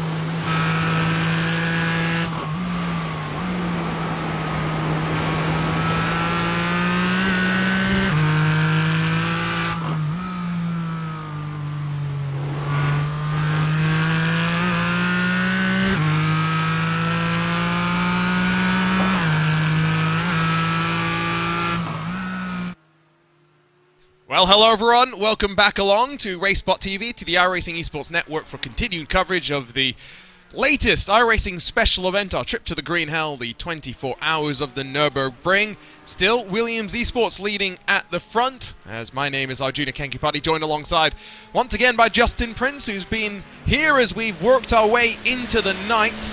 JP, we started with 54 cars, but the Green Hell has been taking its victims across of our 5 classes of competition, and now it means that, I said this slightly earlier just before we swapped our commentary teams around, it's a challenge of getting through to the sunrise, but once we're going to get there, the track's going to be so empty that it's going to be a sprint to the checkered flag. Yeah, that's going to be the major part right now, is getting to that sprint portion, because as we've seen throughout the night so far, especially a couple hours ago, easier said than done with how things have played out. To say the very least, things have really shifted in some of these teams' ways, especially when it comes to how the Mercedes-AMG and Williams Esports cars had things play out for them with the bad luck for their competitors from the ART partnership that started off today. But the more bigger surprise to me is still the fact that Urano's still in second, despite being in a crash, mind you. And it's still in that, and it's still holding good speed. Yeah, I think this is also the... I like that we got different color LEDs on each side of the car. Did not notice that until just now. But it's that sort of a track as well, where you're not going a lap down for the most part. Even Stanley Deslanders in the sole surviving Mercedes-AMG Apex Racing Team car that's down in that 6th position. Even they found themselves in an incident in the opening 2 hours and have been able to stay on the lead lap of the race. And so, with so much drama going on, even with the numbers whittling down, they find themselves in contention with a top 5 finish. And so, I guess never say never. For the 992 class, that's where I'm really disappointed that we have less of an interesting fight, because it seemed like we had the most interesting strategy going on here, because it's the one class where you do not take tires at the same time as you take fuel onto the car.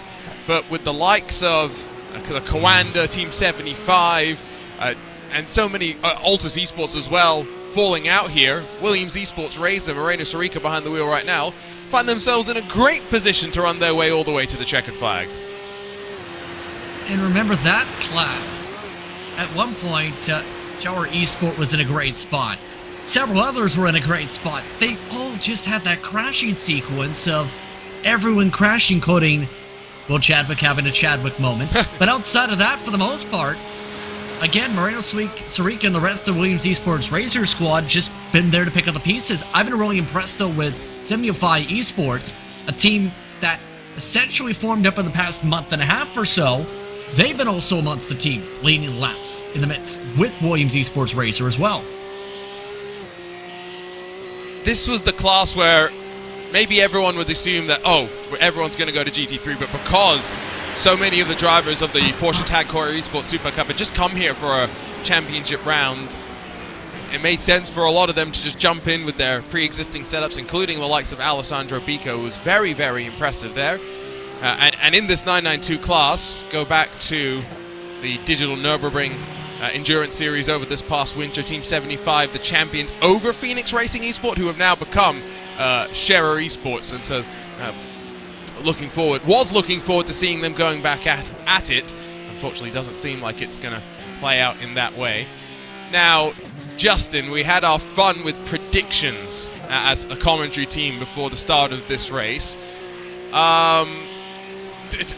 probably don't need to talk about it, but why don't we very quickly have a look at how wrong commentators can truly be? Because let's just start with my picks for an example. Apex out, Coanda out, Urano out, Huizingveld leading, Geodesic out. I'm left with one sole surviving car of my 5 picks. Yeah, I will say the most I've got really is Redline, and that's right up Cam, if anything, looks like the best of scenarios with at least 1, if not 2 possibilities. But that's just been how unpredictable it's been. Thinking Redline because of the past experience, Coanda because it's Coanda. Boy, did that go upside down quick. Maniti because it's a home track and they've done well here in the past. Did that go wrong so quick several times? Picked Impulse because they've usually been good in the touring cars. How goodly that did not work out. And then, of course, that last pick, technically you actually picked that one, because my pick was none of the above, technically, Yes. / other. So I basically used a random number generator and you got Paceworks Esports. They made it actually. They made it the Yeah, they further, made- the least far, rather, of the GR86s, yes. Yes, great pick. I'm sorry. That one you can fully blame on Arjuna. But I'll just say, we first did that at Sebring, and I did very well. I won out of our commentators. I was very happy. I think we're never going to do the segment ever again, given how badly I've done this time around. And just no offense to Paceworks Esports. I know it's an organization that took some time away, came back in 2022, for example. But I remember looking through when you said, okay, time to look at picks. You said, you got Paceworks. I look it up. The main thing that came out was they have their own custom shirts. Nice, so do we. RaceSpot has custom shirts. Also at armor.gg, where I think you can find the Paceworks shirts. By the way, Damien Owen Harris finds his way down to the pit lane, second in the touring car class, and a full 2 minutes behind your race leader. Again, big margins at a track like this. That's a great camera shot. Plenty of darkness. That's a little bit better. Joshua Anderson, your leader in your GT4 class. Now, here's one thing that JP, how much attention have you been paying on social media? Because I've been trying not to pay so much attention recently, but how about you? I'm not sure where this is going, but I've kept some eyes on it. Did you hear the rumbling in Detroit? That I have. iRacing putting out a teaser recently of engine reverberations in the Motor City. All signs pointing the way of a brand new, hopefully LMDH car coming to the iRacing platform in the upcoming couple of weeks, because we're in, week 9 of the official series, or week 10? Which one are we in? It's around that point. I'm looking at that to double check. It's around that point, I can tell you that. But I think some people are going to be happy. Let's put it that way. I have stoked controversy before for my opinions on which LMDH sounds the best. JP, are you particularly opinionated on this? Does it sound like a race car? They all sound like race cars, yes. Do they sound exactly like the real-world race car counterpart? Oh no, I'm just talking about in the real world. What's your favorite? In terms of the favorite sound? Yes, exactly. That comes to mind, I'm thinking more of the Gen 4 Super Speedway package for Cup cars. Okay. I'm talking about the brand new LMDH cars, that's why. Oh. At the top of my head, nothing that stands out. Okay, good. So we won't get you in trouble. I'll be the one that has to stand on the naughty step when it comes to my opinion on engine noises and how turbochargers are not great for engine noises. Anderson through the fun part of the Nordschleife. It looks like he's got some traffic arriving on him with the rear view camera that you can see. It's one of those new additions, advent of technology through motorsports. In the real world, they run software, and that uses AI and whatnot to actually put up a sort of display of where the car is going relative to the driver. We don't get that benefit. We just get the look of a GT3 car stalking behind, but I've really found it interesting when I got to look alongside, as that is your race leader, punched off for a moment. That was one of the Apex cars. So that would have been just What in the world Landis. What in the world was that? I think that's a good question. Yeah, it looked like they were giving plenty of room, and all of a sudden, boom! It's almost like half the track wasn't enough. I feel like maybe that was just the car being scared off a little bit more than anything. Here we go. We'll grab a look at the replay. Pitch black night. But we'll illuminate it a little bit at least. Yeah, there's enough space. Yeah, it looked like they were crowding more the halfway mark. I understand it's a very difficult spot, obviously, to go side by side. But they absolutely wanted that corner. Completely wanted the corner. Yeah, that's through Flans Garden 2 on the run in towards the Stefan Beloff S's. Joshua Anderson survives with about a 3-second time loss. Give and take. I mean, I was talking about this earlier. I think we're a little bit worse in this regard. And this track, usually sim racing, we tend to be a little bit better with the respect shown and how much room we leave when racing side by side. This track, I don't know why. Multi-class traffic management, just a little bit more difficult. A point I was going to say, though, is even with those rear view cameras, JP, when I saw inside of some of these GT3 cars, I was amazed at, for example, that BMW M4 GT3, how big a rear view mirror it's got as well. Yeah, and it's important to be able to see what you have going on behind him, and the size of it is really a big factor of it, because you're constantly going to have to look at it. If it's tiny of a screen, it's going to be very difficult to see. If you have it the size of, well, it's the exact same size as your steering wheel monitor, mind you, it really helps being able to see. The downside is, you can see how pitch black it can get in some parts of the racetrack, technically, for some people, such as the BMW here. That's going to make it even more difficult to be able to size things up. It's only when you see these headlights that really helps out. Now, keep in mind the drivers themselves have a little bit more visibility options in terms of those settings they can utilize for that, and possibly the virtual mirror too on top of that top mirror. But that's all a part of a critical complex of making sure you know where the cars are around and behind you. Because if you don't, that's where you end up getting a bumper or accidentally getting hit over. And so as we head towards the GP section, on board with Steinbrat, and it'll give us a good opportunity to break out our yellow pen tool and show you the rear view mirror. Oh, it's actually, Steinbrat is going to head down towards pit lane, so it might even give us a better chance to showcase this off. So you can see right around here, this is where that rear view camera sits. That's where the screen for it is. And then over here, the stonking big rear view mirror. That you can see the helmet there. Exactly. That's huge. It is very big. It's basically the size of a passenger seat, if technically, you're right.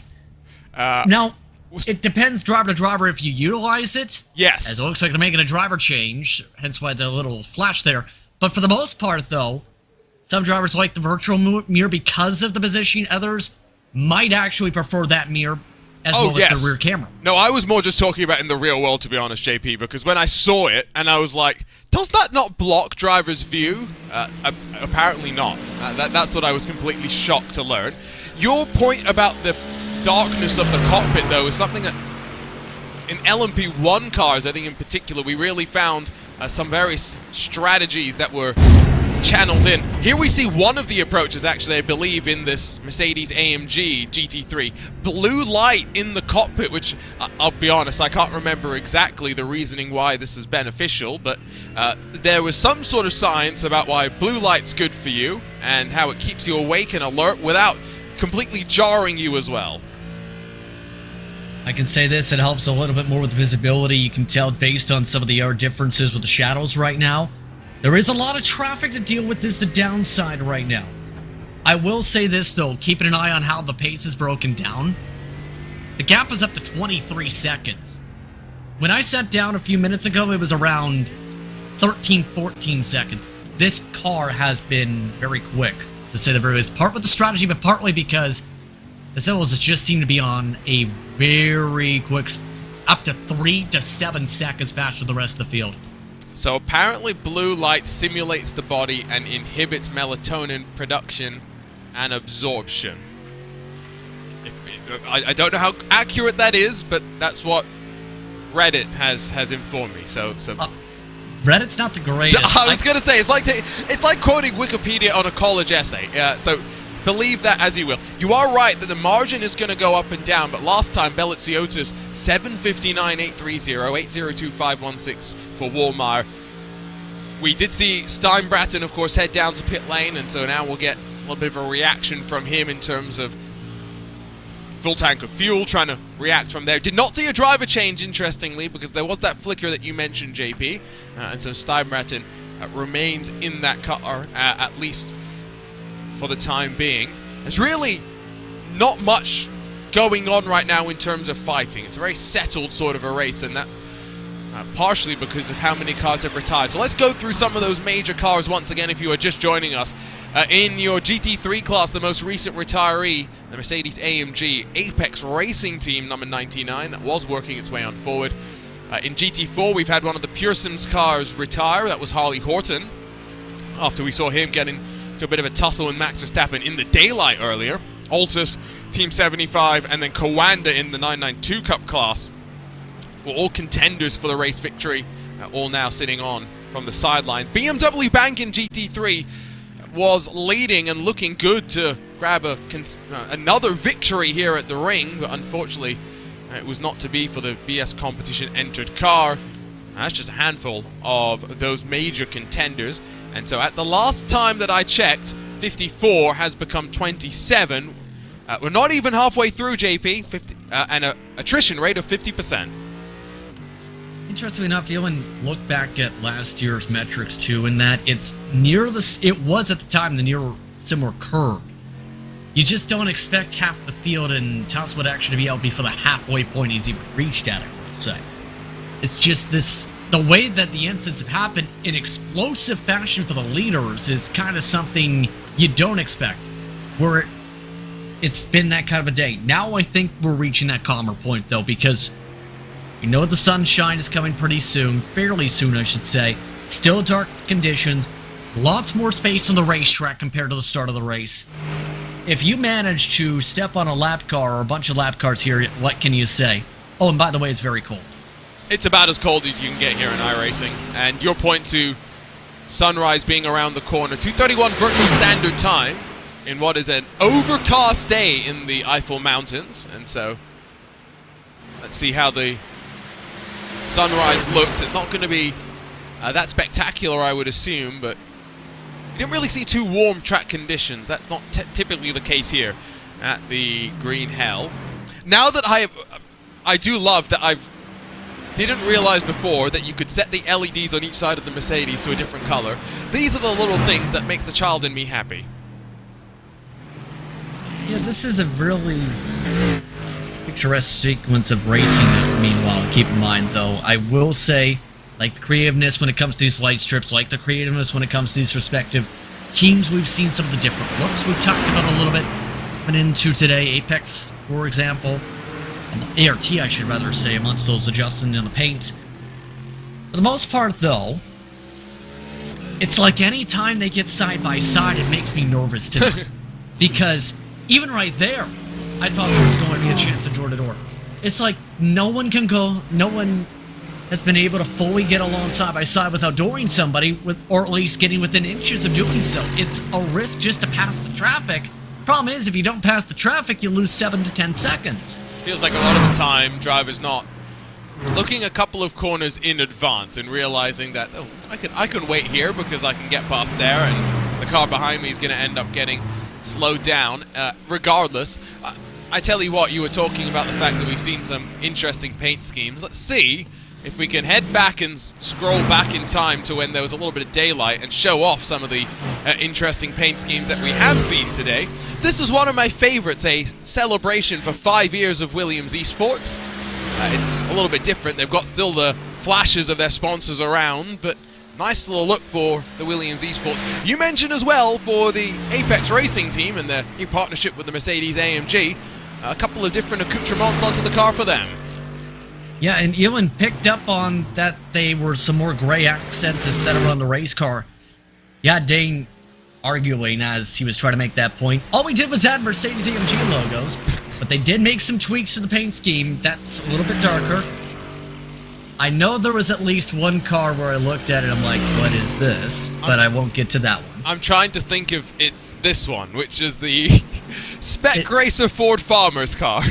It wouldn't be that one. Okay, so it wasn't this one, but this was a great one as well. A bunch of drivers that have made this top split courtesy of iRating farmed in the Spec Racer Ford. So what do? They put their Spec Racer Ford on the side of their car. There's the Race Clutch car alongside as well. It was great to see that livery. One of my favorites, though, is always the green and gold. There's Brabham Esports in their Audi TCR. Yeah, Brabham having a really solid night. One of the best ones I think they've had, in my opinion, on the iRacing side, because they've been bounced around a ton in these endurance races. This is a good jump in performance for them. It is good to see the fact that they have been able to stay out of some of the troubles. Some of the other liveries that have retired, let's go ahead and take a look at them. This is one that I was hoping to see a little bit more in terms of racing from, because unfortunately the Falcon Sim Racing team, powered by Door Esports, a livery that has seen so many laps around the ring in the Porsche in the real world. It only felt right that it would come over to the sim racing world at some point, but they have retired and they will finish down in 10th in class. Tough break to see one of the real world teams have that issue early on, like so many seem to do. I will say there was a tough break too, because there were so many drivers hyped up as well, and not just one of the paint schemes talking about, one of the teams themselves. Michael Polasek was putting around the 24 hours, I believe, for charity as well. Yes. Was the talking. And he ended up only making it about an hour or two. That's a huge blow for Michael Polasek, one of the top drivers in his class. Well, he put it on pole. He was leading in the early stages, and then unfortunately found himself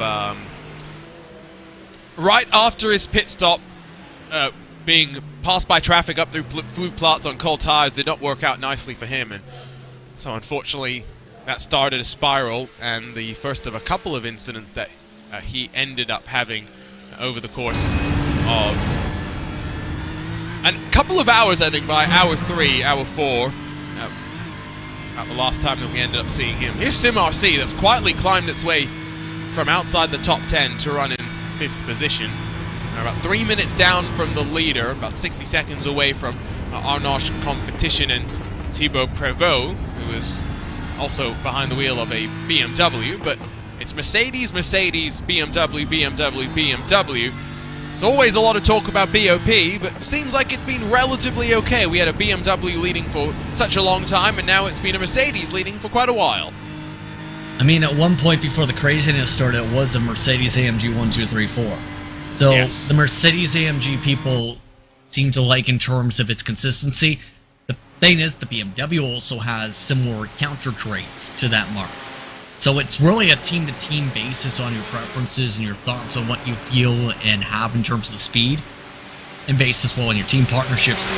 It just so happens that some of the top organizations, Mercedes AMG outside of the red line side, I believe some pit stop sequences are underway, by the way, some of the other classes.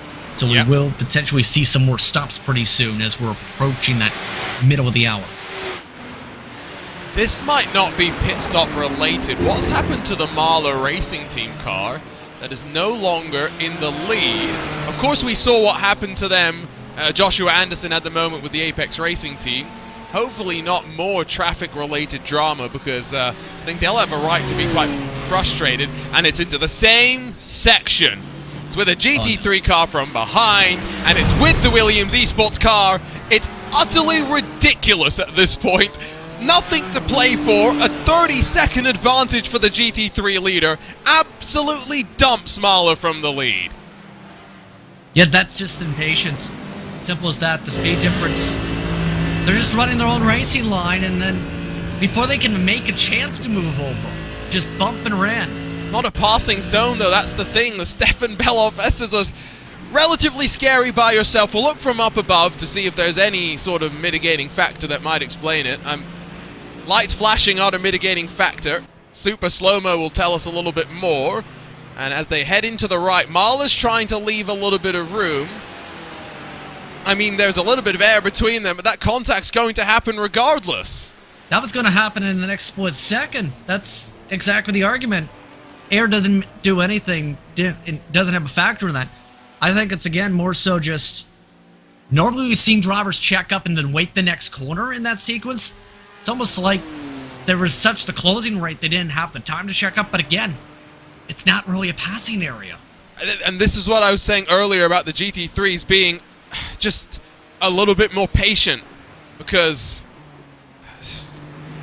the corners come so quick and fast here, and there's so many of them. If you lose time in one, that's fine, just go to the next. Yeah, Mahler are going to be fuming about that one. Absolutely nothing that they realistically could do. It is the Grid and Go esports team that would be delighted on their first outing in a iRacing special event to grab the victory. We'll see how it plays out for them, as Daniel Ferguson in the Pure Sims car has an off, and this seems to be in the GP section. Yeah, that's not a great section to have that happen. I will say it's been a bit of a rough outing for some of these machines in this respective class today. But I will say, I don't think it's a surprise to see some of the speed from GridandGo.com Esports, because one of the drivers in the backing of that is Finn Hassa, who is one of the lead drivers and creators with their current driver behind the wheel. What a way to make a statement as, what a way to make a spin in the middle of the corner. That was weird. Now, that might just be cold tires, because I do believe that Pure Sims had just come out of pit lane. That's the only way it can happen, in my opinion. That's the only way. I have heard the discussion point. I was and I was kind of flip-floppy earlier trying to make sure I was understanding right. The cold tires, it takes a while to warm up. So some of these drivers are taking some time where they are getting quicker on the second stint, some of the sequences, if they elect to go that route. It's just, again, cold tires means very more likely to spin it. So that's the sole surviving Pure Sims Esports Aston Martin as well. I'm not allowed to be biased to Pure Sims Esports. They did send me a t-shirt, so I don't know. They're going well in fourth. Was that biased, Justin? I don't think that's... Good, we're good. Okay. It's okay. If I can't be biased for Pure Sims, I'll just I'll put my BS competition shirt on. If that's not all right, I'll get my Arnage.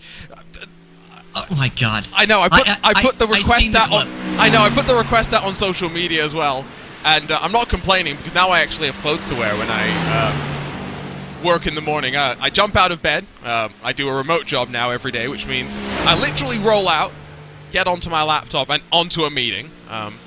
And so I usually wear some sort of sim racing related attire. No one's clocked it just yet, which is going to be fun when someone does ask, what's that shirt that you wear with the zebra on it? Why do you wear that? Oh, you mean the BS competition shirt? There we go. Or the BS competition and Turner Motorsports combo one. I've only got the BS Turner combo one, so if BS competition wants to send me any additional ones, I won't say no. I'm sure at this point BS competition has stopped watching because of the misfortune that's befallen their car. Someone that I don't think is going to get very much attention, just in general, is almost leading by a full lap, is our GR86 leader, Astro Racing VGD. 5 positions up on Pride, pinioned by Schinkenwagen, which is one of the best team names that I've ever seen. But 9 minutes advantage. The GR86 class has been decimated as well by some of the faster classes. Just 3 of them left running. Astro Racing VGD doing what they need to do to stay out of trouble. I mean, there's no other way to put it. It's an organization not too familiar coming into the day. How about a way to put yourself on the radar for what I understand is a Spanish-speaking organization. Been lightning quick has been a major focus.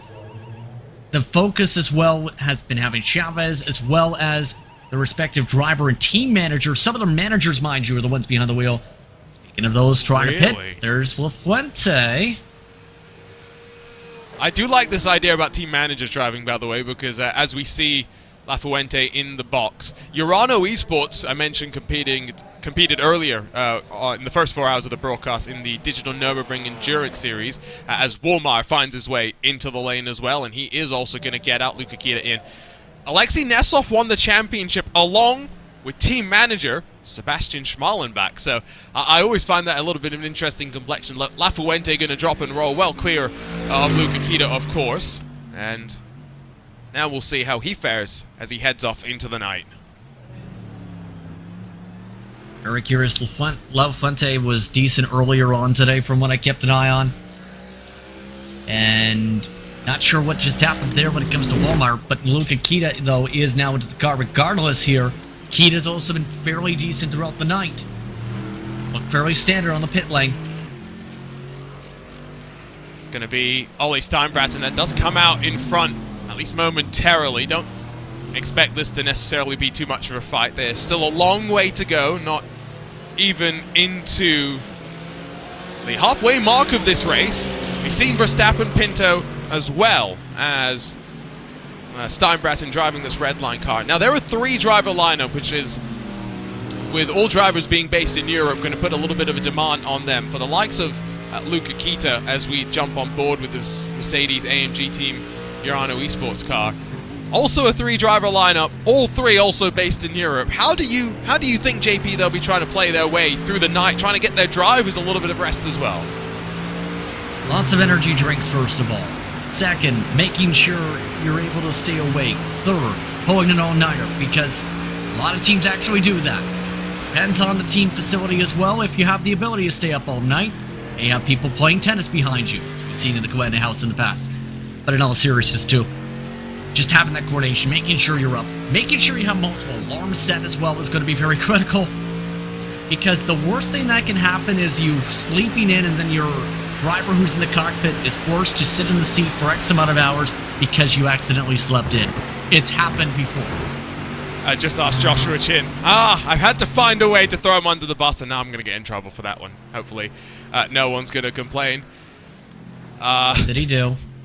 Nothing. Oscar Mangan says when you're working remote, every task is amplified. Opening Jira, sorry, give me 20 minutes. Yes, that is very true.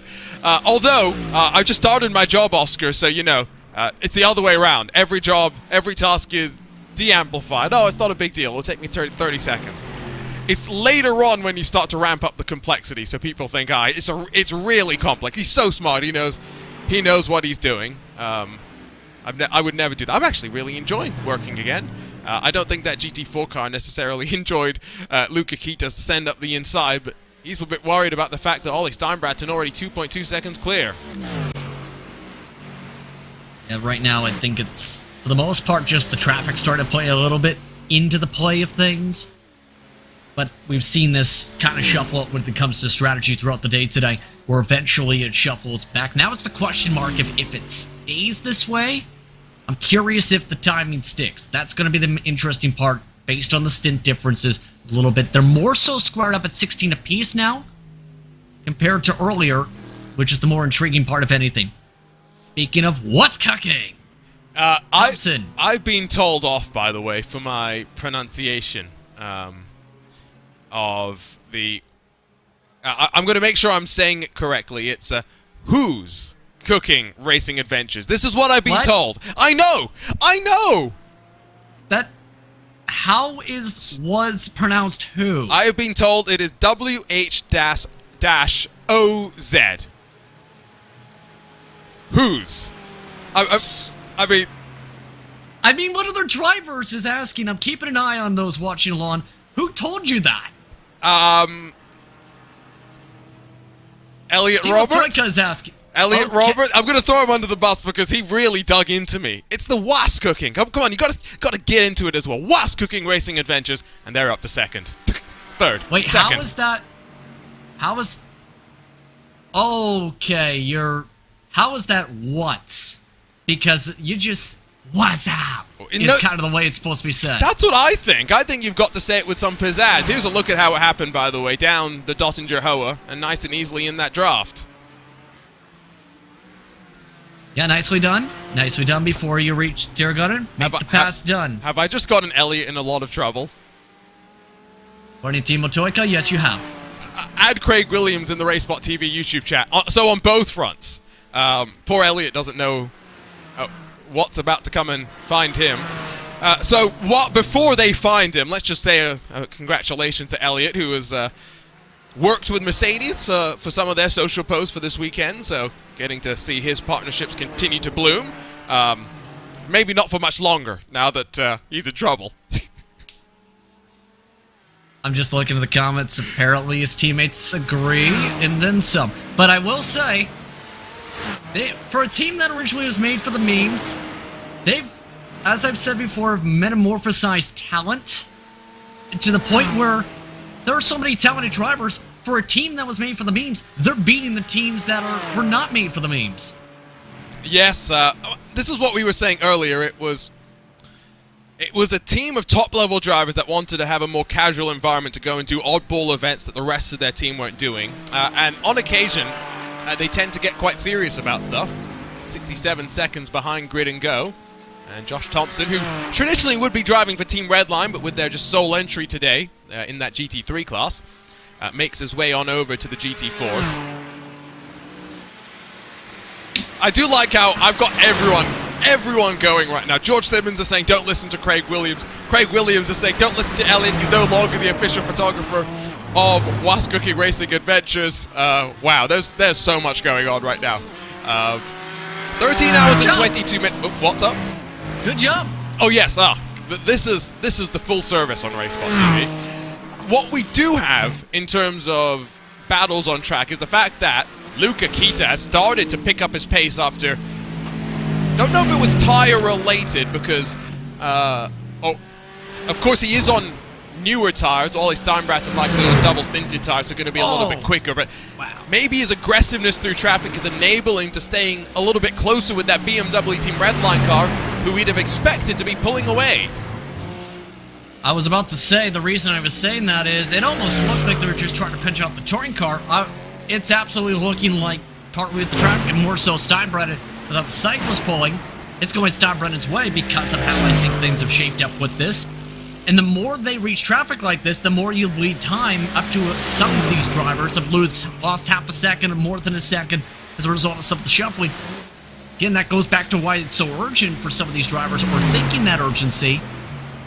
But at the same time, you also need to think big picture of what you said, wait for the next turn, because if you end up pushing and you make the little mistake, or someone makes a mistake, you end up visiting the Armco. Yeah. Let's go back to What's Cooking Racing Adventures just for a moment, because I'm going to pose to you what is potentially the most important question in the world here. And you've got to answer, JP, quickly before chats get their chance to get their own opinions in here. What's in the hospitality tent for What's Cooking Racing Adventures this weekend? That's a good question. Come on. What's in the cooking? Let's see. I'm trying to think. I'm looking at their logo for ideas. Apples, a block of cheese, a pan with some food in, and I don't know what you bring to a cookout. Okay, you're struggling. I think Craig Williams already decided exactly what he wants with his, which is what he calls a parmo. Everyone else probably just calls chicken parmesan or whatever. You mean Parmesan? Parmesan, yeah, sorry, that's what I meant. I've been awake for too long, and I'm going to be awake until the checkered flag, so I'm sure I'm going to slip up and say many a silly things. George Simmons says he's bringing 14 tons of sauerkraut. Vince Cusi says a kitchen and you have to bring the ingredients and cook for yourself. That actually sounds spectacular. Can you imagine the hospitality package that Formula One could sell for What's Cooking Formula One? You can come and cook for the drivers. Get them fueled up and ready to race. Well, I don't even know what to say about that, to be honest. I'm trying to think how logical that would be, as well as how much that would actually theoretically cost. It's a fantastic business idea. I mean, I charge $1,000 per head to cook for the drivers. Exactly. So you're paying to cook for them. I think I've just come up with the next wave of motorsports teams to get rich. You want people to pay to cook for a driver. Am I misunderstanding that? No, you're getting it. I think this only works for What's Cooking Racing Adventures. Let's be real. Oh no, apparently Vince Cusi has had this idea as well, which is a problem. My lawyer will get in touch with yours, Vince, and we'll go from there. Someone saying Chicago deep dish pizza. Jamie Meyer saying plenty of biscuits in air quotes for Mike Spangler, the head chef at What's Cooking, who's not actually here, by the way, because he's got more important things to go and deal with. So that's always interesting. The inter-team dynamics in this Michelin star restaurant. George Simmons correctly says that he's not eating anything that I would cook unless he gets paid. So, yeah, I don't blame him. I mean, you have Crazy Harden from the Twitch side. For those watching on the iRacing social media platforms, thank you once again for tuning in with us. Sponsors should cover the cost. Irish Chef. But that's the thing. What's Cooking is about the people, right? So there are no sponsors. It's just the people. What if they cooked for the people? That's a step. I mean, have you ever seen Craig Williams? He's not going to be the one doing the cooking, unfortunately. Here's a look at what, unfortunately, some drama for the WS Racing Esports GR86. Just getting a bit spooked by Josh Thompson, I believe, in that Porsche that sits second in GT4. Fortunately, no major damage. Not the only car that's had a off-track excursion. One of our surviving touring cars, the Delta V racing car, avoiding action through the Hudson back as Urano Esports worked its way on forward. So, at the very least, the lapped cars survive in these cases, which is good to see. And there goes that menacing figure, as some call. That being his teammates, Josh Thompson to the pit lane. It looks like he is now leaving the car to go out of the darkness Again, Santre Sentes now behind the wheel of that car. Again, like I said, the metamorphosizing talent of Brandon Sentes, that's also a good pickup for him. Yep, Sindre Setsos, who has plenty of experience in real-world racing here at the ring, so that's going to be interesting to see how he gets on. I'm trying to remember what he's going to be racing there this this coming year. It would help if I could spell his name. He is an NLS champion in the real world as well, but brings with him plenty of sim racing accolades. As part of our VRS GT World Championship back in the day, and has done plenty more.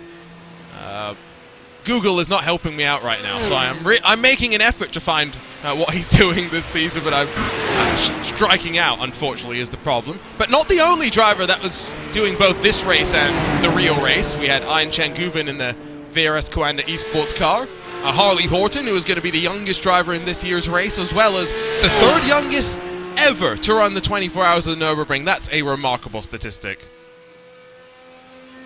And the crazy thing is, I've known him more so as a sim racer because he's been sim racing since 2016, including with teams like Radicals with Core in the past, as recently as a couple years ago, for example. In fact, more of his social media presence has been focused on the sim side, so people overlook that real-world side of things.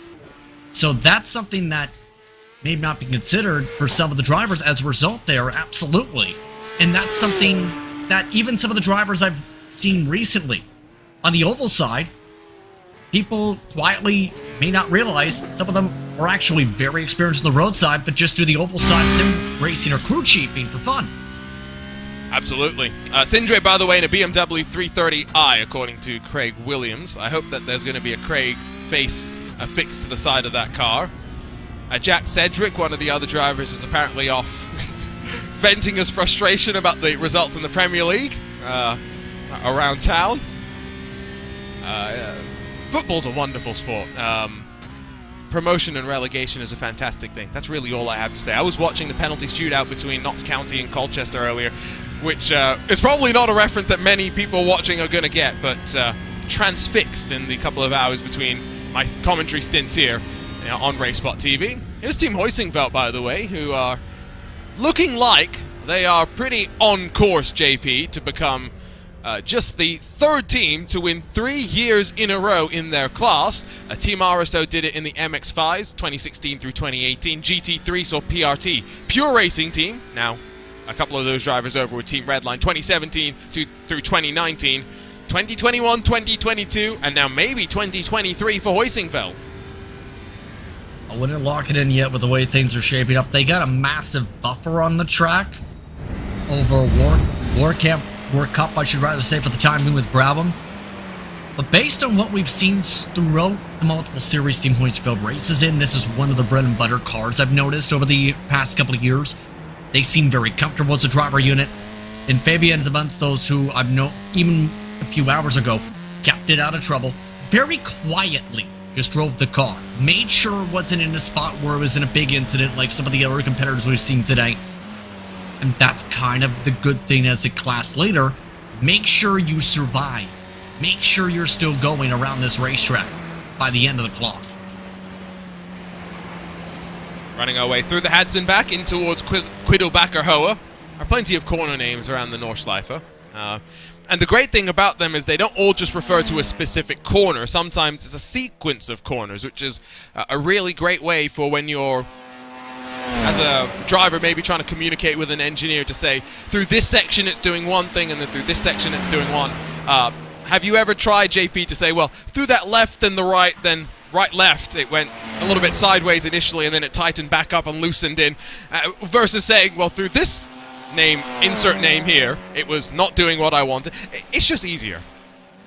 Well, I'm more so in terms of that side of things on the oval side, but it's exactly similar to that. Even on the ovals, because in those cases, remember, in stock car racing in particular, you're trying to build a car for the banking. And some of the tracks, the handling of the corners is much different on corner exit, entry, exit, apex, etc. Remember shouting, for example, in some of the corners several times, feeling things. Okay, the car right now is loose, loose, tight, tight. Now it's a little bit tight, back to loose, loose, loose, back to tight. And then go off how many times I would go tight or loose to help find that true balance in terms of that common thread. And that's the critical part. Find the common thread that gives you the balance in as much as you can through the corners without sacrificing too much speed. Still, the cars working around with pit stop windows just coming to a close in TCR. Still waiting for Karlar in 4th position to be the final car into pit lane. Outside of that, GT3s have just finished up their cycle with a handful of cars onto lap number 2. And a 992. It's a handful of cars that find themselves a handful of laps away, but that's one of the classes with a little bit more split ventures. Our Naj competition, who initially were going a lap longer than the rest of the field and trying to do something different on strategy, make their way down to the lane. Thibaut Prévost will get some additional fuel thrown into that car. You can see behind as well that Ruben Bonga is still sitting in pit lane, but I think that's a sign that JP, that Aston Martin's not rolling back out onto track. It is. It's going to be several laps down, so it'd be more so, do you want to try and finish it out as a team thing, or is the car wounded too much? It could take some time to be able to find out the full answer, and it's really up to not just Bonga, but whoever else is on that team to decide what's the best thing to do. And I've heard that several times, I was about to say. We're listening into the stream side, figure out, okay, why did this car park? Listen to the recap, and they basically say, hey guys, I can't do this anymore, or because of the damage. It depends on if they understand in that circumstance. Here's the thing. The reason that this year might be different on that mark and why they may think of the repair side is teams like this have been involved in major incidents. They're still full. You still have a chance to get a good position class. Yeah, no, that's the thing at the end of the day. As long as your car is drivable, you should head back out there. And right on cue, I think 27 minutes in pit lane, guess who's heading back out? The Bonga drums continue to beat. Marla Racing Team head back out onto the green hell. And still have a chance for a top 5 finish. 2 laps down from Impulse Racing in class. 3 laps down from the leaders. See what they'll be able to do to the end of the race. We're still 13 hours and 10 minutes to go. Again, proper endurance racing spirit. It is what you really enjoy seeing. JP, I just forgot that the last iRacing special event that we had was a brand new one to the calendar. The Road America 500. We threw back to the old IMSA GTP days with the Nissan and the Audi GTO, went to America's National Park of Speed. About 4 hours of racing, a race that drivers could do solo if they wanted to, or in pairs, or maybe even in threes if really desired. It was really fun, but I think the more fun thing was getting something new, or I guess old and new, because we had that on the schedule back in 2017 or so. It was nice to have it back on the calendar. In terms of the older cars, in that regard, if I understood right, yeah, that's the thing. In terms of what happened in terms of Road America you're talking about, for example, in events like that, they have very niche feelings, but also in general. So, but in it, I'm trying to think of what I was about to say, sorry. It's at that point in the night. Yeah. Funny thing is, it's only 7:42 in the evening here, where I'm at. So, what I'm trying to really say is, when it comes to events like Road Americas, for example, I think you're referring to there, Campbell GT community is very tightly knit. It's very closely compact. And the Bonga drums have just stopped hitting to save me. I think, yes, the car may be a bit too much damage than they were hoping for, and so after testing it out on the GP loop, Ruben Bonga brings the Marla Racing Team car back to pit lane, and I think they will indeed now be done for the day. Or night, as it were. And when I say that point of the night, JP, yeah, I know it's 7 p.m.-ish where you are, but you've also been on the broadcast, or you started your broadcast stint a good, 5 hours ago, so it's been dragging on long enough. You've been keeping an eye on things over here in our little corner of the iRacing universe for this weekend, and so everyone can forgive us for being a little bit crazy, because never trust a commentator's math, never trust a commentator in general. Right on board with Luca Kita for a little bit of time as he tries to hunt down Ollie Steinbraten just up the road in that BMW M-Team Redline car. At 6 seconds the margin between the two of them.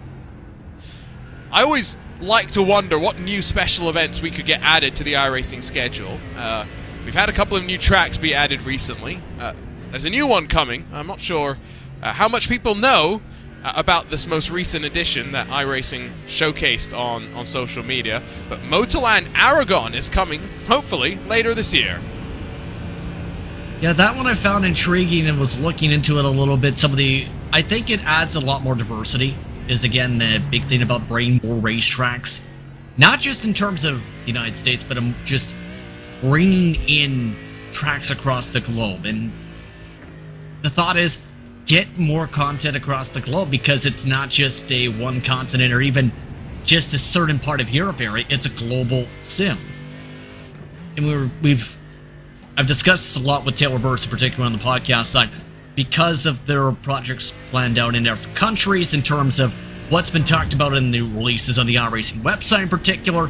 It's becoming more of a global broadening approach to the tracks, which it seems to be more quicker. It's coming that way compared to past years, and I think that's a huge positive to bring more tracks from different countries.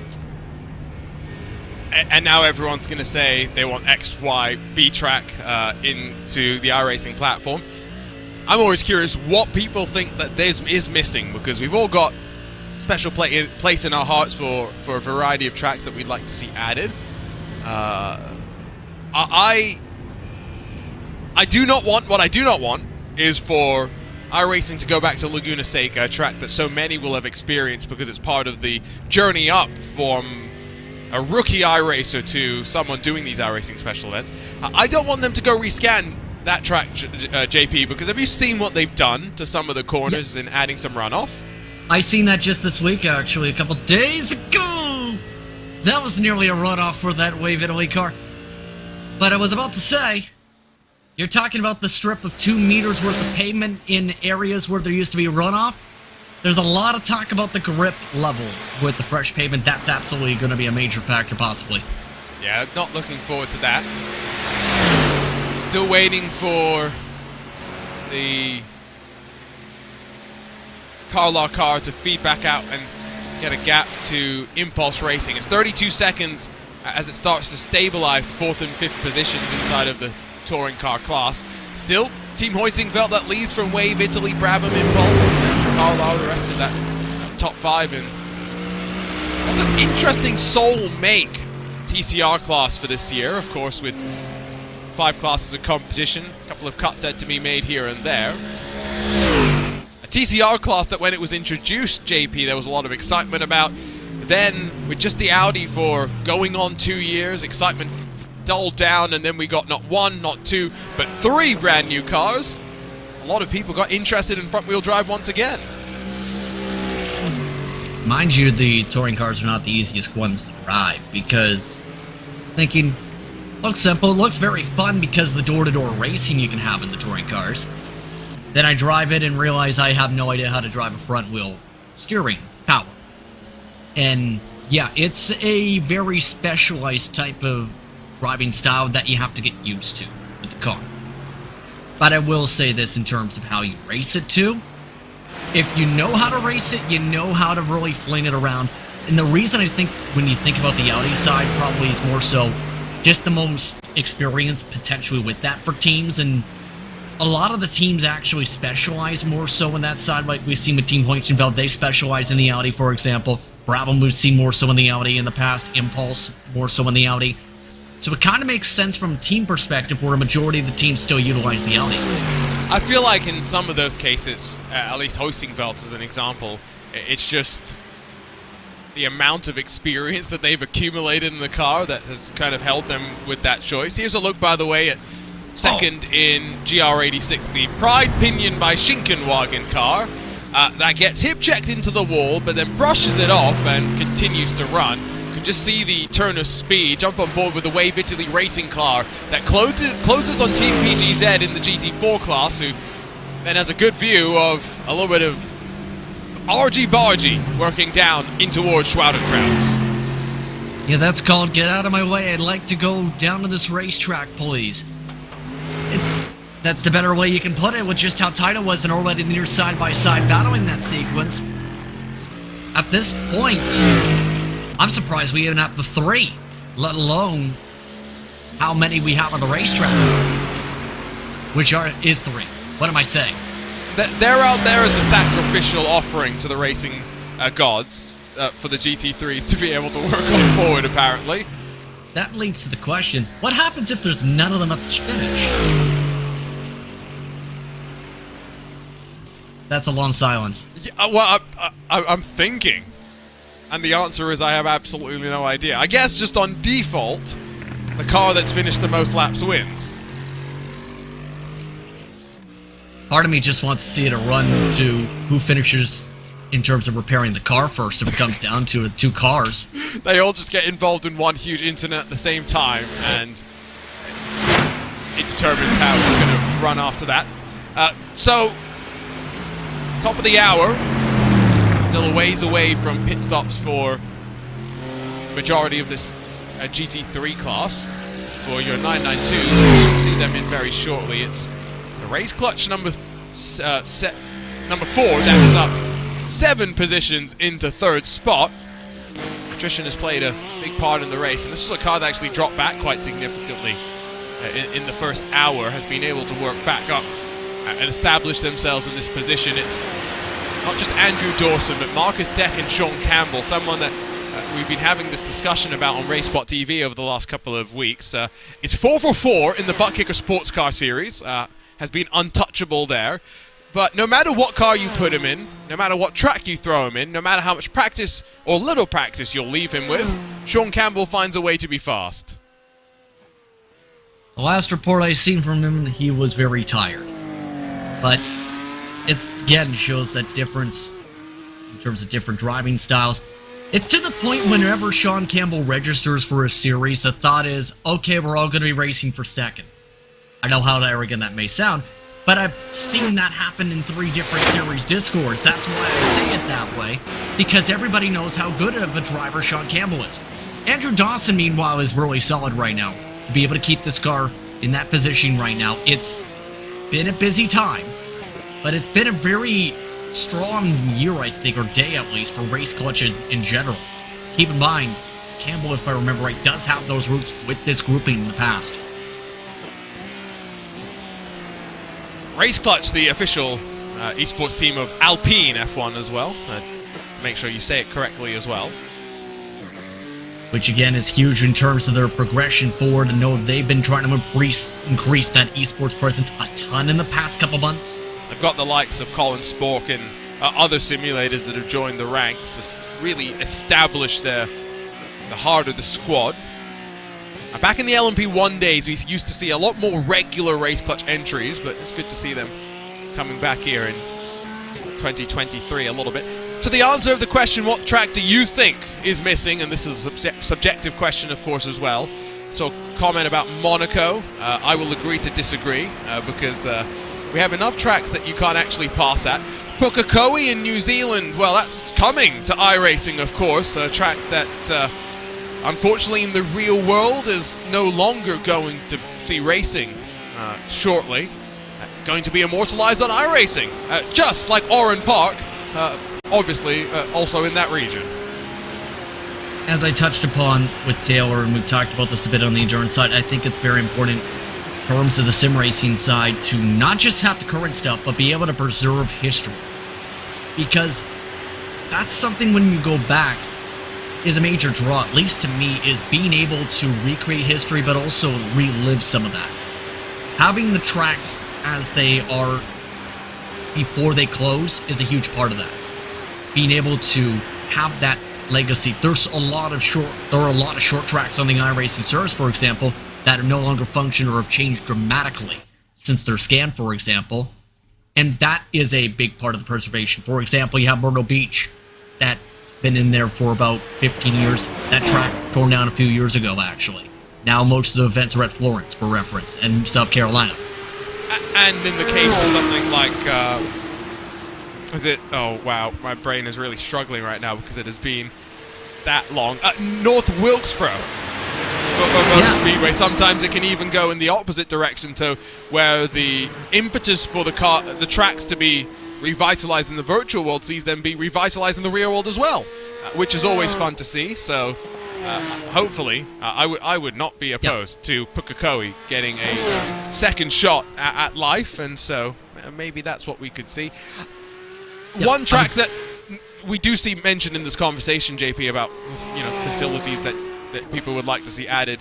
I always think that there are some tracks in the Middle East. I don't think Yas Marina is the track that I would want to get added, but instead Dubai, which is a host for a 24-hour race, a potential site for a endurance event for us, especially with iRacing's partnership with Creventic, who hosts said 24 Hours of Dubai. I think that would be a lot of fun.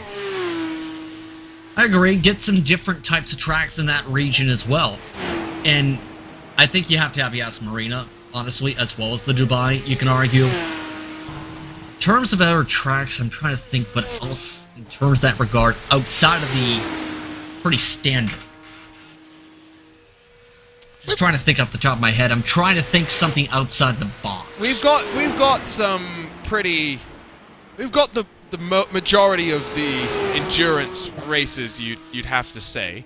I'm trying to think of what is comparable to the Nordschleife as well. I made the comment in a broadcast I did here a couple of weeks ago that there's no real comparison to this facility. You get Pikes Peak, the Isle of Man, in terms of their scale that compare to this, but there's no track that's this long, this old school. People might say, look at Bathurst, but Bathurst is much shorter, and in my opinion, I don't think it's as difficult. I think this is much more difficult, especially once you factor in the traffic. So, in terms of the craziest endurance things that we could do, I don't think there's much more that we could add. Maybe the only thing that we have to do is now, as someone who loves myself a bit of off-road racing, see if we can expand some of that sort of content on iRacing. Chris Leone is very happy hearing me advocate for this, I'm sure. Yeah, I agree. So right now, the one thing I will say I want to touch back on is the North Wilkesboro part, because that point's still been gnawing at me, because, as you may know, they're actually racing the All-Star race there in about a week's time. Yep. So that facility reopened, and I think there's been so much discussion. I think this was kind of the hope from Dale Earnhardt Jr. and the respective group.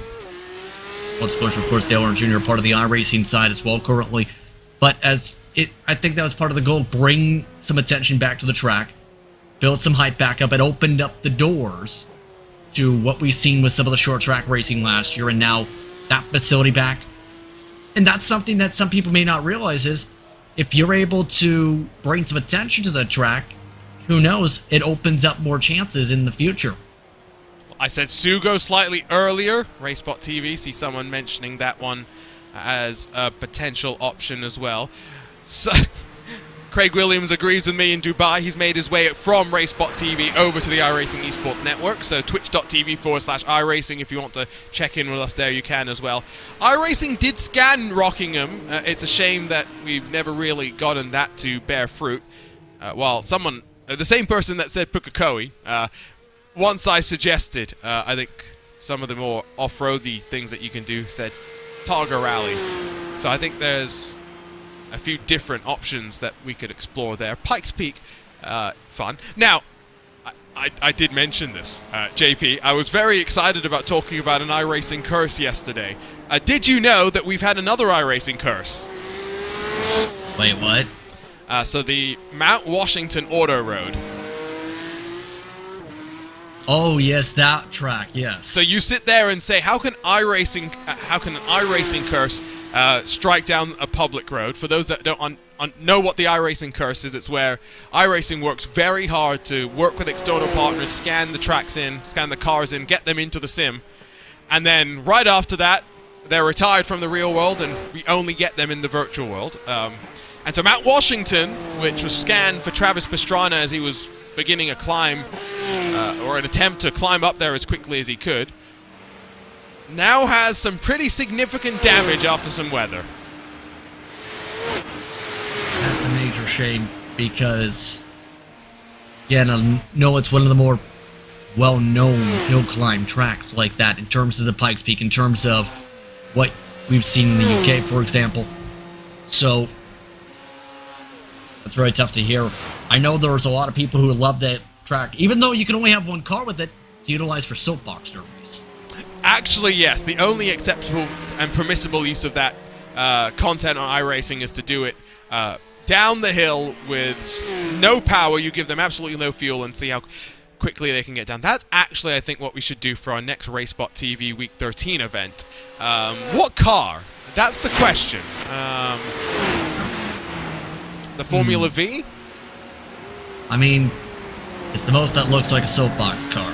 Yeah, but it doesn't seem appropriate. I feel like we got to go full dentist. We'll throw the new LMP3 car that iRacing has teased in. I'm still curious how that's going to play out in terms that I know there's so many memes on that in terms of how many in terms of some of the drivers there. From my room, I've seen though there is some shuffling in the classes and what series they'll be running next year in that car. Still 50 minutes left until the halfway mark of the race.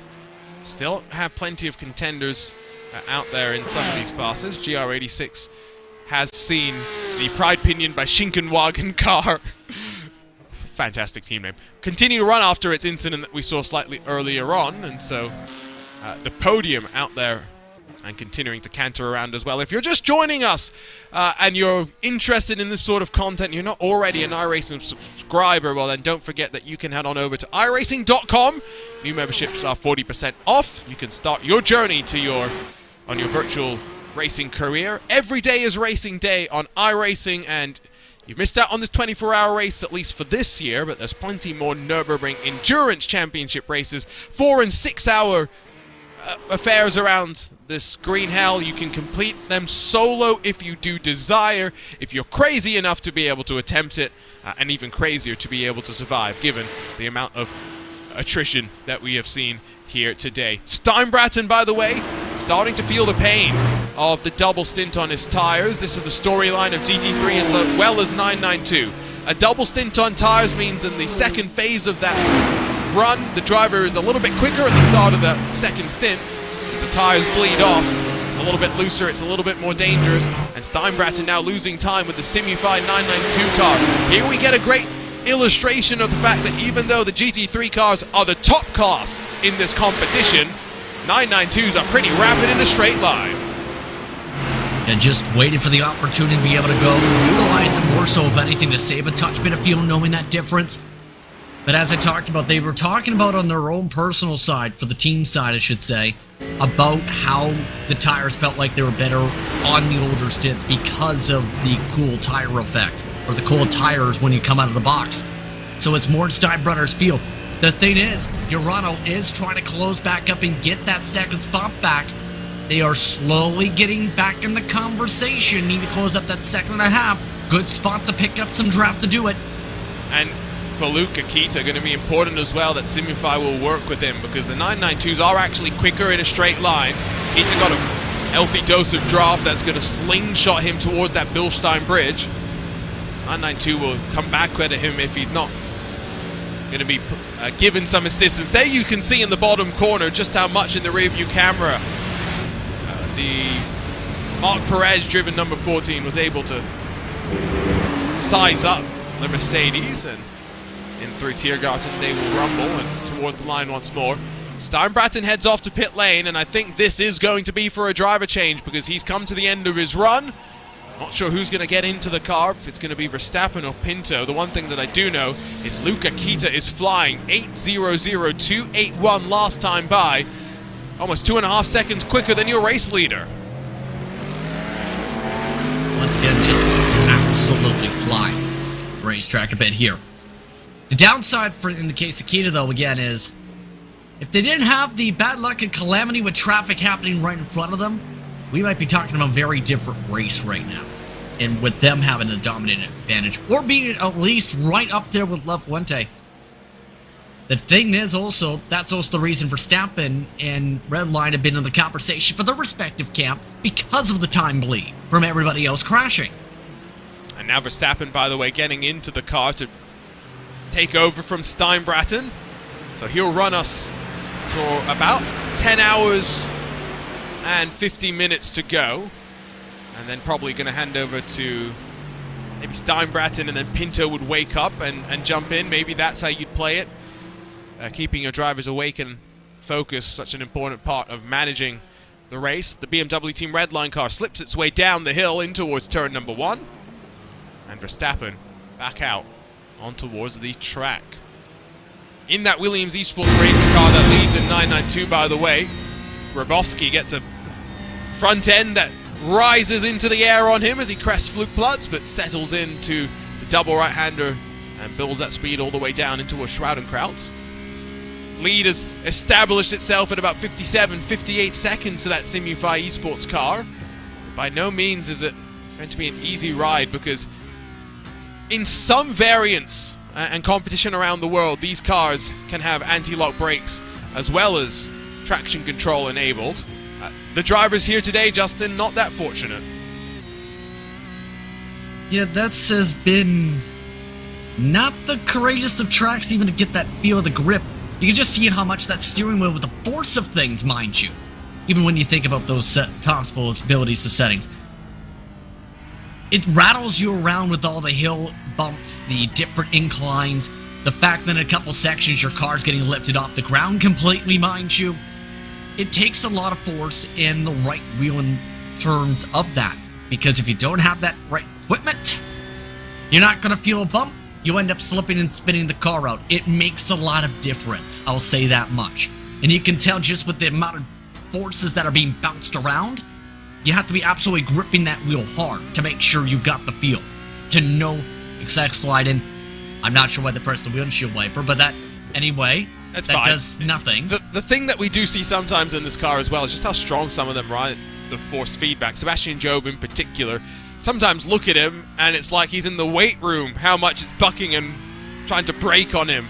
But it's the evolution that we have had in sim racing hardware as well, right? Not just in these direct drive wheelbases, but in the pedal sets as well. That's now, you often see real world pressures being used and calibrated in terms of how much force the drivers end up having to use. And Max Verstappen, of course, found out the hard way that sim racing brake pedals are not bulletproof in the iRacing 24 Hours of Spa back in 2019. Fortunately, it was with, what, a 2-lap lead in the Team Redline car, and so himself, along with Lando Norris, Maximilian Benecke, and I think it would have been Max Weinig, still ended up coming out on top.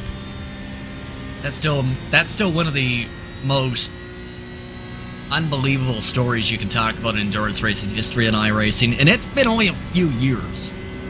I feel old at this point. That was when Max Verstappen had been really going full in on the endurance racing. Same with Lando Norris, coming over from the World Championships in F1 and trying to get more involved in the sim racing side. And I remember watching the stream perspective for the Redline side and watching the broadcast side, looking back and I'm like, how in the world does this all happen? Originally, they thought that on both sides, they were originally missing the corner, almost laughing away, thinking nothing of it, and then all of a sudden, boom, your brake pedal breaks. You don't expect that to happen, and it kind of showed it was a good thing their teammates were there, Lando Norris in that case, because that's when they're like, oh my goodness, he's actually serious, it actually broke. Not sure what's happened to the Brabham Esports car, but we speak of technical gremlins. They were in second and third. They no longer find themselves in that position, and so with no incident that I can pick up afflicting their car, I'm going to have to assume that the racing gods have taken life away from Brabham, who are going to head back out onto track after heading back with a tow to pit lane. Now it scores them still in third position, but I'm not sure that's actually correct. I'm a bit confused myself now because World Cup seemed to be fine. Doesn't even look like it's on cycle here. It's definitely not on cycle. They definitely took a tow back to pit lane. I would assume it's internet related. Jordan Backmeyer was, I believe, in the mid. Yep. Jordan Backmeyer had literally just taken over the car, had completed his first full lap, and internet issues mean that Warcup has to jump back in on short notice after completing what I think was a full triple stint. Once again, I'll say this again. Never leave a driver on their own. Because if you end up doing that and something happens, you're not there to be able to help them and you're scrambling to rush to get the computer on, or you're not finding out until after when they message you, oh hey, my internet just dropped, and you're out by 10-15 minutes. That only seemed to, they in turn only lost about 3 minutes. Actually 5 minutes, I think. It could have been much worse if World Cup went to bed. I think they also towed relatively late into the lap, which seems to have helped them.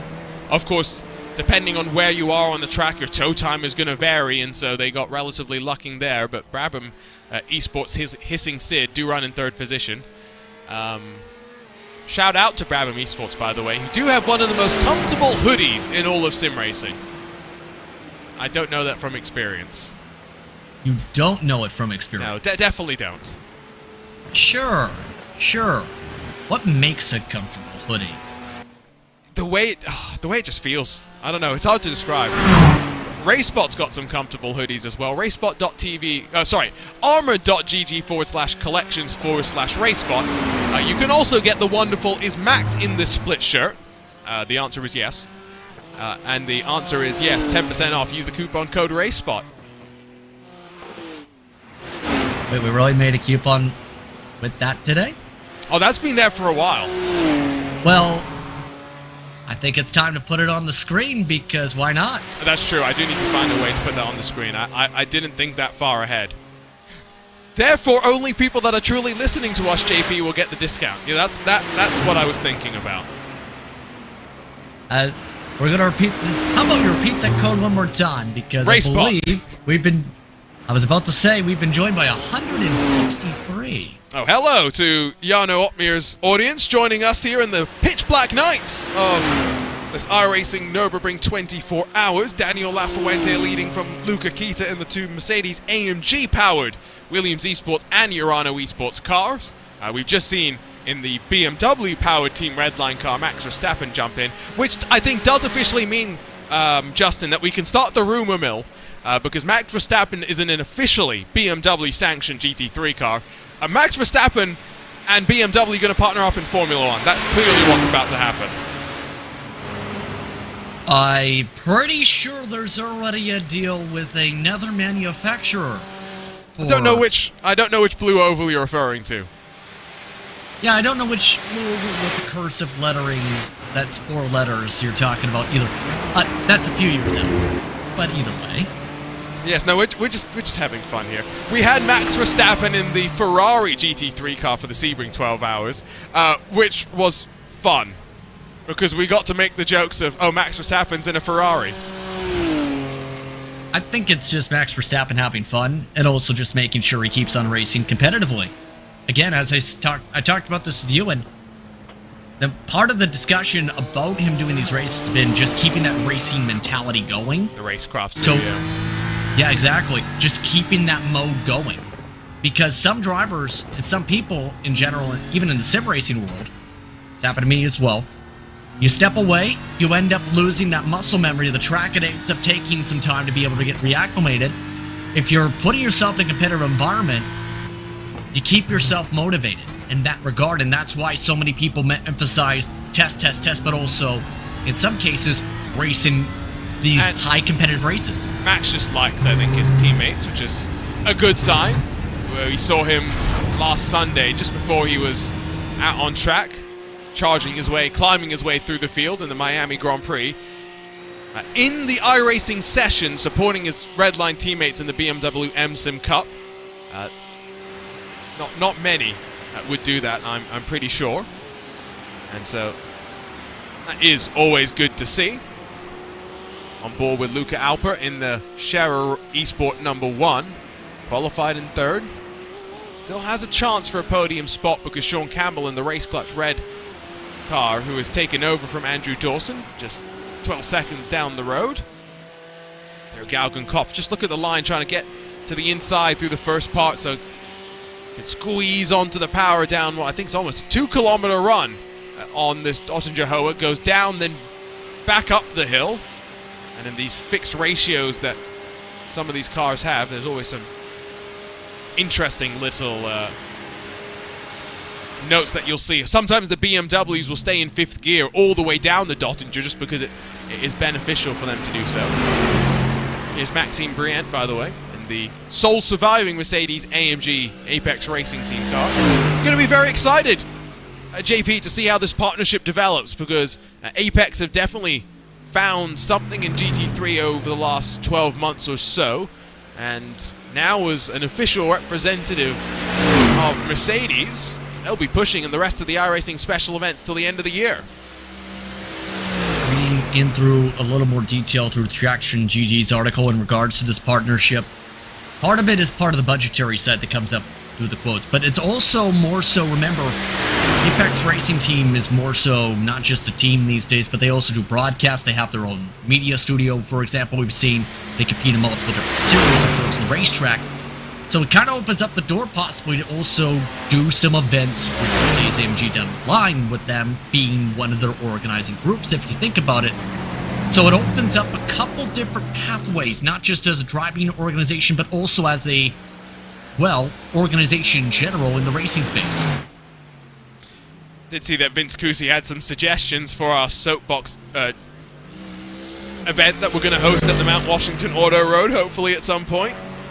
The Formula Ray, the Spec Racer Ford, a car that Ewan O'Leary didn't apparently know what it was, and then the Lotus 49. I think I might be partial to that Lotus 49. That definitely sounds quite interesting. Would be curious to see how that one would play out. In terms of the special events that we've got coming up next, the next special event technically is the Coke 600, the next full-length NASCAR iRacing Series event at the end of the month.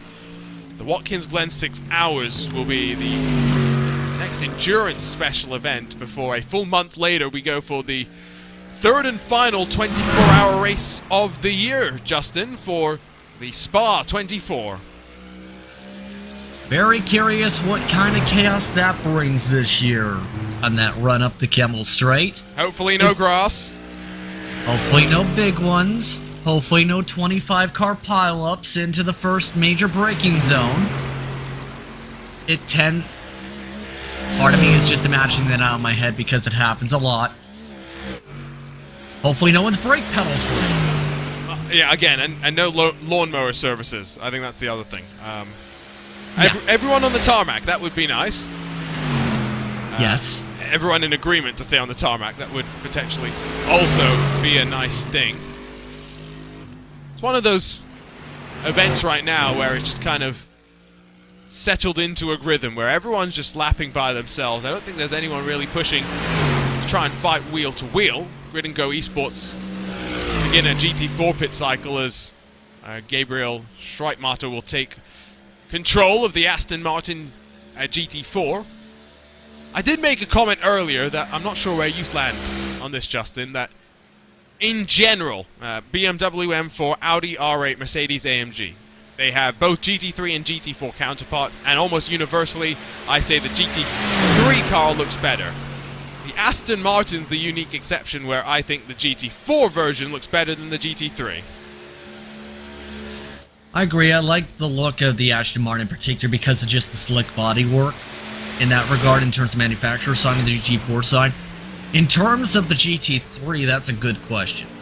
We take a look at Stripe Matter here.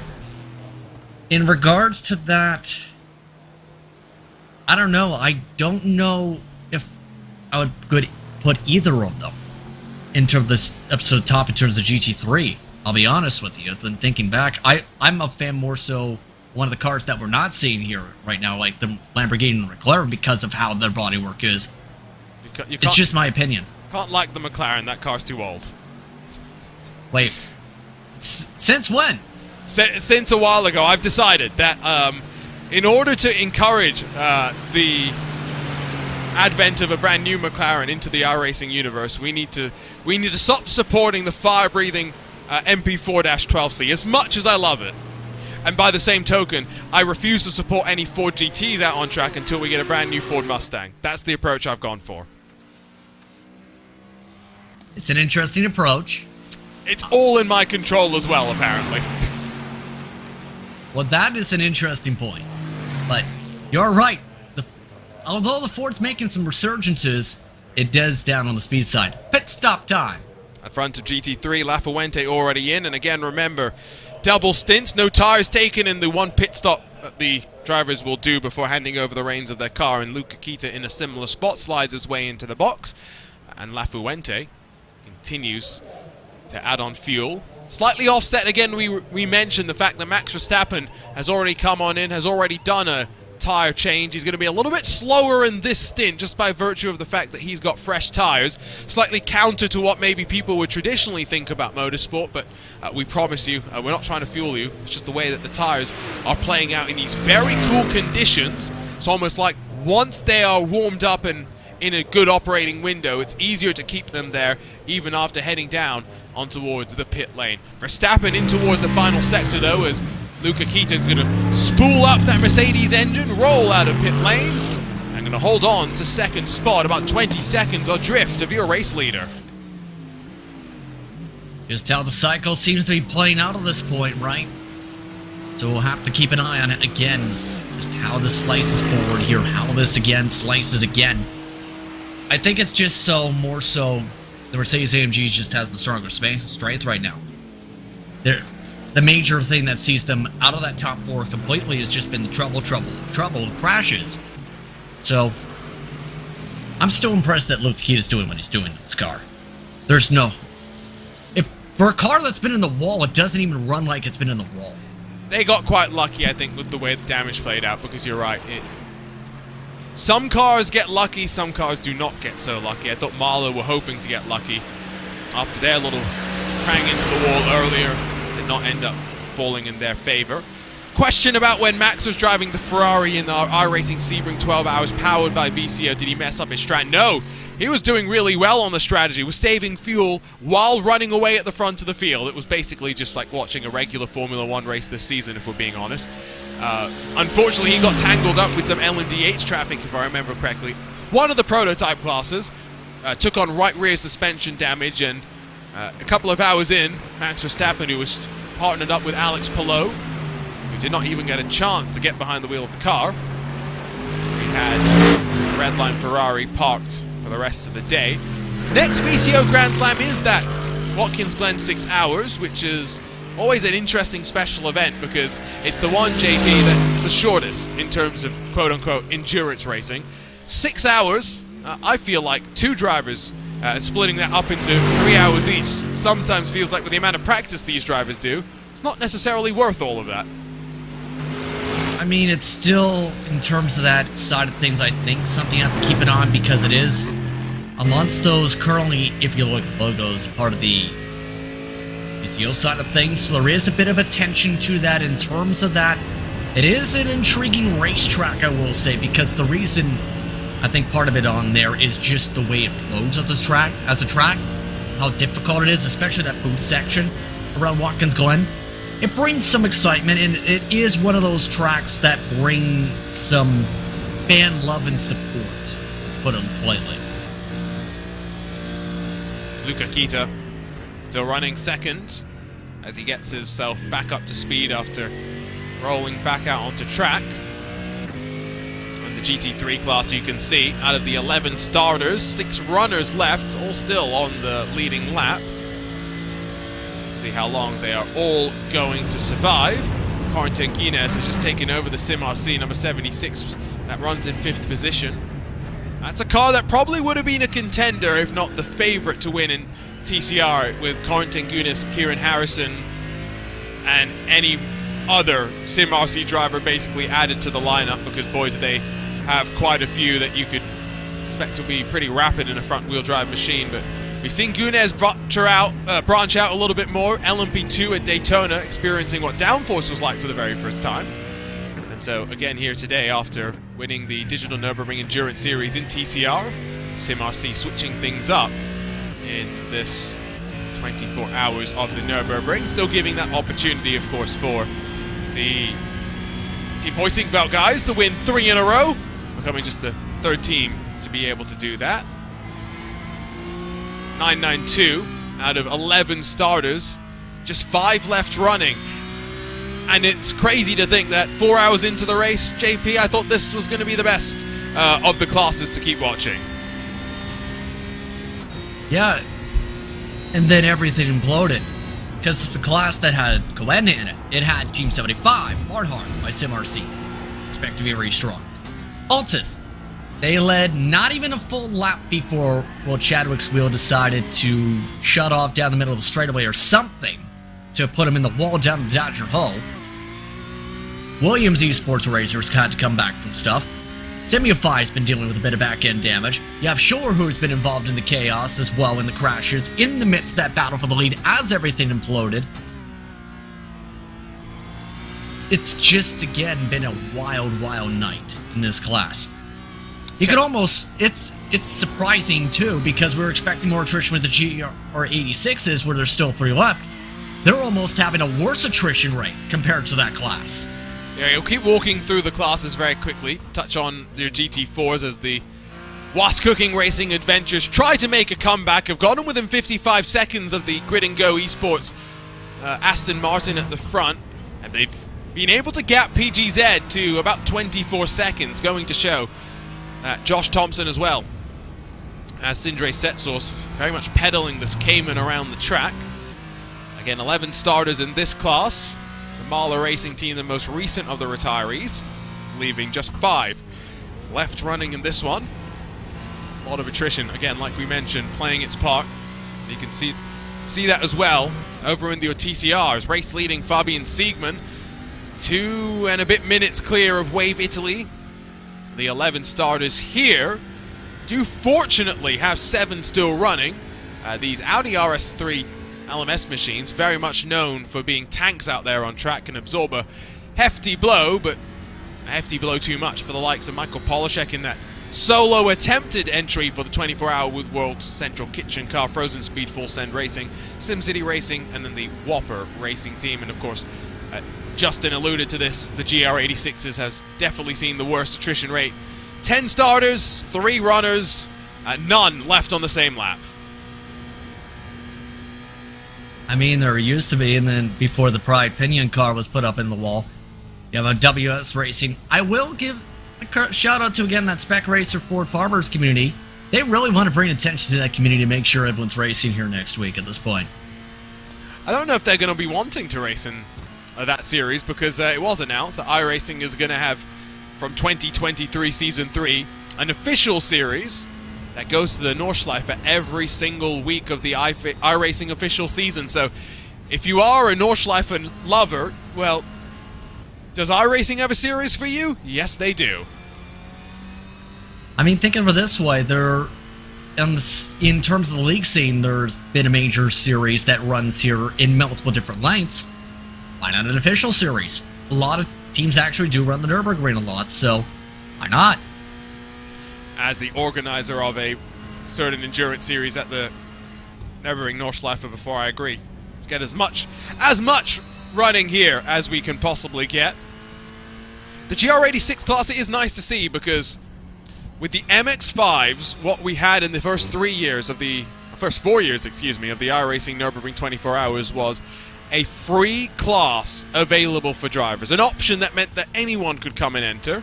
The GR86 has joined iRacing's base content, and so it's nice that once again, no matter where you are on your iRacing journey, not just because we have so many splits of competition, but because we're opening doors by having free content be available in some of these special events, Justin. It's a nice way for people to get their first taste of maybe an endurance special event, but I would also add the caveat to that this is a pretty scary first experience of a special event. I wouldn't want this to be my first special event. I'm wondering about those in the lower splits, how things have fared out, I will say, in terms of those who are in that situation of their first endurance event. Or those joining and then realizing this is 24 hours? So, it's not an easy track, let's put it that way, to run a GR86 in for your first event. And it's usually a type of car, mind you, that is akin to the MX-5, for example, in terms of how it can function, how it races. We've seen that speed overlap, actually, in some of the series in the recent times. It's a car that usually, though, sees the cream rise to the top, where experience in the other car just mentioned pays a lot of dividends, let's put it that way, as well as knowing this track, which is a must, where you must have practiced a fair bit. I think I had, heading out of my quote-unquote racing days before I jumped into the broadcast booth and let dust accumulate on my sim rig, about 1,500 accumulated laps on my VRS data here on iRacing. That doesn't include all the unofficial laps, laps previously on other platforms, etc., etc. Plenty of laps here, and I'm definitely not the most experienced driver around this track, even though I do feel like I've got a decent knowledge. I can definitely pick my way through. What a great shot up through the carousel. Pitch black, dead of night. Only thing we're missing is the spectators adding a bit of ambience, and I mentioned this earlier, the smell of sausages wafting in towards the drivers. That's always an added thing that you don't necessarily have to deal with in the sim racing world. Something especially important at somewhere like here, somewhere like Petit Le Mans, where you have so many campers on the side of the tracks, not far away from where the drivers are blasting past lap after lap. About to say, reviewed this in the past for one of the races too. They actually have a lot of this facility. In fact, live cameras, for example, checked out at the time during the snow time. Just curious in terms of what's around the facility. They also have sim racing facilities here at this racetrack. Now you have, of course, the driving academy and the tourist drives you can do, right? But it's really expanded about what you can actually do here in terms of the entertainment side. Mind you, there's so much talk about the real world event coming up in the next week or so. People seem to forget as well, and next week after that you have classic cars, which, mind you, by the way, is where the Ford's going to be running probably. Okay, I don't care anymore. Sorry. But you can also, it's also the place where trucks race. It's a place where you have concerts at this point. It's a year-round facility, mind you, at this point. As on top of a place where anyone who wants to drive a car fast can go. The best racing that you can get around Monaco right now is not Formula 1. It is the historic racing that breaks out some of the old F1 cars, and it's always fun. Our good friends over at Radio Show Limited, who have contributed to commentary on some of these special events over the years, provide the audio coverage of the event. There's TV angles as well, of course, combined with those words, and it's always great to be able to see those cars back out onto track. Josh Thompson asks, when do you believe in the Was Cooking Racing comeback? I don't think there's actually a question there. When do you believe in the comeback? Can you interpret? The first message from Josh Thompson was cooking up a comeback. Then their driver Sindre set the personal best for the entire car. And then there's that question. So to answer the question, speeds picked up, an 840.6 last time by. Now it's the tough part. 53 seconds you have to close up. So to fully complete the comeback, you basically need to do that the rest of the night. The other thing as well is that they are offset on pit stops, and so we're going to see Setsos in a handful of laps, although, having just said that, Grid and Go Esports, another leader getting tangled up, and it's with Kamil Grabowski, the 992 leader! 992 and GT4 come to blows, and with attrition playing such a big part through the night, how much damage is left on the cars? The Aston Martin straight off into the Armco, it's heading back to pit lane. Grabowski seems to be able to drive away from the scene of the incident. I'm speechless. It's happened again, but with two class leaders. Now, again, who's to blame? That's the question here. Both these classes just basically threw themselves away. I don't even know if you can really what you can say.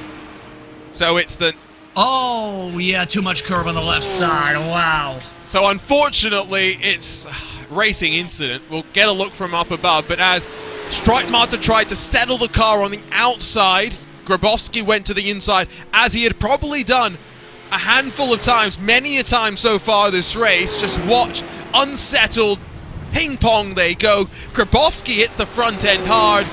It's a little bit more aftermath there, and Grid and Go Esports, I think, just watch the steering.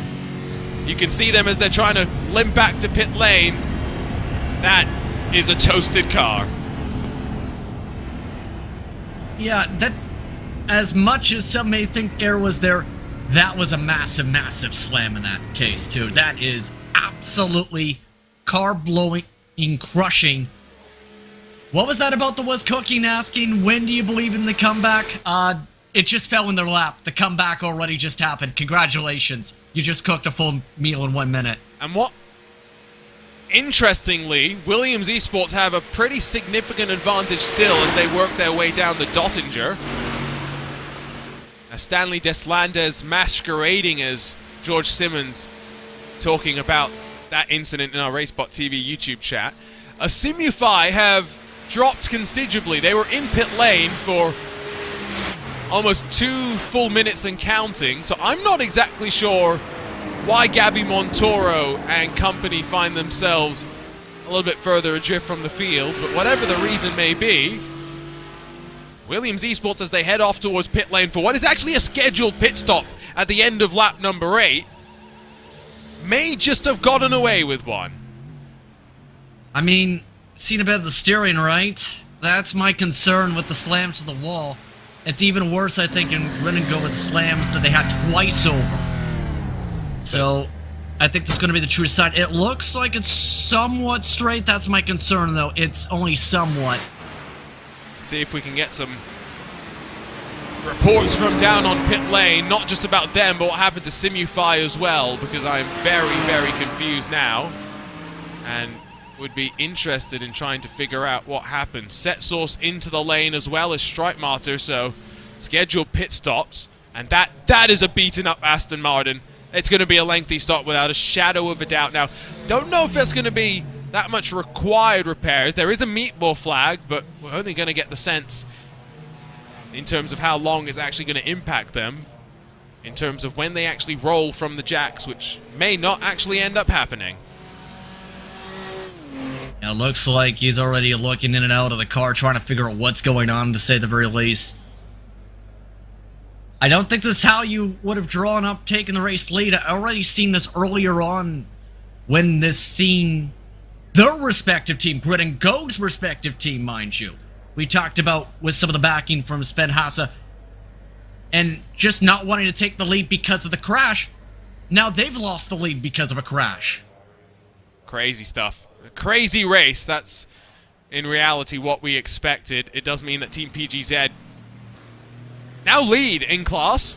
Somewhere Pablo is got a huge smile on his face, but I think realistically it does mean that it is Sindre Set Source. That even though strategy is maybe slightly off sequence to the PGZ Aston Martin, is going to be in the net lead of the race as they roll back out onto track. And we still wait for that GridandGo.com esports car for I think is going to be a while. Should promote maybe Pure Sims Esports up onto the podium. Daniel Ferguson, their own recovery drive going relatively well. Yeah, Williams Esports Razor actually not back out on track. So whatever happened to them, still significant. Yeah, that car's got to be cooked at this point. I was going to say Simufy was in a great spot, but you mentioned the pit stop dealt to themselves. Almost wonder if they thought, we know what just happened, may as well take the extra time a bit. I'm not quite sure. I was about to say that's what I was just remembering, too. They still have a 56-second cushion here, depending on if they can pass by Camille by the time Camille finishes the damage repair. It looks like that's very much often, yes. I was going to say, I wonder if for Camille they're just going to take all the repairs and then head out onto track and see if the car is still in a workable condition. So a new race leader in 2 classes. It's Williams Esports that see Simufy take the top spot in 992. And it's PGZ that are now on top in the GT4 class with another major shake-up. 12 minutes to the top of the hour. Don't forget, we will switch our way on over to part 3 of the YouTube coverage. If you're watching on the iRacing Esports Network uninterrupted coverage, don't need to do a thing. JP will say goodbye to you for, I believe, a couple of hours. Getting to the halfway mark of the race, though, and the drama never ending. It seems like the second things seem to calm down. Something starts getting fried up, and in turn, it fries a few cars up in terms of... I'm trying to make a was cooking pun, but I'm not sure if I'm doing it right. But in all seriousness here, it's just, again, been very typical Nürburgring in part with the attrition rate tonight. A little more aggressive than in past years. And the thing is, usually it's the back of the field that has a lot of this happen. It's the front of the field this year that's the difference. It's everywhere, really, at this point. No one immune from the chaos grenades over at the Nordschleife. Now, these night hours also the most difficult for the drivers, even though, yes, they have a bit more adjustability in terms of they can turn up the monitor brightness, they can play with settings in the sim to try and make it a little bit more visible. But once we get into the daylight, I think it's going to be a lot easier for the drivers. And the more attrition that we have come the sunrise, I always feel like the more aggressive it tends to lend to the driver's attitude. Yeah, I think by the time you reach sunrise at the rate we're going here, some of the drivers are going to be thinking, thank goodness, with some of the visibility signs of what we've seen and how disastrous some of this has been tonight. I think that's going to be the major thing. Get to that point. The problem has been, some drivers have been thinking, well, get back to the track in this case. That's Arnage competition. It's always difficult in the dead of night to try and pick out who is involved in an incident, even with the number boards that GT3 cars do have. Seemingly by himself in through, I believe, the Hudson back, Quiddlebacker Hoa, somewhere around there. We'll take a look at it. The BMW M4 GT3 car. Oh, too much curb. Yep, and already was going around. Once again, curbs, and more curbs. Yeah, just even started to pick up a little bit too much grass. Almost started to show some of the signs right there. And when you get to this point of the race, depending on your stint lane, some drivers may start to see fatigue. It was the ones on the right more so, yeah, that started kicking up by the next left-hander. Yeah. And that's why it's a matter of inches on the line. You miss that inch on the line, you slide up. It's where the experience comes in, knowing which curbs you can really attack, and he hit those curbs just a little bit too hard. Slide through the Hudson pack, you can tend to see a little bit more tentativeness, and a team that was trying to cut out some pit stops in this race find themselves really now outside of a position where they're going to be able to make any sort of advantage come from that. So both Williams Esports Razor and GridandGo.com Esports still in pit lane, unfortunately, and so I think that might be, unfortunately, the two leading cars in class finding themselves watching on. It promotes not just Simufy up to the lead of 992, it promotes Sean Campbell in that race clutch entry up to second. Only 53 seconds off the back of Simufy. Still haven't quite pieced together what issue they had that's led them to have their really slow pit stop, but regardless, it gave them a bit of a buffer. It's not much of a buffer, especially knowing that Scherer Esports only 5 seconds further back. I still think there's a lot that can happen in this respective class, because the second things seem to look safe, things fall apart. Like, my goodness. The way things have played out here, look at Alpert, has had to come back from a massive crash and significant front-end damage, and he still has a chance to podium here, and if not second, if he closes up this gap a little bit. Again, the fear's got to be, and you can see he's already learned the lesson. Wait till you find the spot for the touring car based on the experiences today. This is just his experience with this track, because he doesn't even force the issue into Wersiphon. Second place in the Digital Nürburgring Endurance Series this past winter, where formerly Phoenix Racing Esport, now Scherer Esport, and so Luca Alpert works on past. Did forget because of the team name change and the new paint scheme as well. Just what a fun campaign that they had in their championship fight against Team 75 Bernard by SimRC. And regardless of where they finish, I think they should be quite happy with the fight back that they've been able to display in the race so far. Checking back in with GT3, by the way, with Verstappen closing in on the end of his pit stop window onto lap 5, about to tick on to lap number 6.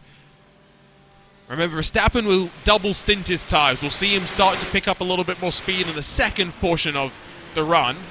Did an 8:02, 8:79 last time by. 7:59, 7:72 for the Urano eSport car that runs in second. That was the fastest on the track last time.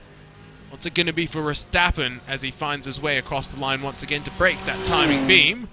It's going to be another 8:02, so it's consistency, but this is the swings and roundabout that we've been talking about with these offset cycles, JP. The fact that for 1 hour, it's going to be the two Mercedes on the charge, and then the following hour, it's Verstappen and the BMW Redline crew on the charge, and it's only in that final hour that we'll know if the potential extra tire change that Redline are going to make is really going to be worth it. And that is my huge question right now. They've got the fastest lap in the entire race because Max Verstappen things. My tough thing here in all this is that difference going to be enough to be a 40-second close-up? I don't know if that's going to be here at this point. Still a long way to go. 5 minutes to go before the top of the hour. Just a reminder again, part 3 about to start on our RaceSpotTV YouTube, so do remember to come and jump onto there, because if you're watching on part 2 in a couple of minutes time, well, you won't be anymore. Links going into chat. iRacing Esports Network, if you're watching on RaceSpotTV, on twitch.tv/iRacing, don't go anywhere. Uninterrupted coverage is going to continue as Justin will take a couple of hours away and Lorenzo Bonder steps back in to the commentary booth. Now, Justin, I think your next stint in the commentary booth is going to be your last one, correct? That's correct. That is with David.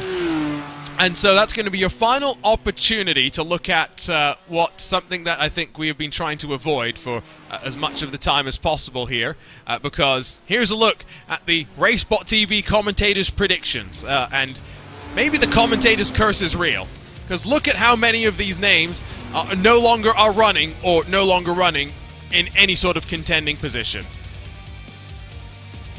I mean, at this point, the best bet is Zach, because Sean Campbell's on in the podium spots. You have PGZ doing well because they've had some good runs.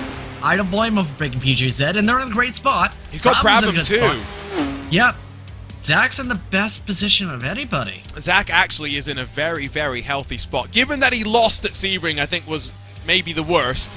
It's only fair that he's going to turn it around and potentially be the best. Geodesic was a popular choice in GR86, so that didn't go well. Hoising Velt, popular in TCR, I think that's working universally. GT4, I think we all kind of were unsure, as we were about Porsche and GT3, even though we did end up with a little bit more stability here. No Lorenzo Bonder, no Iku Maricalo. Those were two of our team for today that we did not get picks from in time for this graphic. We wanted to make sure it was fair. We couldn't get the predictions done after the race already started. That would be nonsense at the end of the day. What I was going to say, though, not only is that going to be a last chance for predictions, but I always feel like it's an interesting time to leave a 24-hour endurance race, Justin, because you'll rejoin with, 10 hours left in the race. You'll leave with 8 hours. The final third, the sun's starting to come up. You'll get a sense for where things are sitting, but you won't know how they'll finish, what incidents lie between the drivers and the checkered flag, and what strategy twists the drivers will end up entailing. And not only that, just seeing how the differences play out in terms of those track conditions, how these teams adapt once it gets back to the hotter conditions, because you finish up the closing stages more so in the sunshine, compared to some of the others where you finish up in the early to late morning. There's so much focus in the past over these nighttime conditions. Now, in terms of this, are You're going to focus more on those closing stages or towards this point and sacrifice a little of the speed. We're going to see some of those testing marks, I think, that really come into play. And also some of the fatigue levels, I think, for some of those drivers who may be pulling the all-nighters really going to come in. You want to know how much some of these drivers are pushing? Look no further than Luca Kita in the Mercedes AMG Team Urano esports car. Out of Bergwerk, one of the most important corners on the track. Onto the curb, straddles the grass, almost into the wall. Still powers his way up the hill in towards the Moot Curve. Don't even know if they really lifted too much. You just rolled a bit off the throttle, made sure you didn't hit the wall, keep on going. Just take the 1X, I guess. I'm always amazed at how in control they look, even when I'm sure they're panicking internally, going, no, be back under control, be back under control. Fortunately, didn't end too badly. You'll notice on the front end of Daniel Ferguson's car, that's what we call damage in the business. That's a fair bit of damage. Can you draw 2 circles? You want to just make doubly sure. No, it's... There we half attempted. There we go. I meant the one to the right, but that works. Thank you. Okay. That's not... Thank you. I hate it. I'm joking. There we go. I double circled both of them for you as well. Perfect. Now we're quadruply able to see it. It's a powerful tool, the yellow pen, and so you've got to trust it wisely. Yes, getting to the halfway point of the race. Why don't we give a quick recap of your leaders before we step aside for a quick RaceSpotTV fan immersion to jump on to part 2 of the broadcast. It is Daniel Lafuente that leads in the GT3s. He's 19 seconds clear of Luca Kita, while Simufy Esports have just grabbed control of 992. With the 992 leader and GT4 leaders getting tangled with each other. It's allowed Race Clutch and then Scherer Esports to jump onto the podium in 992. Meanwhile, in the GT4s, we are seeing the slowly charging Sindre Setsol's Was Cooking Racing Adventures 969 trying to hunt down Team PGZ at the front, while in the touring cars.